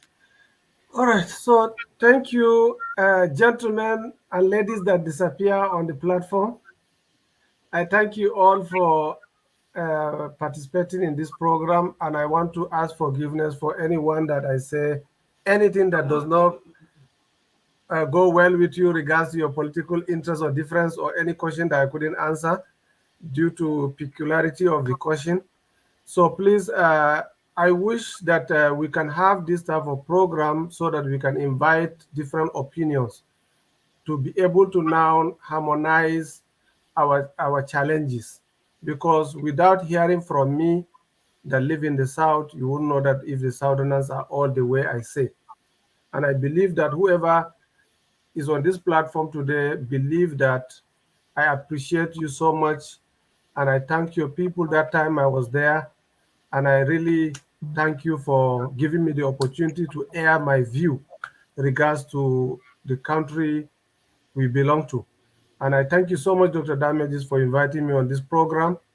And I want you to tell your supporters and the participants that anything that I say about obedience is not like I say it in a harsh way. I'm only saying it because I feel like I have the right to say my mind so that I will not be biased. Saying only the good things, I will not be able to say anything about what the public view is like. As long as I'm in America does not mean I don't see the media or I don't see what is happening in Nigeria. So, but we need to go home and see how we can fix. And we have Mr. Fix among us. Let it help us fix things. Thank you. God bless you all. Thank you so much. And don't forget your Okwago. Okay, I'll get my Okwago. Let me get your particulars from Dr. Damages. All right. The Damages. So that you can keep it here in America. All right, no problem. Thank you. I'll wear it and I'll come out of the platform and thank you for it. All right. No wahala. Thank you. Thank you so much, Mohammed. We appreciate it. All right, let's take a break and then we round up. Album right here. It's called Spirit of Love. We're very pleased to welcome Majek Beshek.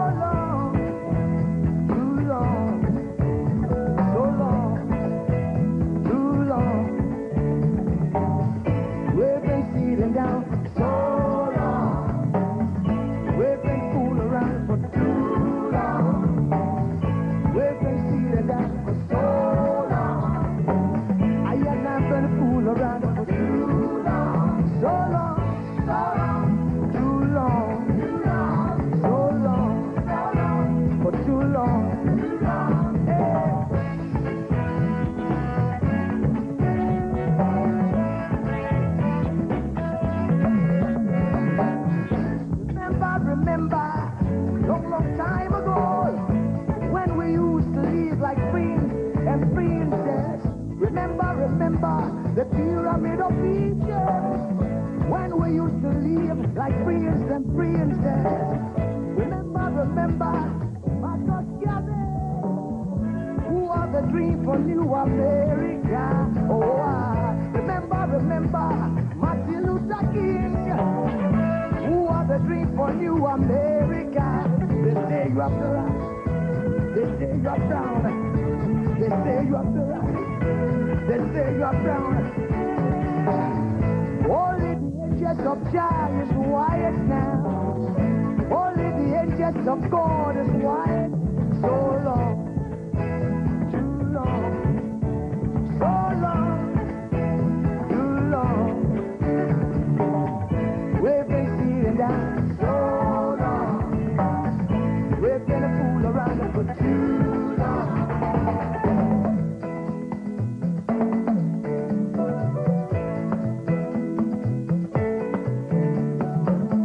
Arise from your sleep, Africa. Arise from your sleep, America. There's work to be done, Africa. So much work to be done, America. But if we unite, hey, we will be free so long, too long, so long, too long, too long.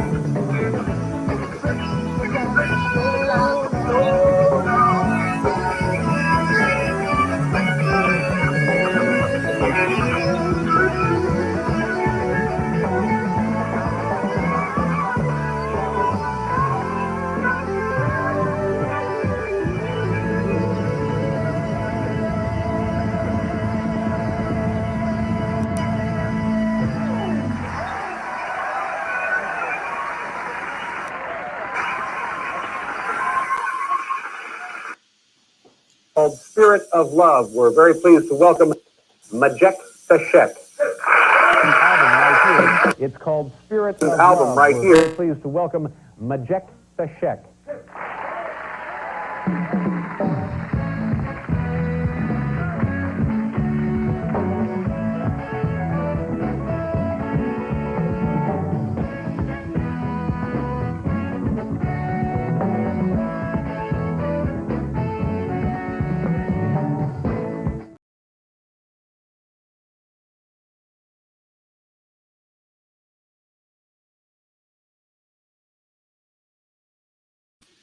All right. Sorry, guys. I don't know. Whenever I play these days, it refuses to stop. But thank you so much, and thank you for being here, Christian. Christian, how are you? Yeah, I'm good, Dr. Damages. Actually, I've been watching this from the YouTube. Um, I only tried to enter because I heard him said he didn't want to discuss much about politics. Nigeria is a political entity. And if you have to discuss something about Nigeria, you must discuss its politics. That's true. So I will imagine that you brought him here to discuss much about these things to re-emphasize this strength in diversity. They talked about Nigeria. But in reality, at best, I will call it cross-pollination, not, because most people do not understand this this phrase, strength in diversity, which does not apply in Nigeria today. Or it's not applicable to Nigeria as far as I'm concerned. But, if he is going to discuss it's interesting to know. I served in Zamaru, which is near the ABU where he studied. So I can understand a little bit about the culture he talked about and all the rest of them. But that does not necessarily mean that one isolated cases or this kind of isolated cases is good enough to continue to make Nigeria, remain one, basically. If that is what he's preaching about, because there has to be more to it than just people being protected or living or having good culture or enjoying the life of other people. Because there you are in America, you can enjoy the life in America. That wouldn't make you to join Nigeria and America to become one country. You know, so yeah, that's. But interestingly, I do appreciate what he had to say about the Igbos. Unfortunately, when it comes to those issues that has to do with ethnicity and his tribe, he tend to be very uptight, I will say. You know, but I really enjoyed his this thing. But next time he has to talk about Nigerian politics properly. All right. So listen, let me push back a bit. Someone could say to you, you're not the only one because Lexi said it here that Nigeria is not organic. Now, is there any African country that is organic? In fact, the only one that people call organic is Somalia, and we know how it looks today. So, what do you say to that? Well, you know, if I will refer you to what actually the what is it called? Late Professor George Obiozo wrote shortly before he ascended to that office of being the president of Anese. You know, he talked about the power of ethnicity in building a country or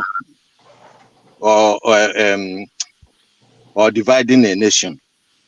You know, and he talked about the Eastern Europeans. Actually, he said that the things we call tribes, they are called nations in Europe. You know, so you have nations. You see, that is the problem we have, because if you come to Nigeria today, you start talking at yourself as Anambra, Imo, Rivers, which doesn't make sense in any sense. But instead of saying I'm an Igbo, I'm a Bibio, I'm Nupe, I am Kanuri, I'm Fulani, I'm Hausa. Now, these ethnic nationalities, if they had come together, or if they are organized in such a way that they are the federating units, and they are actually controlling their own affairs, okay, then it will make more sense than just dividing the destiny, because it becomes an administrative units.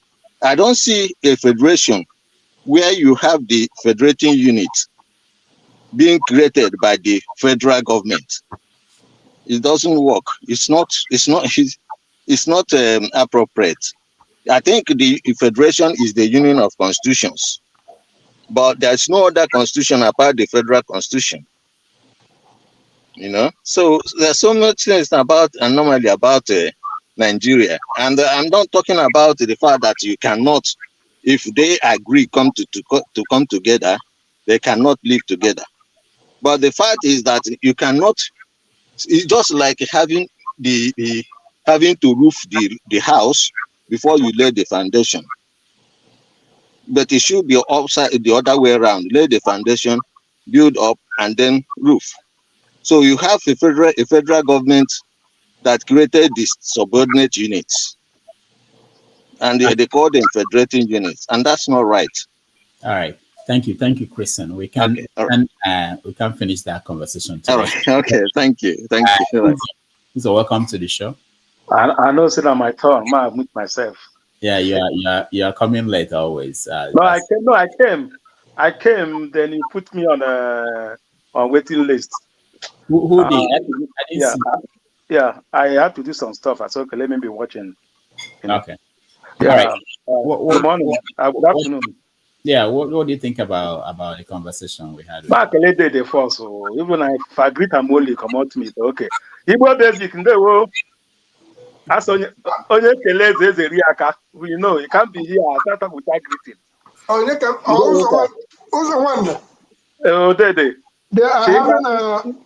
They are having a transition program in Umuahia today as we speak. So they are moving forward. All right. We have our people there. All right. In communication, our seniors. Oh, I greet you. You know, son of my man, I'm going to greet all of you now. If I finish my own time, it's enough. Yeah, You know, I listened to Muhammad though, from beginning. The guy was prepared. Like he was like, what he said was like someone going to Rufa interview. He had to be prepared. Make sure that yeah, the way he was coming to this program for what he said, he was very much prepared. And like, okay, after yesterday, should I come? Should I not come? I promise I'm coming. I will come to take every bullet he wants to like. He had to take. That Ovie was not there. I don't know what Ovie didn't show up. Now he comes now where everything is gone. But at the end of the day, I listened to him. You know, there's no how you can remove a trapper and I will place it into anybody's mind. I wanted to ask you something. Where is it that when something when somebody is bad, it become an evil. Then when it's good, where is it become our own Nigerians? There's a time he played this. I think the video he played. He was talking about Kaduna and Zogo. Kaduna and Zogo. Now he creates an Igbo, but tomorrow night he tell you say it's from South South. You see, that's the thing. You prefer Kaduna and Zogo as an Igbo, but tomorrow night you say Kaduna and Zogo from another tribe. You know, we keep on playing that in in Nigeria. You say we are one. So if we are one, my point is that everybody should be, no matter where you come from, just like Adesoya won the championship, we will celebrate as in Nigeria. Nobody thinks he's a Yoruba, all right? If you watch him, he went to the audience, he was meeting one of the NBA guy. He will win. We are just like, people, we are happy. We are in Nigeria. We didn't tell him, people are not happy as one. Like if you are going to watch with our friends, like a match party, all of us come, and that's Nigeria is fighting. If you go to a sport club to watch, you say Nigeria is fighting. Not Yoruba is fighting. All of us will be there. Who is fighting? Nigeria fighting. It's our brother. That's how Nigeria should be. And when he lost, you say all of us will be so angry that our own brother lost the fight. If you see all of us in Nigeria, our mind will be like, we'll be hit because he lost. We didn't say a Yoruba guy lost. We say a Nigeria lost. So my own point is that we have other traveling stuff in our mind. But what you don't know, don't say. The guy says so many things he don't know about Igbos. Yes, he was a title chief, which Ngapon Ezendese na his thing. Of Akaja, can review your title, Yama. Was so cruel, he thought so many things, which is not really the way the Igbos I grew up with Elders, even here in Houston, I still make up with Elders. I'm not watching, I'm Okinawa watching at Houston. So I know about everything he was saying. So the other way around, when you don't know something, I really expect him. When you don't know something, he doesn't go to it. He tell you say, I don't know it, don't know it. Then start muggling with it. But most of the things he said about Igbo culture, Igbo this, Igbo that is not true. Things changes. That is not the truth. Some are true, some are not. But 80%, he didn't get it all that right. So I would just say I like his stand on things he believes and things he don't believe. And secondly, you can ask him something. That one class is a tip. You cannot tell a brand new person which some part of Oboni, Igbos, they created them out of Oboni, put them in Benue. And Benue is called North Central. And you're not calling those Igbos, they are not. That's where Ikene was coming from. The military regime, they don't put everybody together. Say you are not, put together, you see it. So for the military regime, they are not. But for human beings, you can't tell a Benue person, which some parts are from American countries, they are joined with Benue. They put on the there, you guys are not. That's what Ikene was coming from, which he should go deep down. Follow that not everybody they put together are the same tribe. They may put East West and call you South. Not everybody is a South. That's not my own contribution. I thank God I will be doing some more. Let me give other people a chance. That's my own. Thank you. All right, thank you. Ovie, welcome. Assalamu alaikum. Yeah. Igbo basics, may your days be long. You don't blow myself. Correct. Ovie, did you watch? Ovie, I'm hearing quite a little bit from all angles. That Nigeria, what would they talk about? They would be careful. Ovie, did you? When hold up Nigeria, you hold them for jugular. I'm talking about Nigeria. The thing we hold them now, you hold them for here. Ovie, did you watch? Yes, I watched, and okay. You know, say the one difference between America and Nigeria is there's too much freedom in Nigeria. We never that there's too much freedom, right? And America, there's no more freedom. That's because there's too many laws. So the same goes to Dr. Damage's show. Laws not too much. So I was smoking at that time, and there's no. I had to make a choice.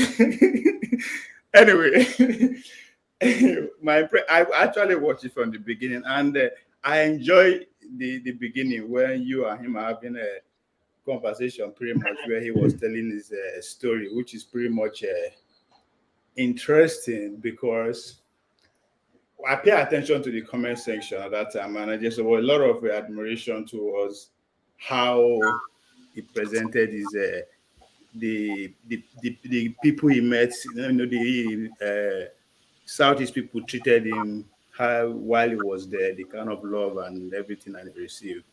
So and everybody was kind of like kind of happy and giving kudos and all that. And all of a sudden, I just say, okay, imagine if somebody come here and is saying the same thing of his experience in the north, how the northern people are so nice and all that, the reaction will be different, right? So pay attention to the reaction. The reaction will be different. And that's exactly what happened. As soon as you bring people in to start asking questions, we went from learning movement to something totally. We now decided to say, okay, we are Nigerians now. Let's act like Nigerians. And started just asking, attacking questions, direct questions. I mean, this is a moment for us to learn. So, now Saturday, we can go at it. But so when we have it somewhere like I mean, this is my opinion. I mean, you're asking me for my observation. I just believe we lost an opportunity to actually have some kind of valuable question. One to me is what is the reception like from Adamawa when he's saying all these things in his movie? Privately, it's different when he's saying it in public and the reaction, but in privately, how are the people receiving this? We mixed the opportunity, but I think he touched on it a little bit, but we started attacking. So things like that, because I think one of the reasons that you brought him on is to commemorate with the 50 years anniversary of NYSC, right? Which Ekene also trying to, portray, but he missed the point by starting going there. Now, the NYSC, is it for us to, I mean, again, this we appreciate people basics own experience here too. Is it to teach Nigerians the different? Or this is a question now to everybody. Is there any point in time in Nigerian history, or is there any avenue whereby let's teach children, let's teach Nigeria our commonality, what we have in common, rather than what we have, what set us apart? Because all our argument, all our convention is that, oh, this one Igbo, this one Yoruba, this one this one. But what do we really have in common? Because to me, I'm not doing NYSC. I want to believe that should be, if it is not, it should be the core goal of the NYSC. Teachers go there and learn. Go to the east and learn what you have in common with an eastern person. Go to the north and learn what you have and come and share, rather than I don't know what it's about, right? And again, another question again, is it not an excuse to avoid actually telling us what actually happened, what led to the war? Because we don't know. That's why we keep arguing all the time. We don't really know what happened. We all have our small history here, small book here, small there. But Nigerians, the elders never actually see that as a common. This is what happened. So that it will not.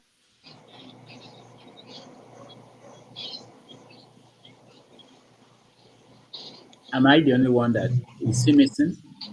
No, obvious suddenly is missing for the moment. But on his question on NYSC, originally it was for national unity.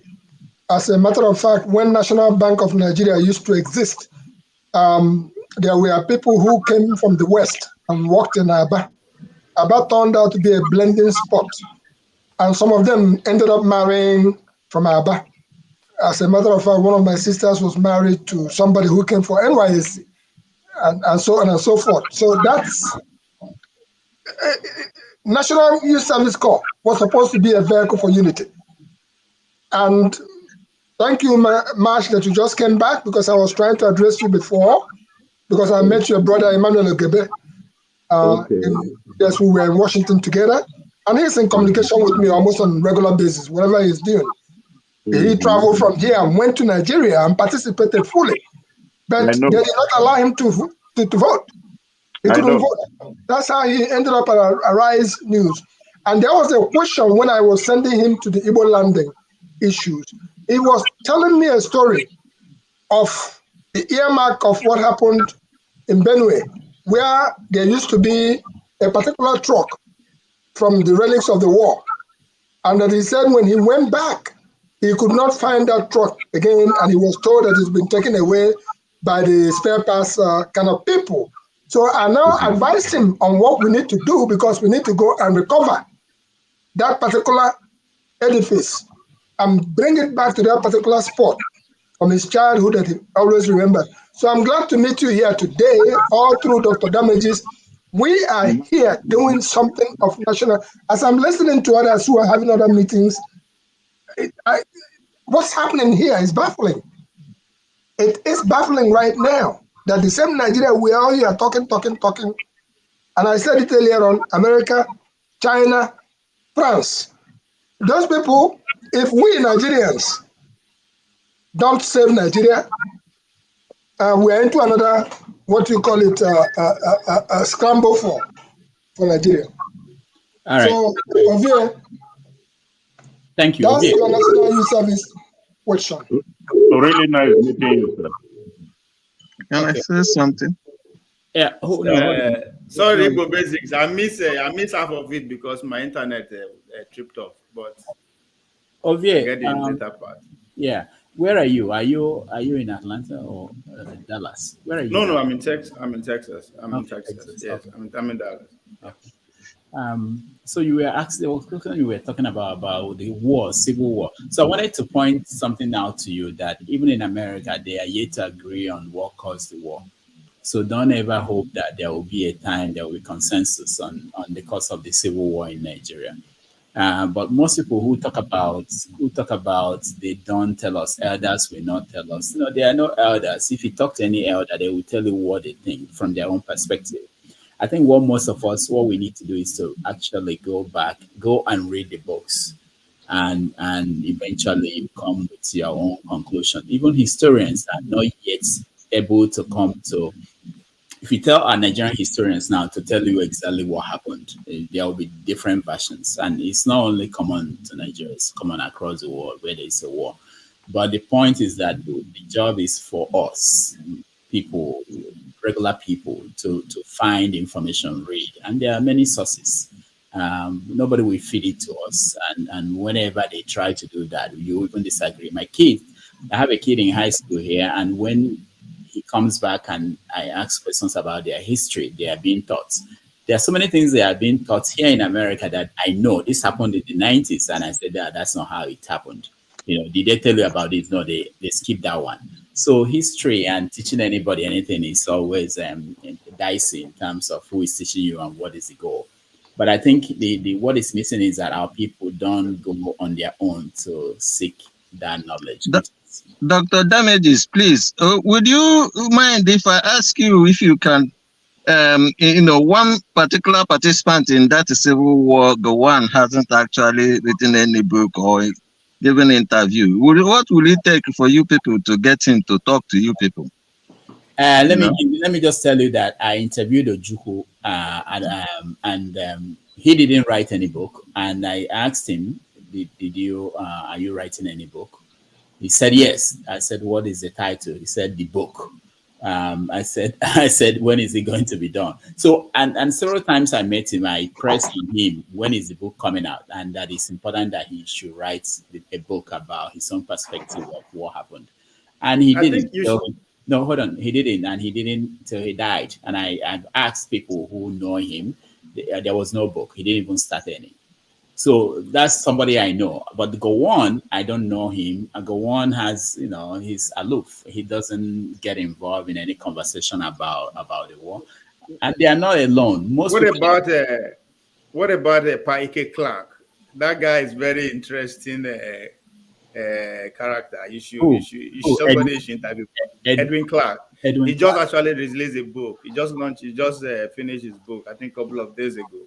But he has been a politician since as a teenager, since in the 20s. So he has.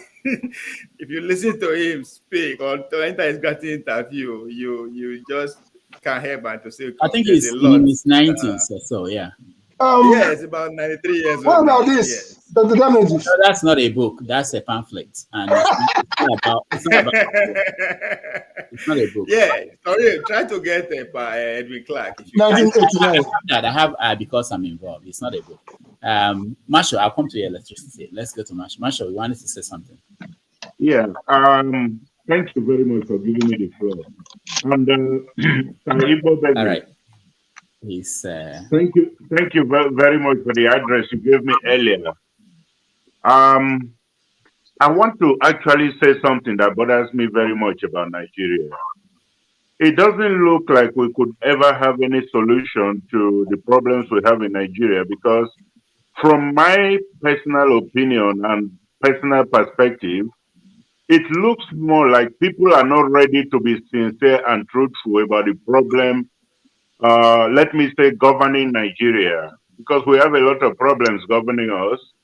And you see, when two people fight, I'm not talking about the Igbos and the others in this case.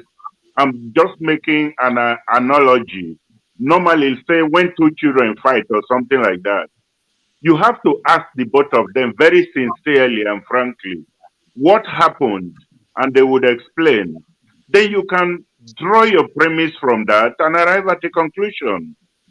There is no way you can arrive at a conclusion without hearing from both parties in a very fair manner. And as far as I know, because as a child I lived in Aba, the best memories of my childhood I have are still those that I spent in Aba. I remember how we used to, as little school children those days when we were coming from school, because my father was a soldier, we go to pick this, what they call Odara, this cherry, and all those stuff. So the people were very accommodating, very nice. Maybe I was seeing it from the perspective of a child, I don't know.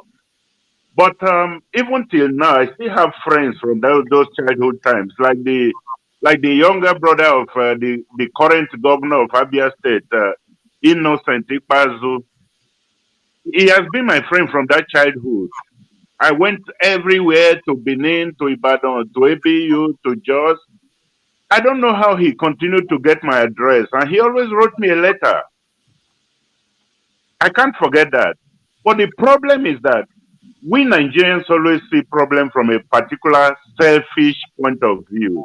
Oh, I'm not Igbo, so when the Igbos are marginalized or maltreated, it's not my business.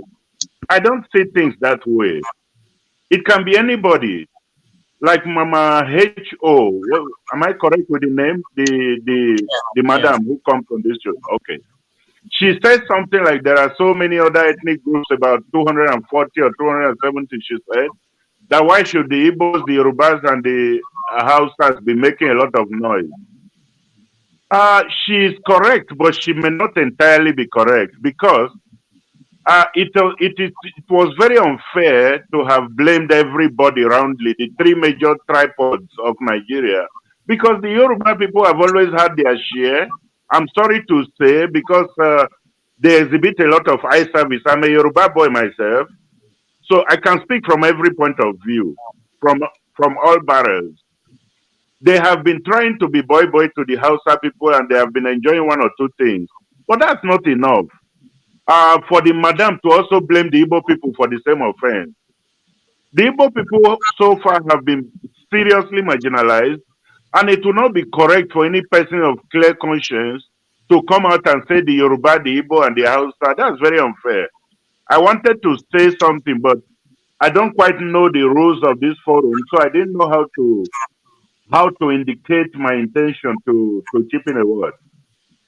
I think if the three major tribes of Nigeria, being the Igbo, the Hausa, and the Yoruba, have these positions rotated around themselves, then we, the smaller ethnic groups, can come and say, okay, these people have been fair to each other so far. Let us see how the Shekri man, the Doma man like me, or any other, or the Jukun can have a go at the seat of power.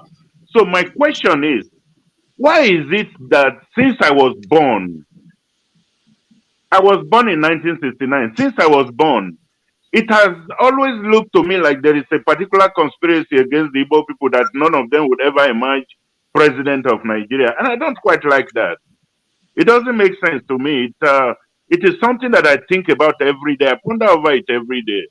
And I don't know if somebody can exactly tell me why it is like that. Is it a conscious conspiracy, or is it just a sort of omission? Can somebody tell me? All right. Thank you, Marshall. You're welcome.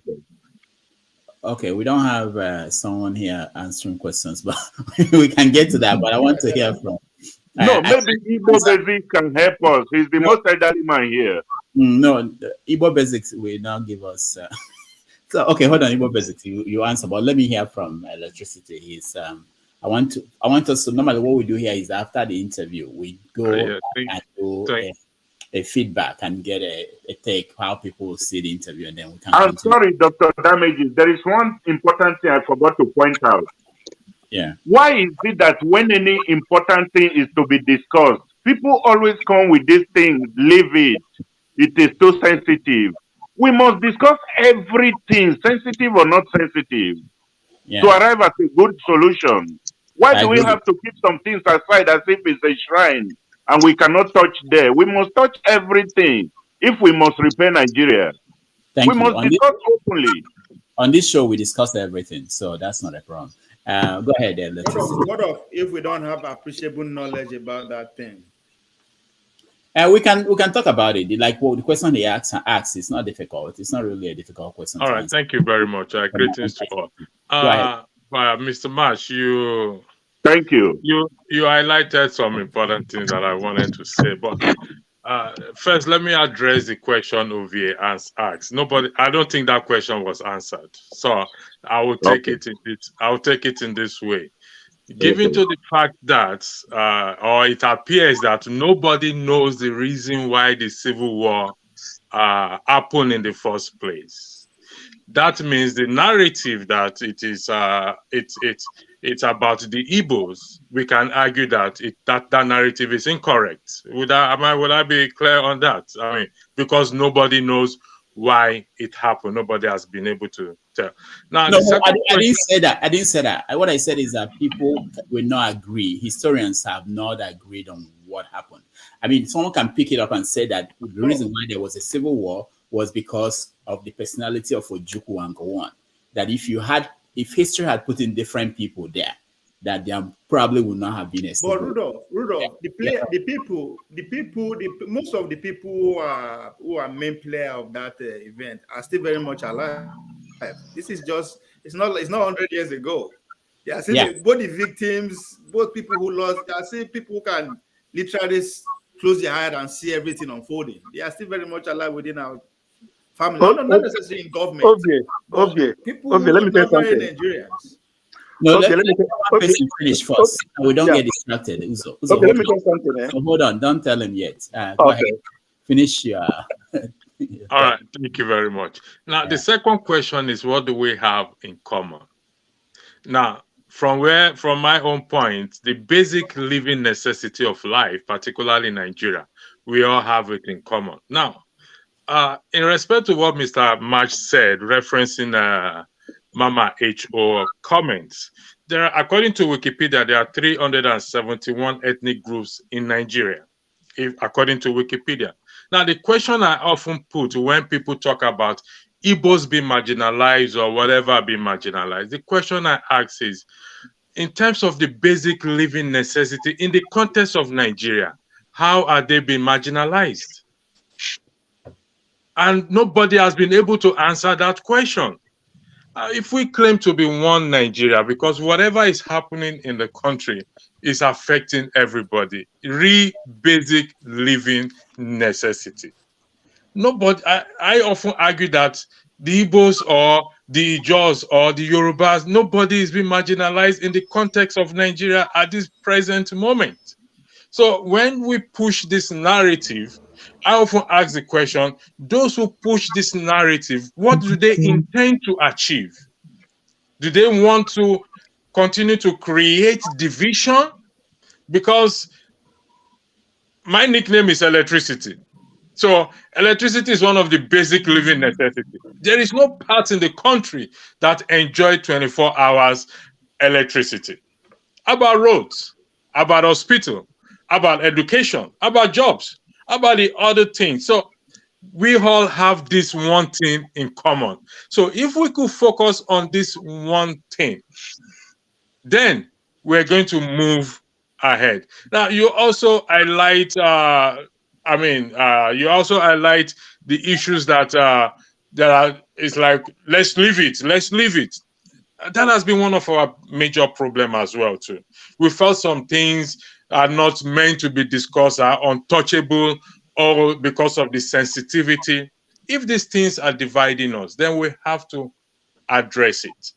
So from where I'm standing, I am not an anti-Igbo or anti-any tribe, but I have stand on the ground. My argument is the Igbos are not marginalized in any way, in any shape or form, in the context of Nigeria. Some people just push that narrative just to continue to divide us further in this struggle to get a better Nigeria. And I keep saying, if really some ethnic groups say they are tired and they really want to cut off from Nigeria, so well be. Maybe that will happen.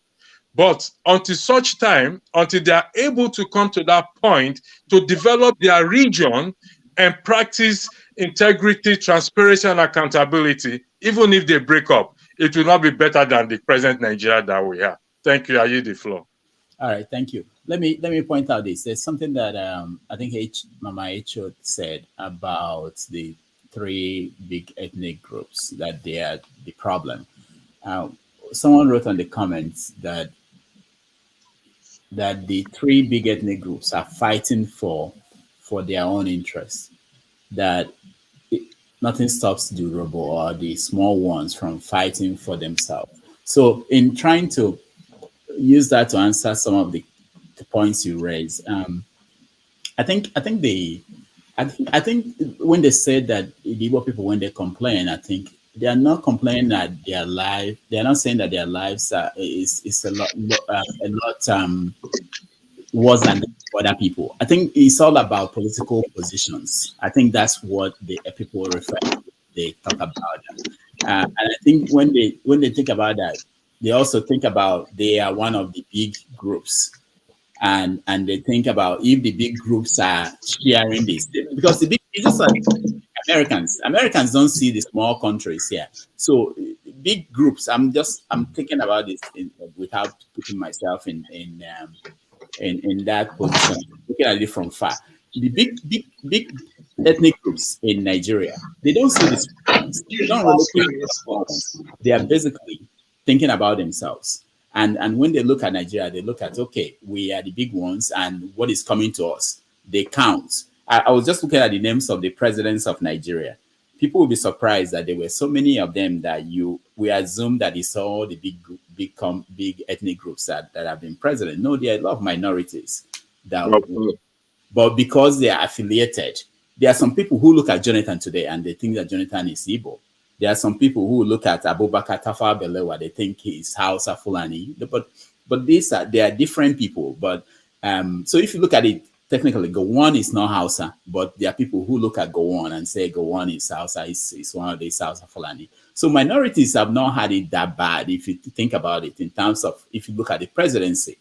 And of course, the argument that the government is making about other positions, you think about ministers, you have to have a minister from a state, every state, in any administration.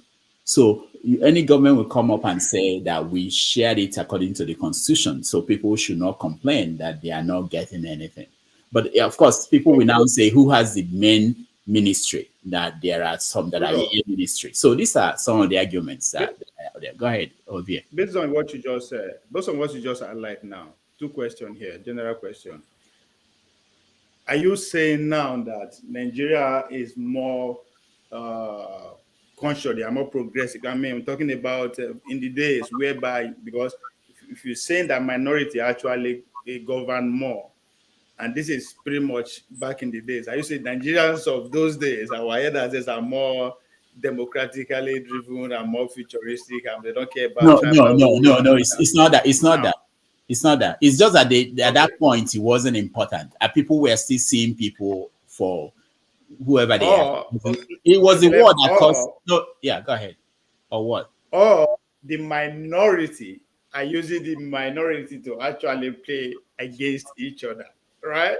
That one. And two, 200 years from now, how many of these tribes will actually still be in existence? Very good point. Very good point. Someone said that European countries are more like a nation state. I don't know who said it along the way.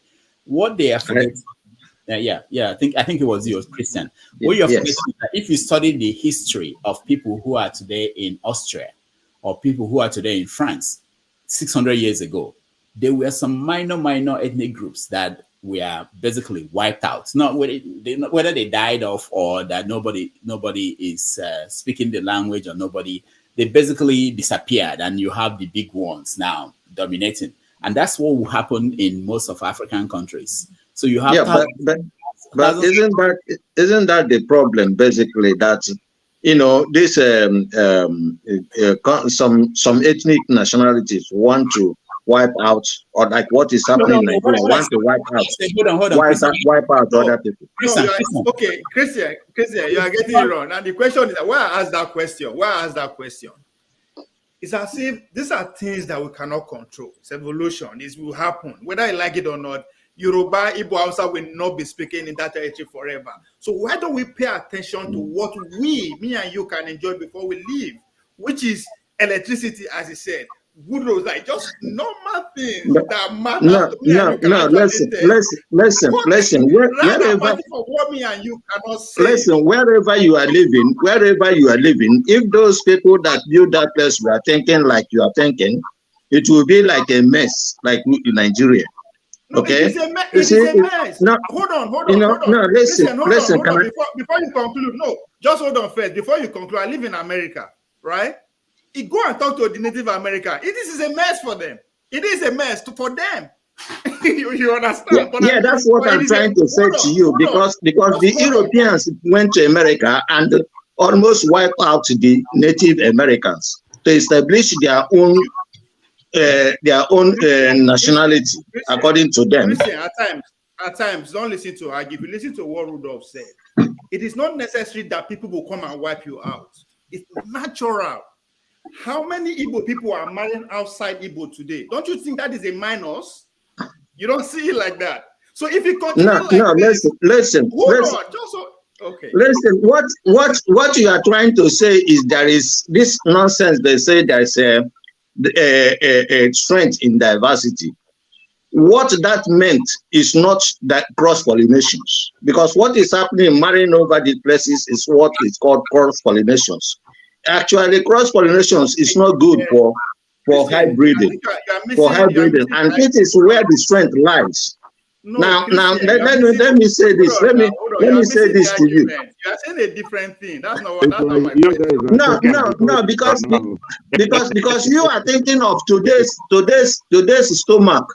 You are looking at stomach infrastructure. That's not how nations are built.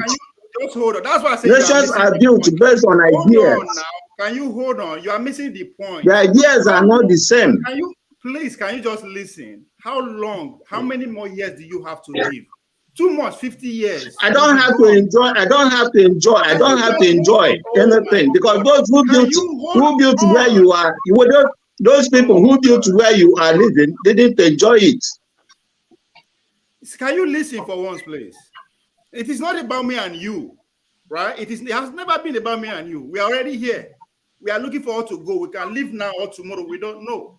So I just ask a basic question. what is the probability that Igbo language, either anybody fight them or they don't fight them, they will exist in the next 200 years? It's a question before you. Yes, that is what I'm trying to answer to you. You see, okay, those who exist today are those who prepared 200 years ago. Those who will exist in 200 years are those who are prepared today. So, in other words, what I'm trying to explain to you is this. As long as a particular ethnic group in Nigeria or a nation in Nigeria wants to take over the whole Nigeria, and now they are trying to kill everybody out there, and when they have done so, then they will exist. That's what it is. So in other words, if you want to exist, in 200 years, you have to fight for yourself, for the existence of your forebearings. I mean, those who you bear, you know, who will come after you. Christians. The place that you occupy today. Hold on. Yes. As a Biafra land. Yeah. 2,000 years ago, who were those people that were there? That is what I'm trying to explain to you. Now, if those who are living here today, can you let me answer you? Let me answer you. Okay. Those who are living there today, if they hadn't prepared to live there today, right, they wouldn't be there. So if there had been people living over there 200 or 2,000 years ago, because I know Biafra is more than 2,000 years now, but if those who have been living there were not prepared, and that's why they were wiped off and they stayed there. Now, you want your children to be wiped off? Is that what you want? You want me to agree with you? You are keep talking about wiped off. It is not about wiped off. Because you can see it happening in Nigeria. Oh my God. All right, Christian, hold on. Christian, just look at me. Just okay, hold on. Just look at me and you. The language we are speaking today, right? Okay, hold on. Do you consider the effect of English on Igbo language? Do you consider that first? Do you consider the effect? I muted him over. Yes, I do. And that is why, for instance, and that is why we need to have our own nation so that we can preserve the Igbo language. All right. Yeah, go ahead, Electricity. Go ahead. I wanted to hear from someone else. Yeah. Before I address, because my question is going to Mr. Rudolph, but before I address Mr. Rudolph, Mr. Christian, you don't need to have Igbo nation to preserve that language, with due respect. So that is not true. That is a narrative that certain people are pushing to cause division. I can argue with you from now to thy kingdom come. Anyway, Mr. Rudolph, Dr. Rudolph, I beg your pardon. Forgive me that I did not. Let's hear your arguments. Let's hear your arguments. With due respect, you see, one good thing about Mr. Christian, hold on.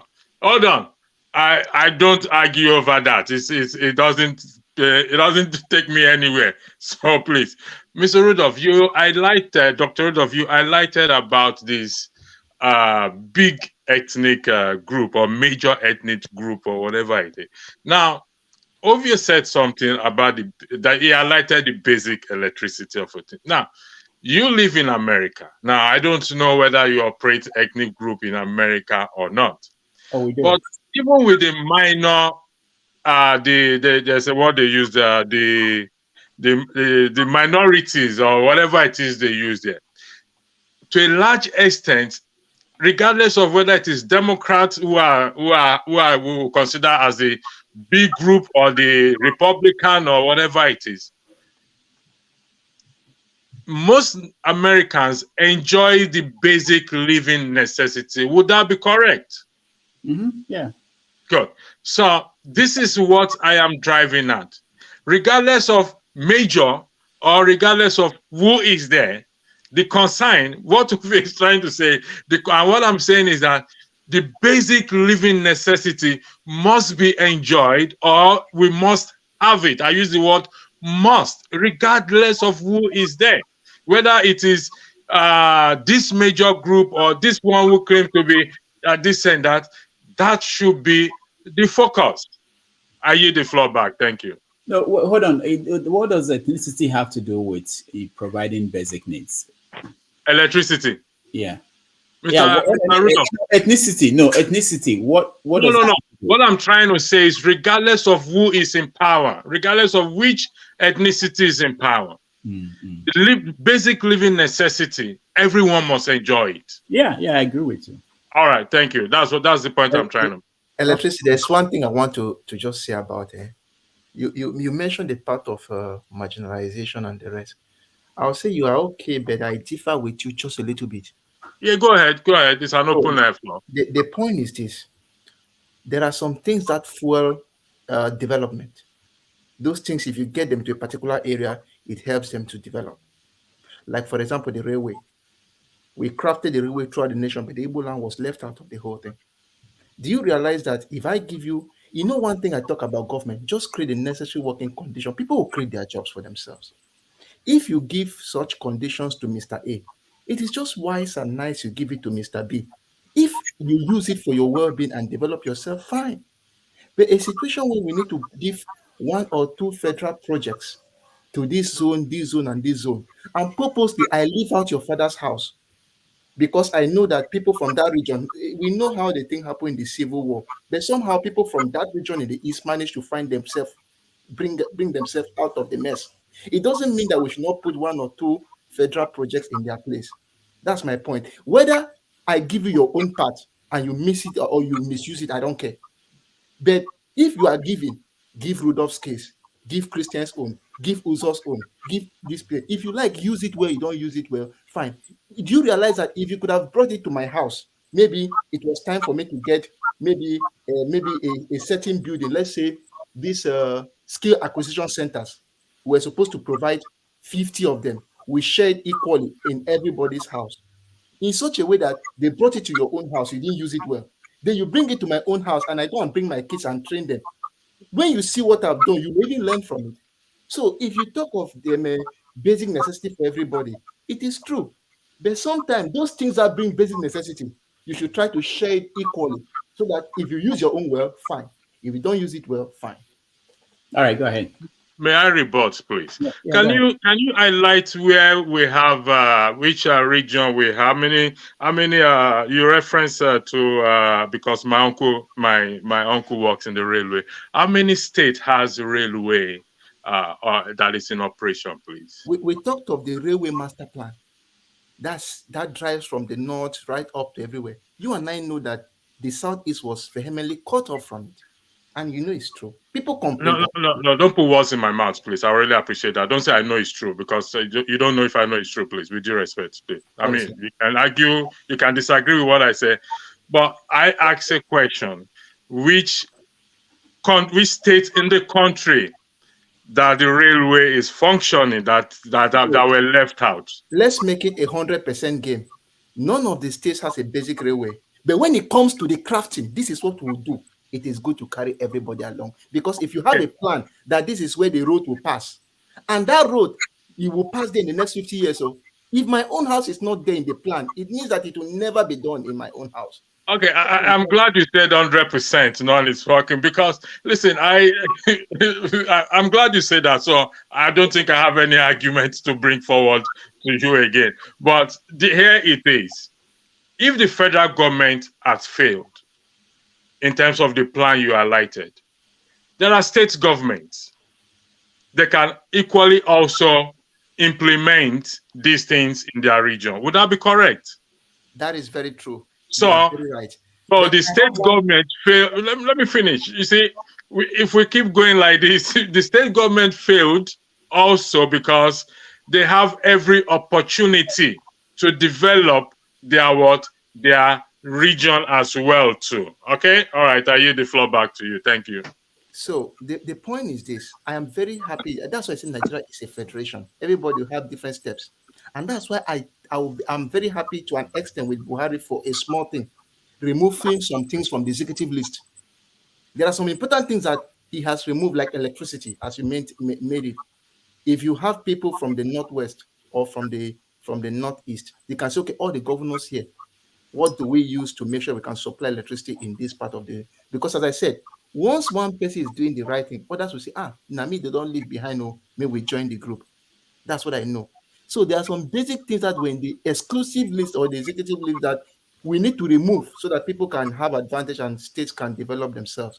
But my point is this: when they talk of this issue of marginalization, which I said I would differ with you just a little bit, is that when it comes to giving everything to your children, everybody should be treated equally. Not that these basic things should be with this basic thing should be with this person. Everybody should be on equal slate. And you and I know, as he said, okay, sorry, let me take that back. As he said, with all due respect, most of us in Nigeria know that the whole things are not shared equally. And that is just the truth. Let's get out. Okay, hold on, Austin. There's something that Mohammed said when he was here. He said that people in the East, that he saw people doing things that the government typically would do in the North. Not just people contributing money to bring electricity to where they live, people contributing money to build roads. This is something that he has never seen anything like that in the North. But people in the East were doing that, building schools. So the point, just to support what Austin is saying, if we want to build a country that everybody will feel that they belong, because that's what people at this point, people are already giving up on merits. People are already giving up on if I can propose now, which is something that happens in America. We don't really care who is being voted in as the mayor of my city, or whether it's black or white, or it's about whether you can do the job. But most people in Nigeria now believe that it doesn't matter who you vote in there, they are not going to do the job. All that they care about now is, do I feel represented in this government? Even though the government will not do anything for them, they just want to feel that they are represented. Rudolph, isn't part of the solution is what Augustine just highlighted about what Buhari did by taking some things from the exclusive list, like the you're right. So isn't that the part of the restructuring that we are? No, that's what people have been pushing for in terms of amending the constitution. That's what people have been saying for many years, but nobody found it necessary to do that. And there are still many more to be done. But even though you do that, there are certain things that cannot be done by state governments. What I mean by that is that the resources, if you think about it, there are some state governments today that what they get in a year is less than what Lagos State or River State they get in 1 month. Yeah, but for such, hold on. That's like you making an excuse. That's like making an excuse for them. It's not about excuses. Their job does not just stop at collecting money and come at this, but your job is actually to find a way. No, I mean from whatever source. No, I'm talking about from every source. It's not getting from Abuja, from every source. So they ignore that part in total. They ignore that part entirety. Nobody is actually. No, they are not. Now there's no state that is ignoring it. Every state and is again, fighting now. Rudolph, you're a journalist. Do you think there is a deliberate attempt for news media not to shine light again by what Augustine just highlighted, the stuff that the Buhari took out of it exclusively, because the honors now fall on the governors to do the needful. But don't you think is it a deliberate attempt that nobody's even talking about it? But he hasn't done anything. With which resources? Which resources would they do what they want to do? Yes. No, that is why you as a governor, you have to go and look for that resources thing. Okay, let me answer you.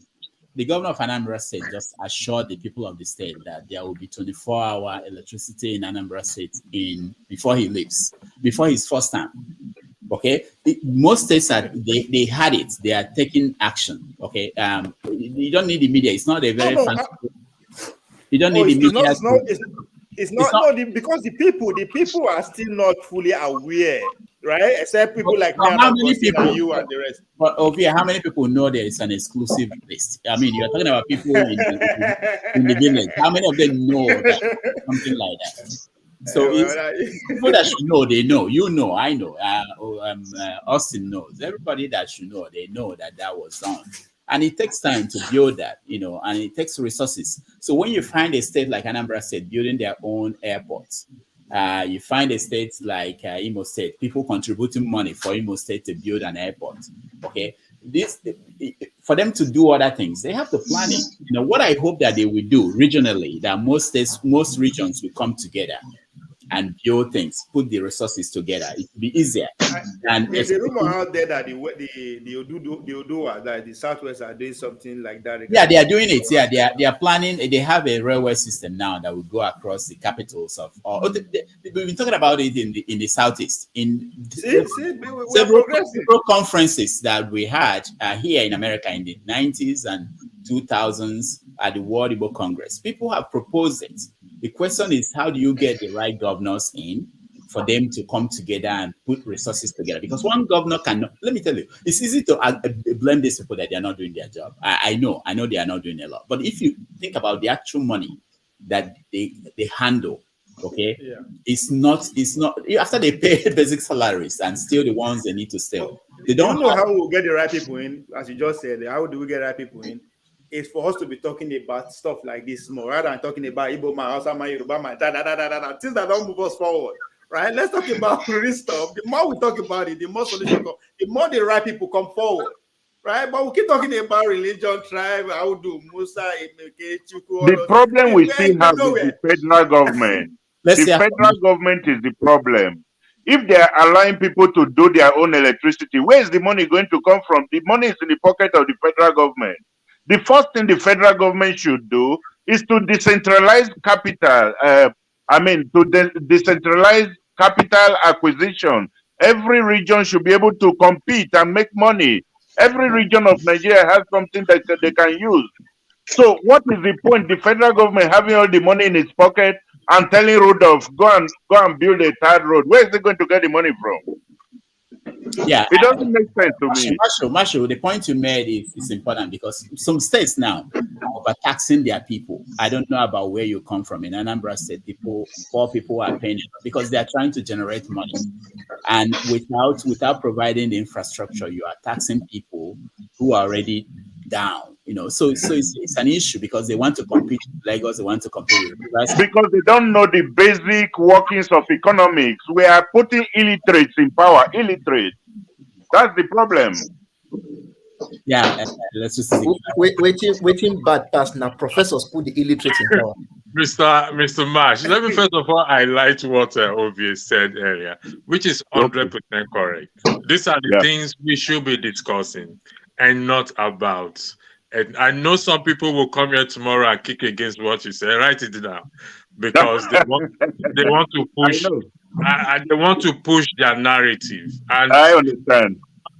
Honestly, I am not anti-Igbo, take it, but I can say authoritatively, people are pushing this, whatever it is. But Rudolph, I will have to disagree with you when I'll come to you, Mr. Marsh, when you say that one governor cannot do it. Like Obi said, why did they get elected in the first place? I'm not saying, yes, one person may not do it, but let them start with that initiative first. Let us see them come up with that initiative. Then others will now we key into it. Because if I am governor of Rivers State, for example, or my state, Bayelsa State, for example, that have that amount of resources that is coming from my state, so I can, on my own, call my team together. According to Tinubu, we said he has a think tank. I don't know where that think tank exists, with due respect. That is a clown. I don't know where that think tank exists.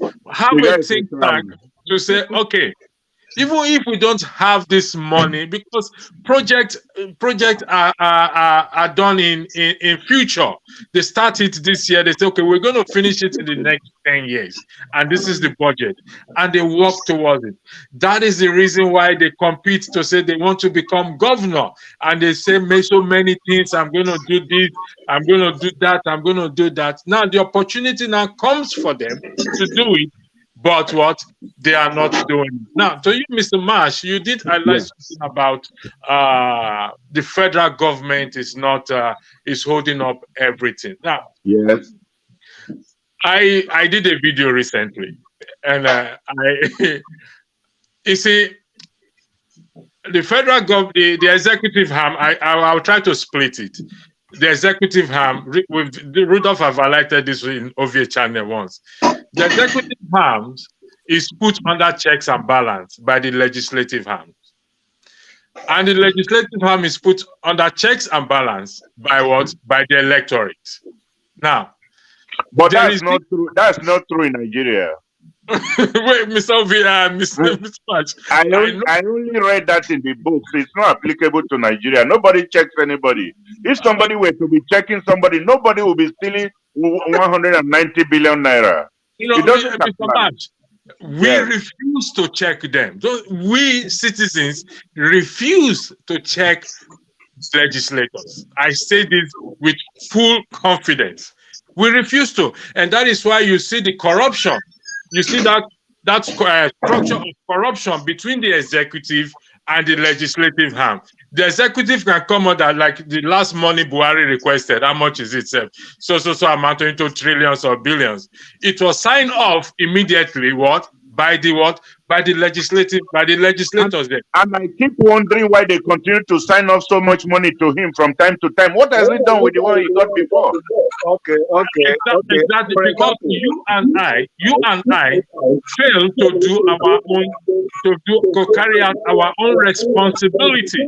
I always refer to Section 68 and Section 110 of the Constitution, which gives the citizen that power to put which Constitution? The decree 24? Is that what you mean? No, I mean, you see, we cannot make progress if we continue like this. If we start having such perception on our Constitution, we are not going to make progress. We do not have a Constitution. We do not have a Constitution in Nigeria. No, we do. Okay, if we don't have a Constitution, how do we move ahead then? Let me ask you that question. If we had a Constitution, we Buhari single-handedly decide that headsmen should be killing people all over the country and it will be accepted? I have to disagree with you that Buhari decided that. We have to be careful on what we say. No. Anybody have evidence me, I will answer. I will answer any question. Do you have evidence? I have the conviction of what I'm saying. I have been watching people dying all around the country, and Buhari says nothing. What is the meaning of that? It means he approves of it. No. All right. Hold on, guys. I did a calculation. This is for you, electricity. I did a calculation about the budget of Bayelsa State is 385 billion naira. That's the budget for the whole year. So that's about $520 million. So that's the money you have. So, there was a day I was worried that in my state, in my local government, we only have fire truck only at the headquarters of the local government. So, and all the towns in the local government, they don't have. In my hometown, there's no fire truck. If there's fire anywhere, they can put it off. And I've been there watching a house burning and people were inside. People were getting water from the well. And it traumatized me. I was a kid. Until today, they don't have it. I thought about it. I said, okay, how would the local government buy this? They have to buy it in the open market. How much? I checked how much they sell a fire truck, typical one, maybe $80,000. To move it to Nigeria and everything, it to get to $100,000.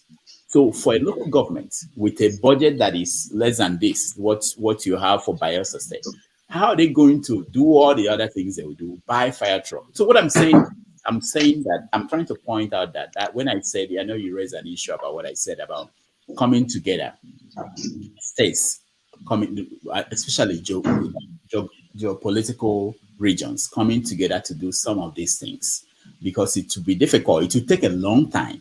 And what I'm concerned about is that there's this drive now at the executive level in some states to raise internally generated income, and they are overtaxing the people, and it's counterproductive. Go ahead. Thank you, Rudolph. Dr. Rudolph. It is if I give you 10 naira, Dr. Rudolph, as your investment, I expect you to think of how you are going to increase that 10 naira to 100 naira without because look at the country as it is now. If not for the corruption or whatever it is, we have a lot of means to generate revenue without burdening the people. We have the tourism there to generate revenue in each state, even in Bayelsa State, even in Rivers State. We have that to exploit to generate funds, revenue in each state. You see how they protect their revenue in the Western world. Every cent, I'm telling you that every cent of anything that comes into the country that the people pay duty on matters a lot. When they gather these cents or pence together, it runs into millions of pounds and millions of dollars. We are not idiots in Nigeria. We are educated people in Nigeria.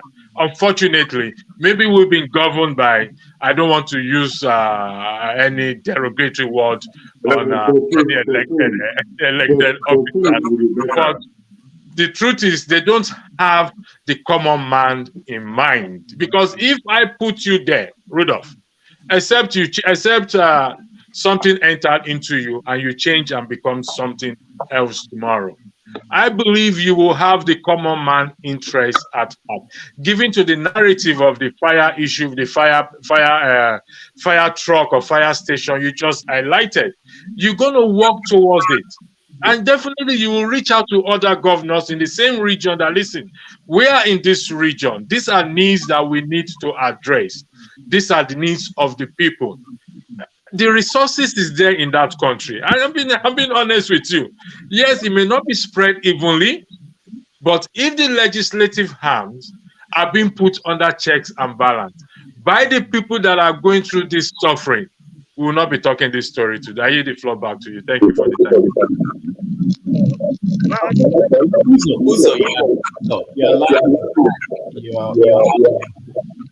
You have your YouTube open and you are in the studio too, so we're getting echo from you. So fix that before I let you speak.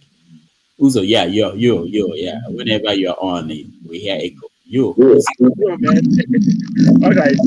Electricity, I just want to cover one example right now. Do you think that the way wording about Abia is going, if he becomes Senate president by the something is echoing back, so I'm not hearing you very. Somebody might.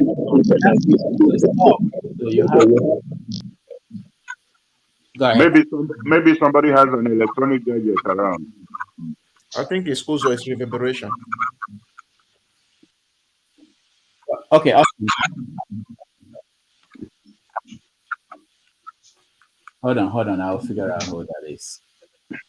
Okay, awesome, go ahead. I was just giving an explanation for what I think may cause the noise. I wanted to ask Electricity a question, but I think it just went off my memory. But maybe I'll just try to recap it in about a minute and ask. Okay, all right.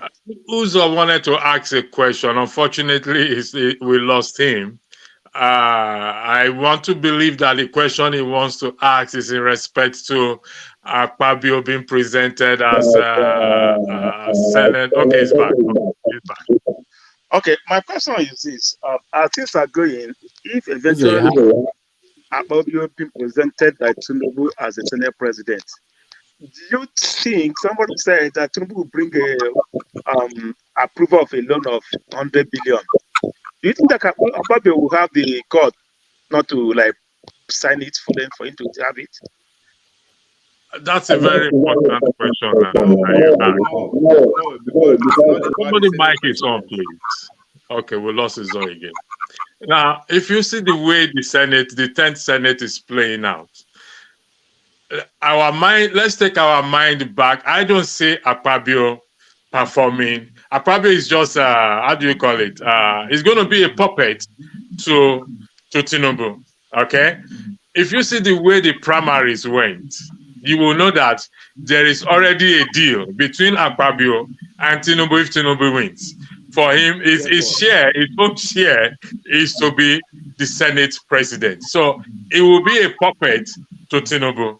And I have my fears that things are ever going to, just the way it is playing out now. The executive should not be involved in these issues of, even if they are, it should not be this obvious as it is in Nigeria of who become the next Senate president. To be honest, it's a very powerful position. I come back to the same argument.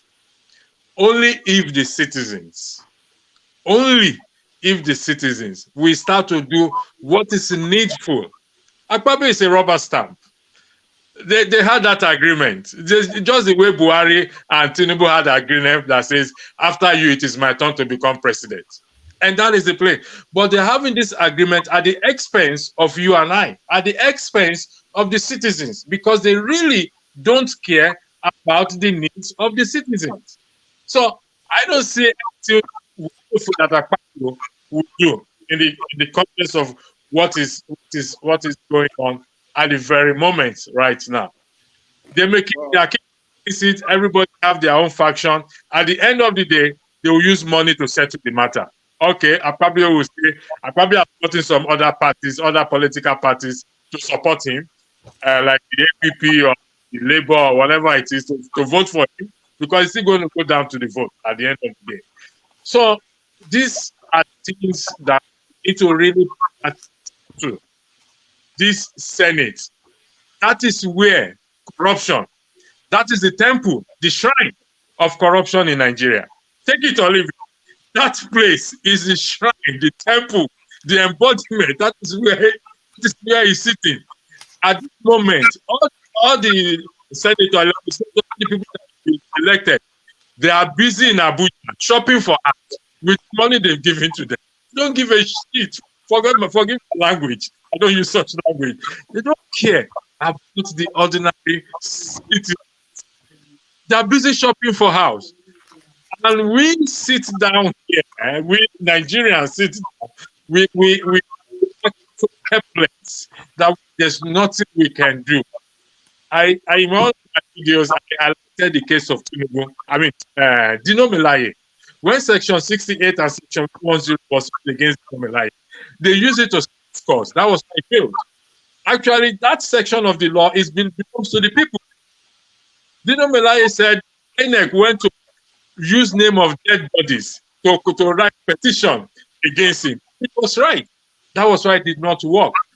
If the people actually use it, I've answered your question, but unfortunately you were not here. So maybe you have to. No, he had you. He wasn't out. He was inside. Oh, that's great. Thank you.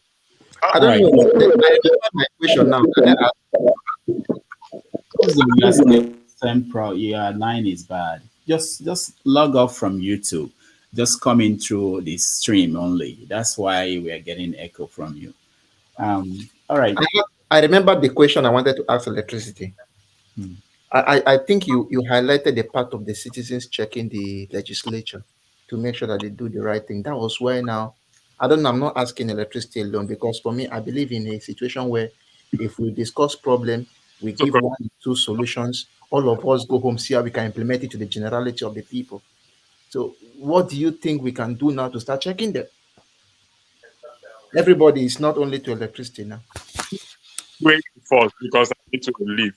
I reference Section 68 and Section 110 of the Constitution. Now, this section we need to start to invoke this section. But we need to first of all educate people on the ground to tell them that, listen, the power to change the narrative of this country lies in our hands. Because in that section, for example, Rudolph owns this channel, for example. We elected Rudolph as the head of our constituency to go and represent us in the House.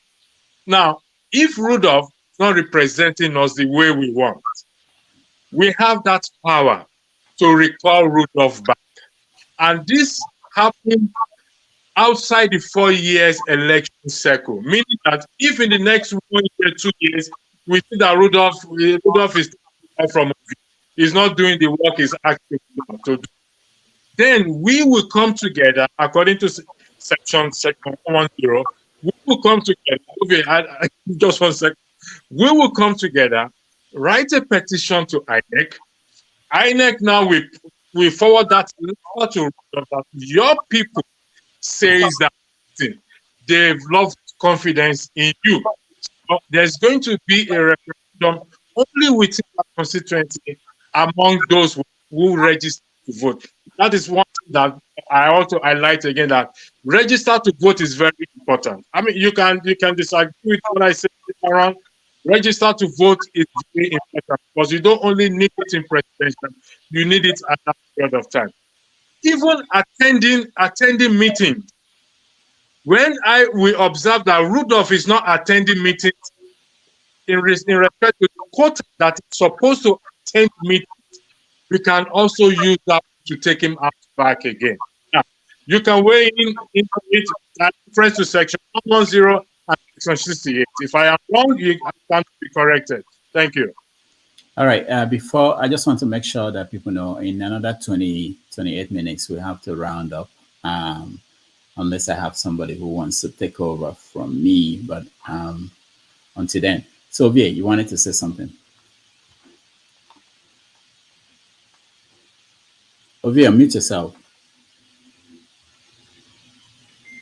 Yeah, sorry. In response to Augustine's question, Augustine, if I asked you correctly, you're asking in regard to the how do we checkmate, or how do we? Yes, that's a good question. It's an area that I'm interested in too. I think at this point, the easiest, well, not say the easiest way, the fastest way is to form a pressure group, right? It's not a pressure group. If money is going to be involved, we should be able to raise money, not just to checkmate this legislature alone, but we should be able to sponsor some camp bills that will also speak to our own needs too. Sponsor a lot of basically what the non-society organizations are doing, right? In America, we call them, maybe another word for it is lobbyists, people who actually undertake them as their own job. So we need to form like kind of pressure group, think tank, whatever name we want to give them. But the whole point is to be very active on ground, to get involved in things that we care about. People who, senators and House of Rep, who are in charge of committees that are actually in charge of what we care about. Those are the people who begin to talk to, you lobby them, you support them. You know, it's not necessarily that we have to like keep going against whatever they have to, but what can we bring to their conscience that they can actually support and bring into the floor of Senate or House of Rep? So I think that's one way we can do our own, that from here, or coming together first and have a very concrete foundation, and we go from there. All right, Uzo. Thank you, Doc.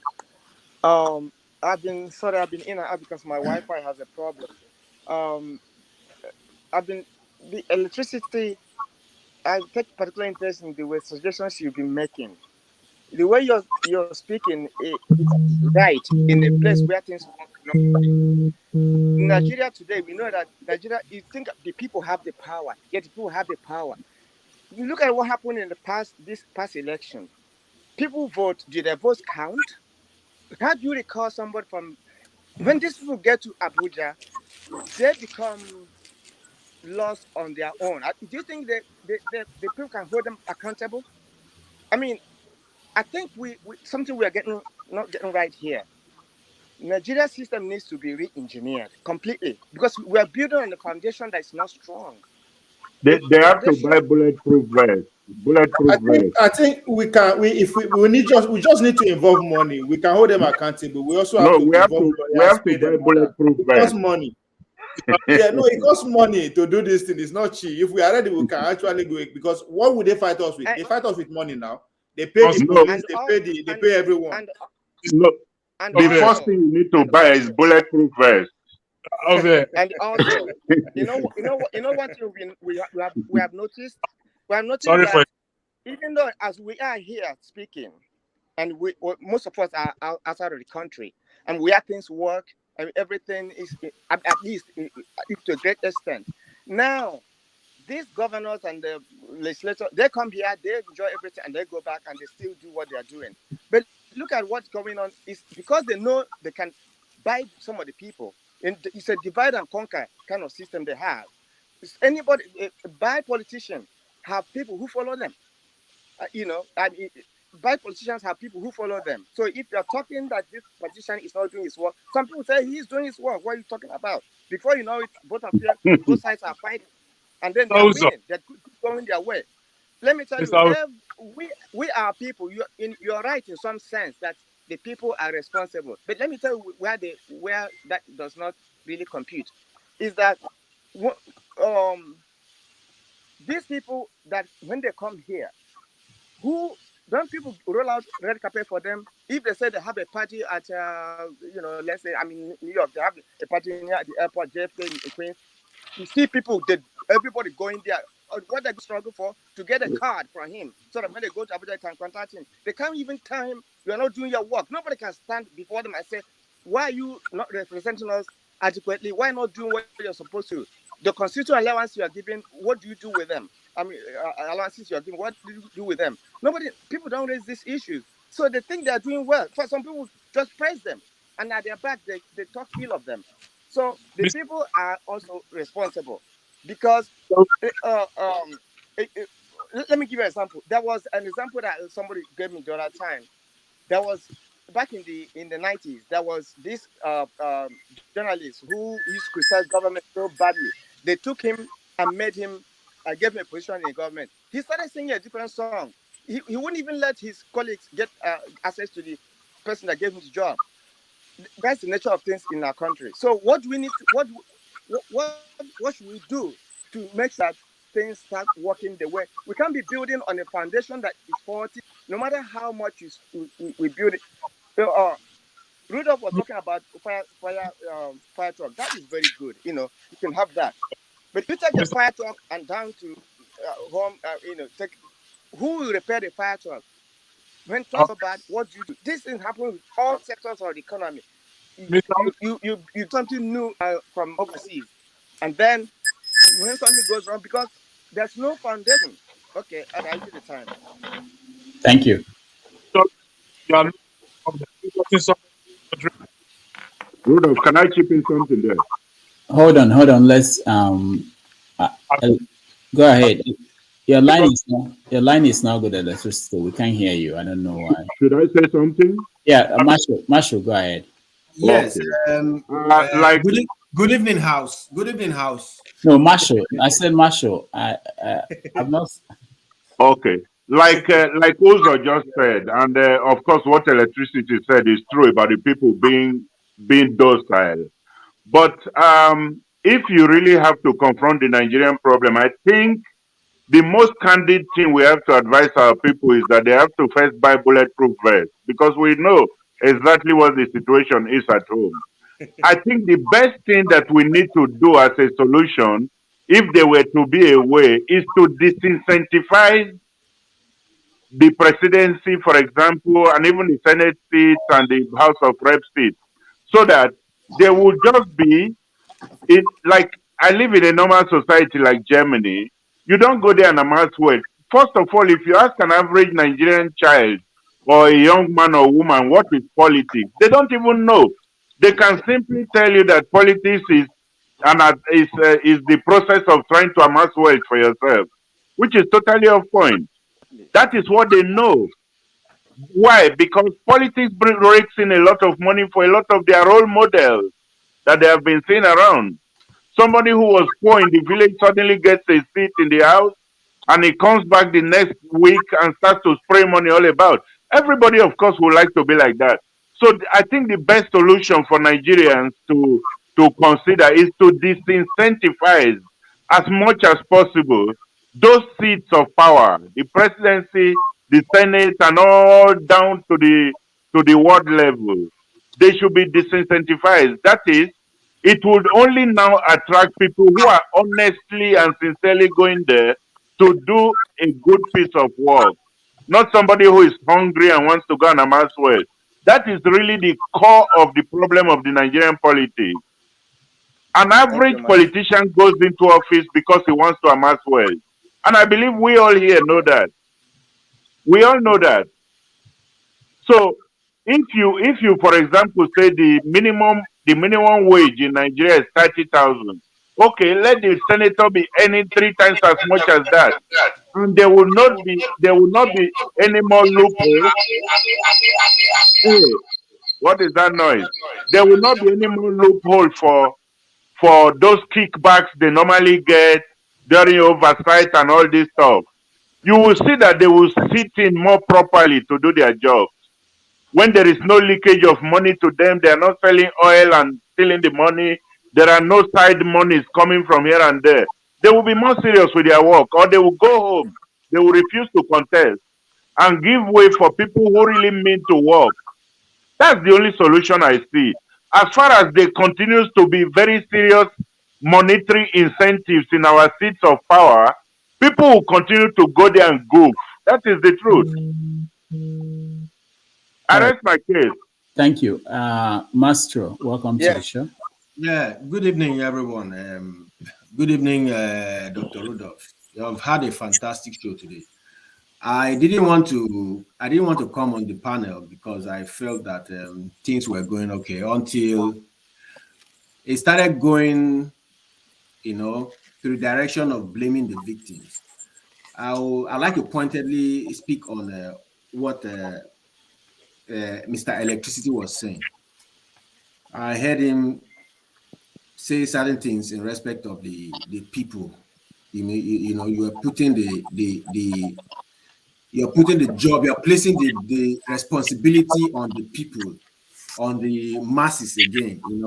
I don't know. I wanted to ask you if you experienced the last election. If you experienced it, you would have felt the impact of the people. The people have done their own job. How do you feel they still have the power to make changes even when they make these changes in broad daylight, everything is rigged against them? Or do you want them to face the bullets like they faced during the NSAS? How do you expect the people now to change the situation? I heard you saying recalling their senators. Or do you want me to answer that question? Yes. Okay, yes. Thank you very much. Let me tell you what gives me the momentum that I'm going now, because actually I was at the last election. I voted. I worked with INEC even unofficially. And when I saw the momentum and the zeal that the people came out to vote, then it occurred to me that we, the people, can change the narrative. So I was there. I have my PVC, so I can speak in that respect boldly. Now, if we go with the same zeal that we went to vote during the 2023 election, it is unfortunate the way things are going. That's just the truth. Because my vote matters. That's the first time I will vote in that country, and it's an historical time for me, and I feel proud to have casted my vote on May 23rd. If we apply the same principle in reference to Section 68 and 110 that I'm talking about, I can guarantee you that will be the start of turning point for the country. So, my brother, the people, when I say it is with the people, I don't mean it in a negative terms. I mean, we the people have that power to change the narrative. And we are able to do that if we start. Ovi said one thing, pressure group. It's one thing to talk, it's another thing for us to start to do it. Start a pressure group. That is another way we have to do it as well too. Sometimes we come out as if we are helpless. We can't do anything about the situation. I disagree with such sentiment or with such attitude that we can't do. I keep saying we are Nigerians. Whatever happened in Nigeria there today, the same will reflect on us in the Western world. Take it or leave it, that's just the truth. They will use the same eyes to look at, or the same camera to look at Dr. Rudolph, look at Ovie, look at me, even though we are doing a legitimate and honest job in the West, we are contributing, but for the fact that what is happening back at home, it's not good. it reflects on us here. Hence, I have always held the argument that those in diaspora will hold a very, very key position in turning that country around. Invading the media space in Nigeria, it's very, very important. I hope I've been able to answer your question. I yield the floor back. Thank you. I'm sorry, just one moment. I'm sorry.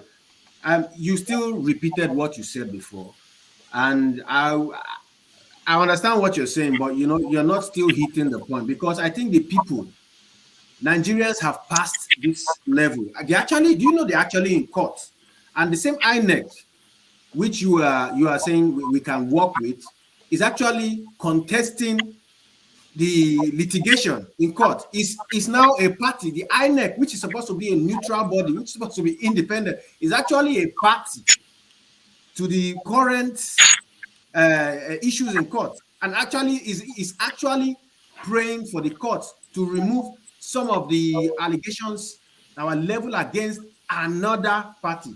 Do you know that the INEC is actually partisan in doing that? It's supposed to be neutral. You know that the people are the people who are in court right now. The people they call obedient, actually the Nigerians you are referring to.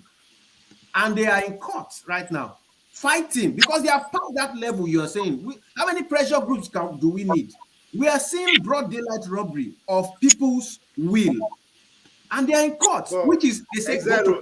Now INEC una carry go court now because una challenge the process. Now INEC control the process. So they are challenging the process. They challenge the process. INEC, which is INEC. Now INEC be the process now. Yeah, but do you know what the INEC said they should remove from the No, but you are saying why are they in court? They should be in court because you are challenging them in court. They should be in court because they have to provide evidence of everything that happened. But they should not be in court to now litigate against those who are taking the matters to the court. You understand? Okay, sir. Can I just ask a question? Nigerians are facing the fight from different fronts, multidimensional battle, you know. And if we say Nigerians should pressure, how many pressures do you want them to do? They're in court. All right, thank you. We are talking of two different things. Thank you. Pressure group is different from a political group. It's two different things. A political group can be a pressure group. Obedience are partisan. The pressure group I'm talking about will not be partisan. We are strictly about what we care about. We don't care about who is the president, whoever. We are just going for the Nigeria. Exactly. Pressure group must maintain the non-partisan. Hold on. Let me say this. We have to round up in 10 minutes. I'm sorry. Pressure group is very important. That's one thing we don't have enough of in Nigeria. And I think it's not just about saying it. I think it's time to do it. And I've mentioned that on this platform several times. Everybody should be part of one. In America, there is no group. And hardly do you find anybody who is not part of something that is putting pressure on people in authority to do something about situation of the country. They may not be politicians or part of the political system, but they are part of one civic organization.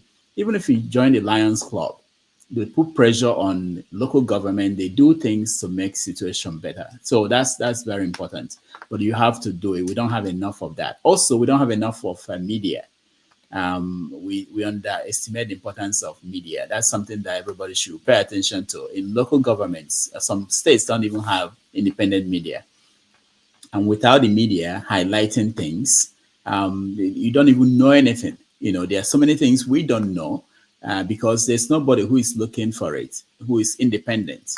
So I think that's why some people sometimes they say, why are we always talking about the federal government? It's because we only have serious newspapers at the federal level. And they don't have, even the big newspapers, the ones we think they are serious, they don't have the resources to send somebody to Zamfara. I don't think there's any newspaper in Nigeria today that maintains an office in every state capital. And that's not enough, even if you have one in every state capital. To go from the capital to somewhere remote where something might have happened, they don't have anybody to do that. So these are some of the things that we don't see, and we wonder why our society is the way they are. So anyway, let me go to Uzo. Uzo, you wanted to say something? Yeah, I wanted to answer Dr. something. I know you put a rules and law guiding this group. Do you also consider putting a rules conduct the comment section? Because sometimes the kind of bullying that come from comment section is alarming. That after doing the bullying, will be like, you know if you win that one also. You can't.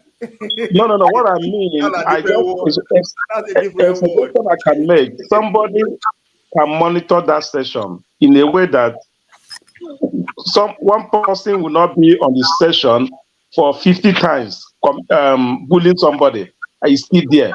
When you bully one person 1-2 times, continue to remove you out of the comments. So sorry, I missed what you were saying. There was time you were cut off. What were you saying? You mean the comment section? Yeah. Oh yeah, I know it's going to happen, but unfortunately, we don't. I don't have the manpower. Unless you want to volunteer, I can go there and I give you the power. I mean, I don't have the manpower to do that for now. But I'm trying to find put that in place. But it has to be. Yeah, you're right. Someone has to monitor that. I can't do it while I'm. Go ahead. Let me finish. Secondly, I wanted to ask something. Is it now a time we'll stop blaming the legislators, everybody, and the main election umpire, who is also a partisan, who is INEC, all right? The chairman and the people that supersede that decision are being appointed by the president and the whole league of the president.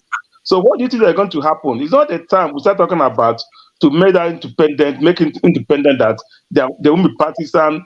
They will come. I was reading in Chinese. Somebody make that analysis that if every party can be their candidate, their representative to make that INEC, it will be more better than one person, which is still appointed by the president, and the state, the governor will appoint an chairman, and the local government an chairman. So the state, they always play and dance the tunes, the reggae of whoever put them in their seats.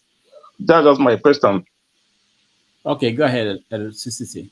Yeah, just to address what Uzo just raised, it's a very important thing. But Uzo, I will still tell you that it's still down to the legislators. Take for example, when Biden or any president appoint people, they go through this screening with the National Assembly.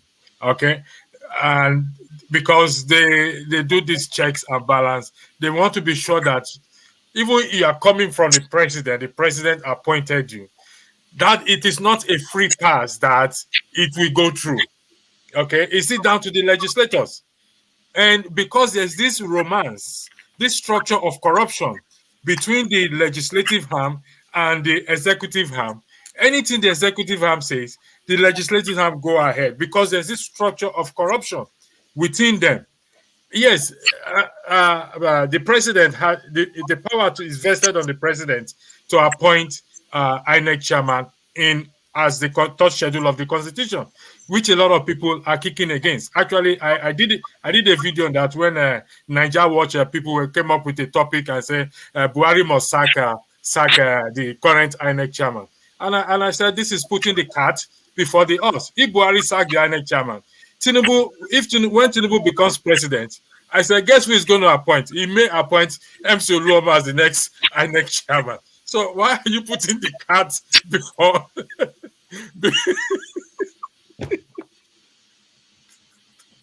All right. Rudolph, are you the floor? I can't talk again. Rudolph. Are you saying MC Oluoma does not qualify? Is that what you are saying? No. Ovie, I am not in the position to say, but what I am referring to is if we look at what happened in Lagos, if I call you a led Senate, confirm man, you will become your INEC chairman. I don't know why you did. What about the Senate? Okay, let me say the last thing before round. I just wanted to ask you a question. Go ahead. because of all the loopholes we have seen in our democracy, do we think democracy is working for us in Nigeria? They asked this question to Gandhi. Gandhi said that the issue is not about whether democracy is good or bad or it's working. It's about what is the alternative. The reason why he actually said that the problem with democracy is that votes are counted, that they shouldn't be counted, they should be waged. That the votes of someone who does not read a newspaper, doesn't care about what's going on, should be not the same with that of someone who knows what's going on. So, but the point is that there's no alternative. So that's what we have. We just work with it. We have ranked choice. Yeah, that's another one. That's another. Dr. Rudolph, yeah. I disagree with you that there is no alternative. I'll leave it at that. No, tell us, what's the alternative? I will leave it at that. We'll leave it for another time because you have to round up now. Is it the Russian style? Or is it the Chinese style that is the alternative? Which one? We'll leave it another time, Dr. Rudolph. What do you think about voting? About what? Rank choice, ranking. Oh, I think I like that. I've never used it. I've not voted in any local elections, so I don't know. But I think it's a good idea. New York. Yeah, it's in New York. I know. I don't vote in local elections. Rudolph, yeah. The problem with our politics still centers around the issue I brought earlier: money. The president has too much money to play with. So everybody would like to dance to his tune. If the federal government or the president has limited amount of money to play with, he will not be able to make people dance to his tune. That is how it is in the developed world. You're right. When you have Buhari can suddenly request for $200 billion now, and it will be withdrawn from the central bank and passed over to him. Why would he not be able to influence everybody? So that's where the problem really is. What we have been discussing here is just like tackling an iroko tree from the apex of the leaves without dealing with the taproot. The taproot is the money available to the center. It should be made weaker. The center should be disincentivized so that anybody who is going there is going to work, not to eat money. In Nigeria, they believe too much in money, and anybody you give money will do what you want. That's where the problem is. Anyhow, let me just chip in. The person who asked about alternative to democracy, for me, I think if you look at all the system of government, we know that all of them have their weakness and their strength. I live with a roommate who is a Russian, so she took time to tell me what happened in Russia. Trust me, you will not want to go through that. Oh, you get local, you get woman roommate. No, if I say roommate, it doesn't stay in my room. But the fact that you have to explain it says a lot. Yeah, but I know where he's going to. They stay next door. So they explained to me how, she just came to the US when the Russian war started. So she gave me a clue of what happened there and some little things. And when he explained how the system works, trust me, you will prefer the democracy even with Tinubu as the head. So I prefer that. No, never. No, let's try that way first. Then the second thing I wanted to talk about was the issue of my brother Mash said about the excess money. The two things that make Nigeria somehow ungovernable is that you mentioned the excess money and the excess power. There was one day in our church group where we had to put our president to check. You know that kind of thing where they just wake up, say, this group are supposed to support church. It just happened suddenly. It just happened. The chairman did not even ask. He did not even say, okay, let me call the secretary and the rest and ask them, okay, how much we will give this person? He just went down and called the money. And when he came back, they told him that, look, no be that way chairman get utmost powers. That money you promise you pay it yourself. That you will not pay it from our coffers. And he had to talk up and down, say no way. And at the end, he paid it himself. To tell you that you cannot do something because you feel you are the chairman, you have utmost power, nobody can challenge you. And that is one thing we need to put to know that it is not because I am Mr. President, as I don't talk and so it don't finish. Nobody can say anything again. And that is why we need the strength of the institutions as well. So power in the center is very strong that once the chairman speak, like maybe PDP and APC for primaries, once they say this person is our flag bearer, to change them is difficult. That means the other arms are not working. All right, thank you. Any other person, final words? Anybody? Just because I came late, but we will discuss this. Actually, I would have loved to ask X0 Mastro a question, but there is no time. No, go ahead. X0 Mastro, the question is, what do you think is the solution? Given to you experienced the election, you are arguing that the INEC is in court, where they are in court because they are the party that people, the Labour Party is challenging, so they have to be in court. Moving forward, okay, because as far as I'm concerned, I've moved past 2023 election. I've moved past it. Just give me 1 second. I need to capture something that Dr. Rudolph sent me before I log off the system. So I've moved past that. So what solution are you proffering at this very moment? Seeing that you experienced the election and you appears to be suggesting that there is no hope. We are not well able to overcome this elite suppression, and it's like it's a dead end. That is what I hear. I stand to be corrected. What solution are you proffering to this issue right now? Well, the current situation requires a proper understanding of what we are facing. If we properly understand what we are facing, then we can begin to deal with the situation, because I don't think we properly understand what we are facing. Your reaction matters a lot.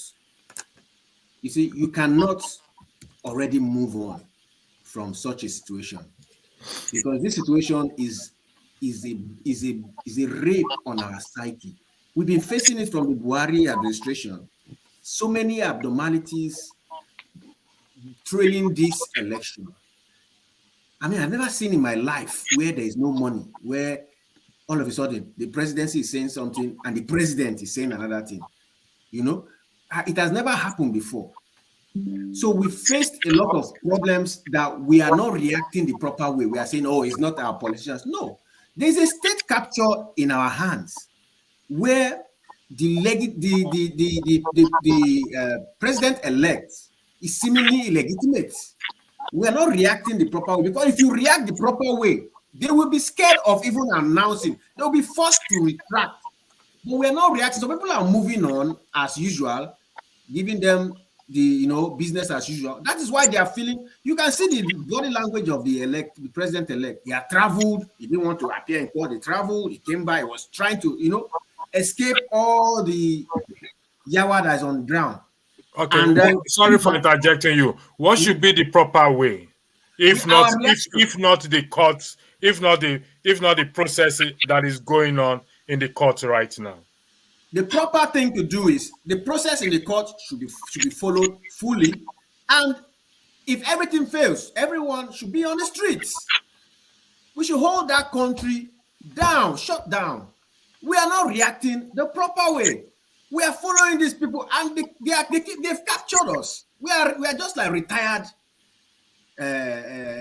How will I put it? Soldiers. The problem still boils down to money. Ego. It's not about money. It's about money, because these people have shared our Commonwealth. Tinubu has been feeding from the feeding bottle of the Commonwealth for a very long time. He has too much money. Don't leave the solution to third parties. You cannot fight for the international community to come in. You can see the politics that's going on worldwide. They even want to come in and rape the country. They want anybody that should be there. Just give them the resources.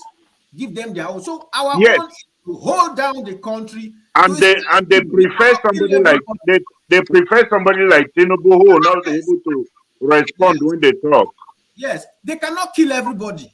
If everybody, we need to unite and then hold down everybody. Not when we unite and hold down the West or the Southwest and Southeast. This no, the North. They say now they are not part of it. That is what But that's our problem.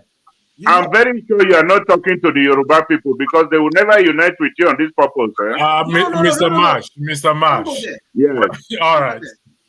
All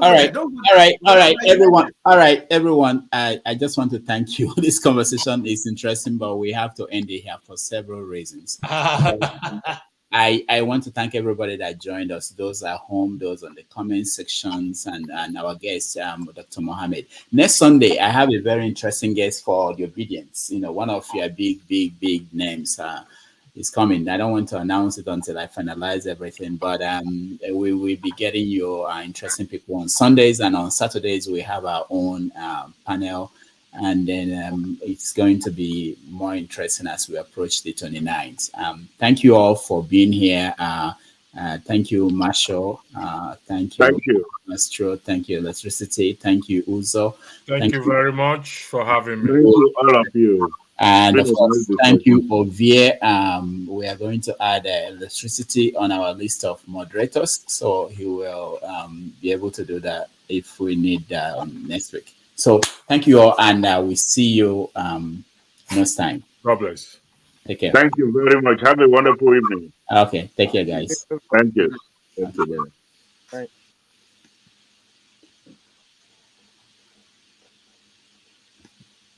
Mash, we look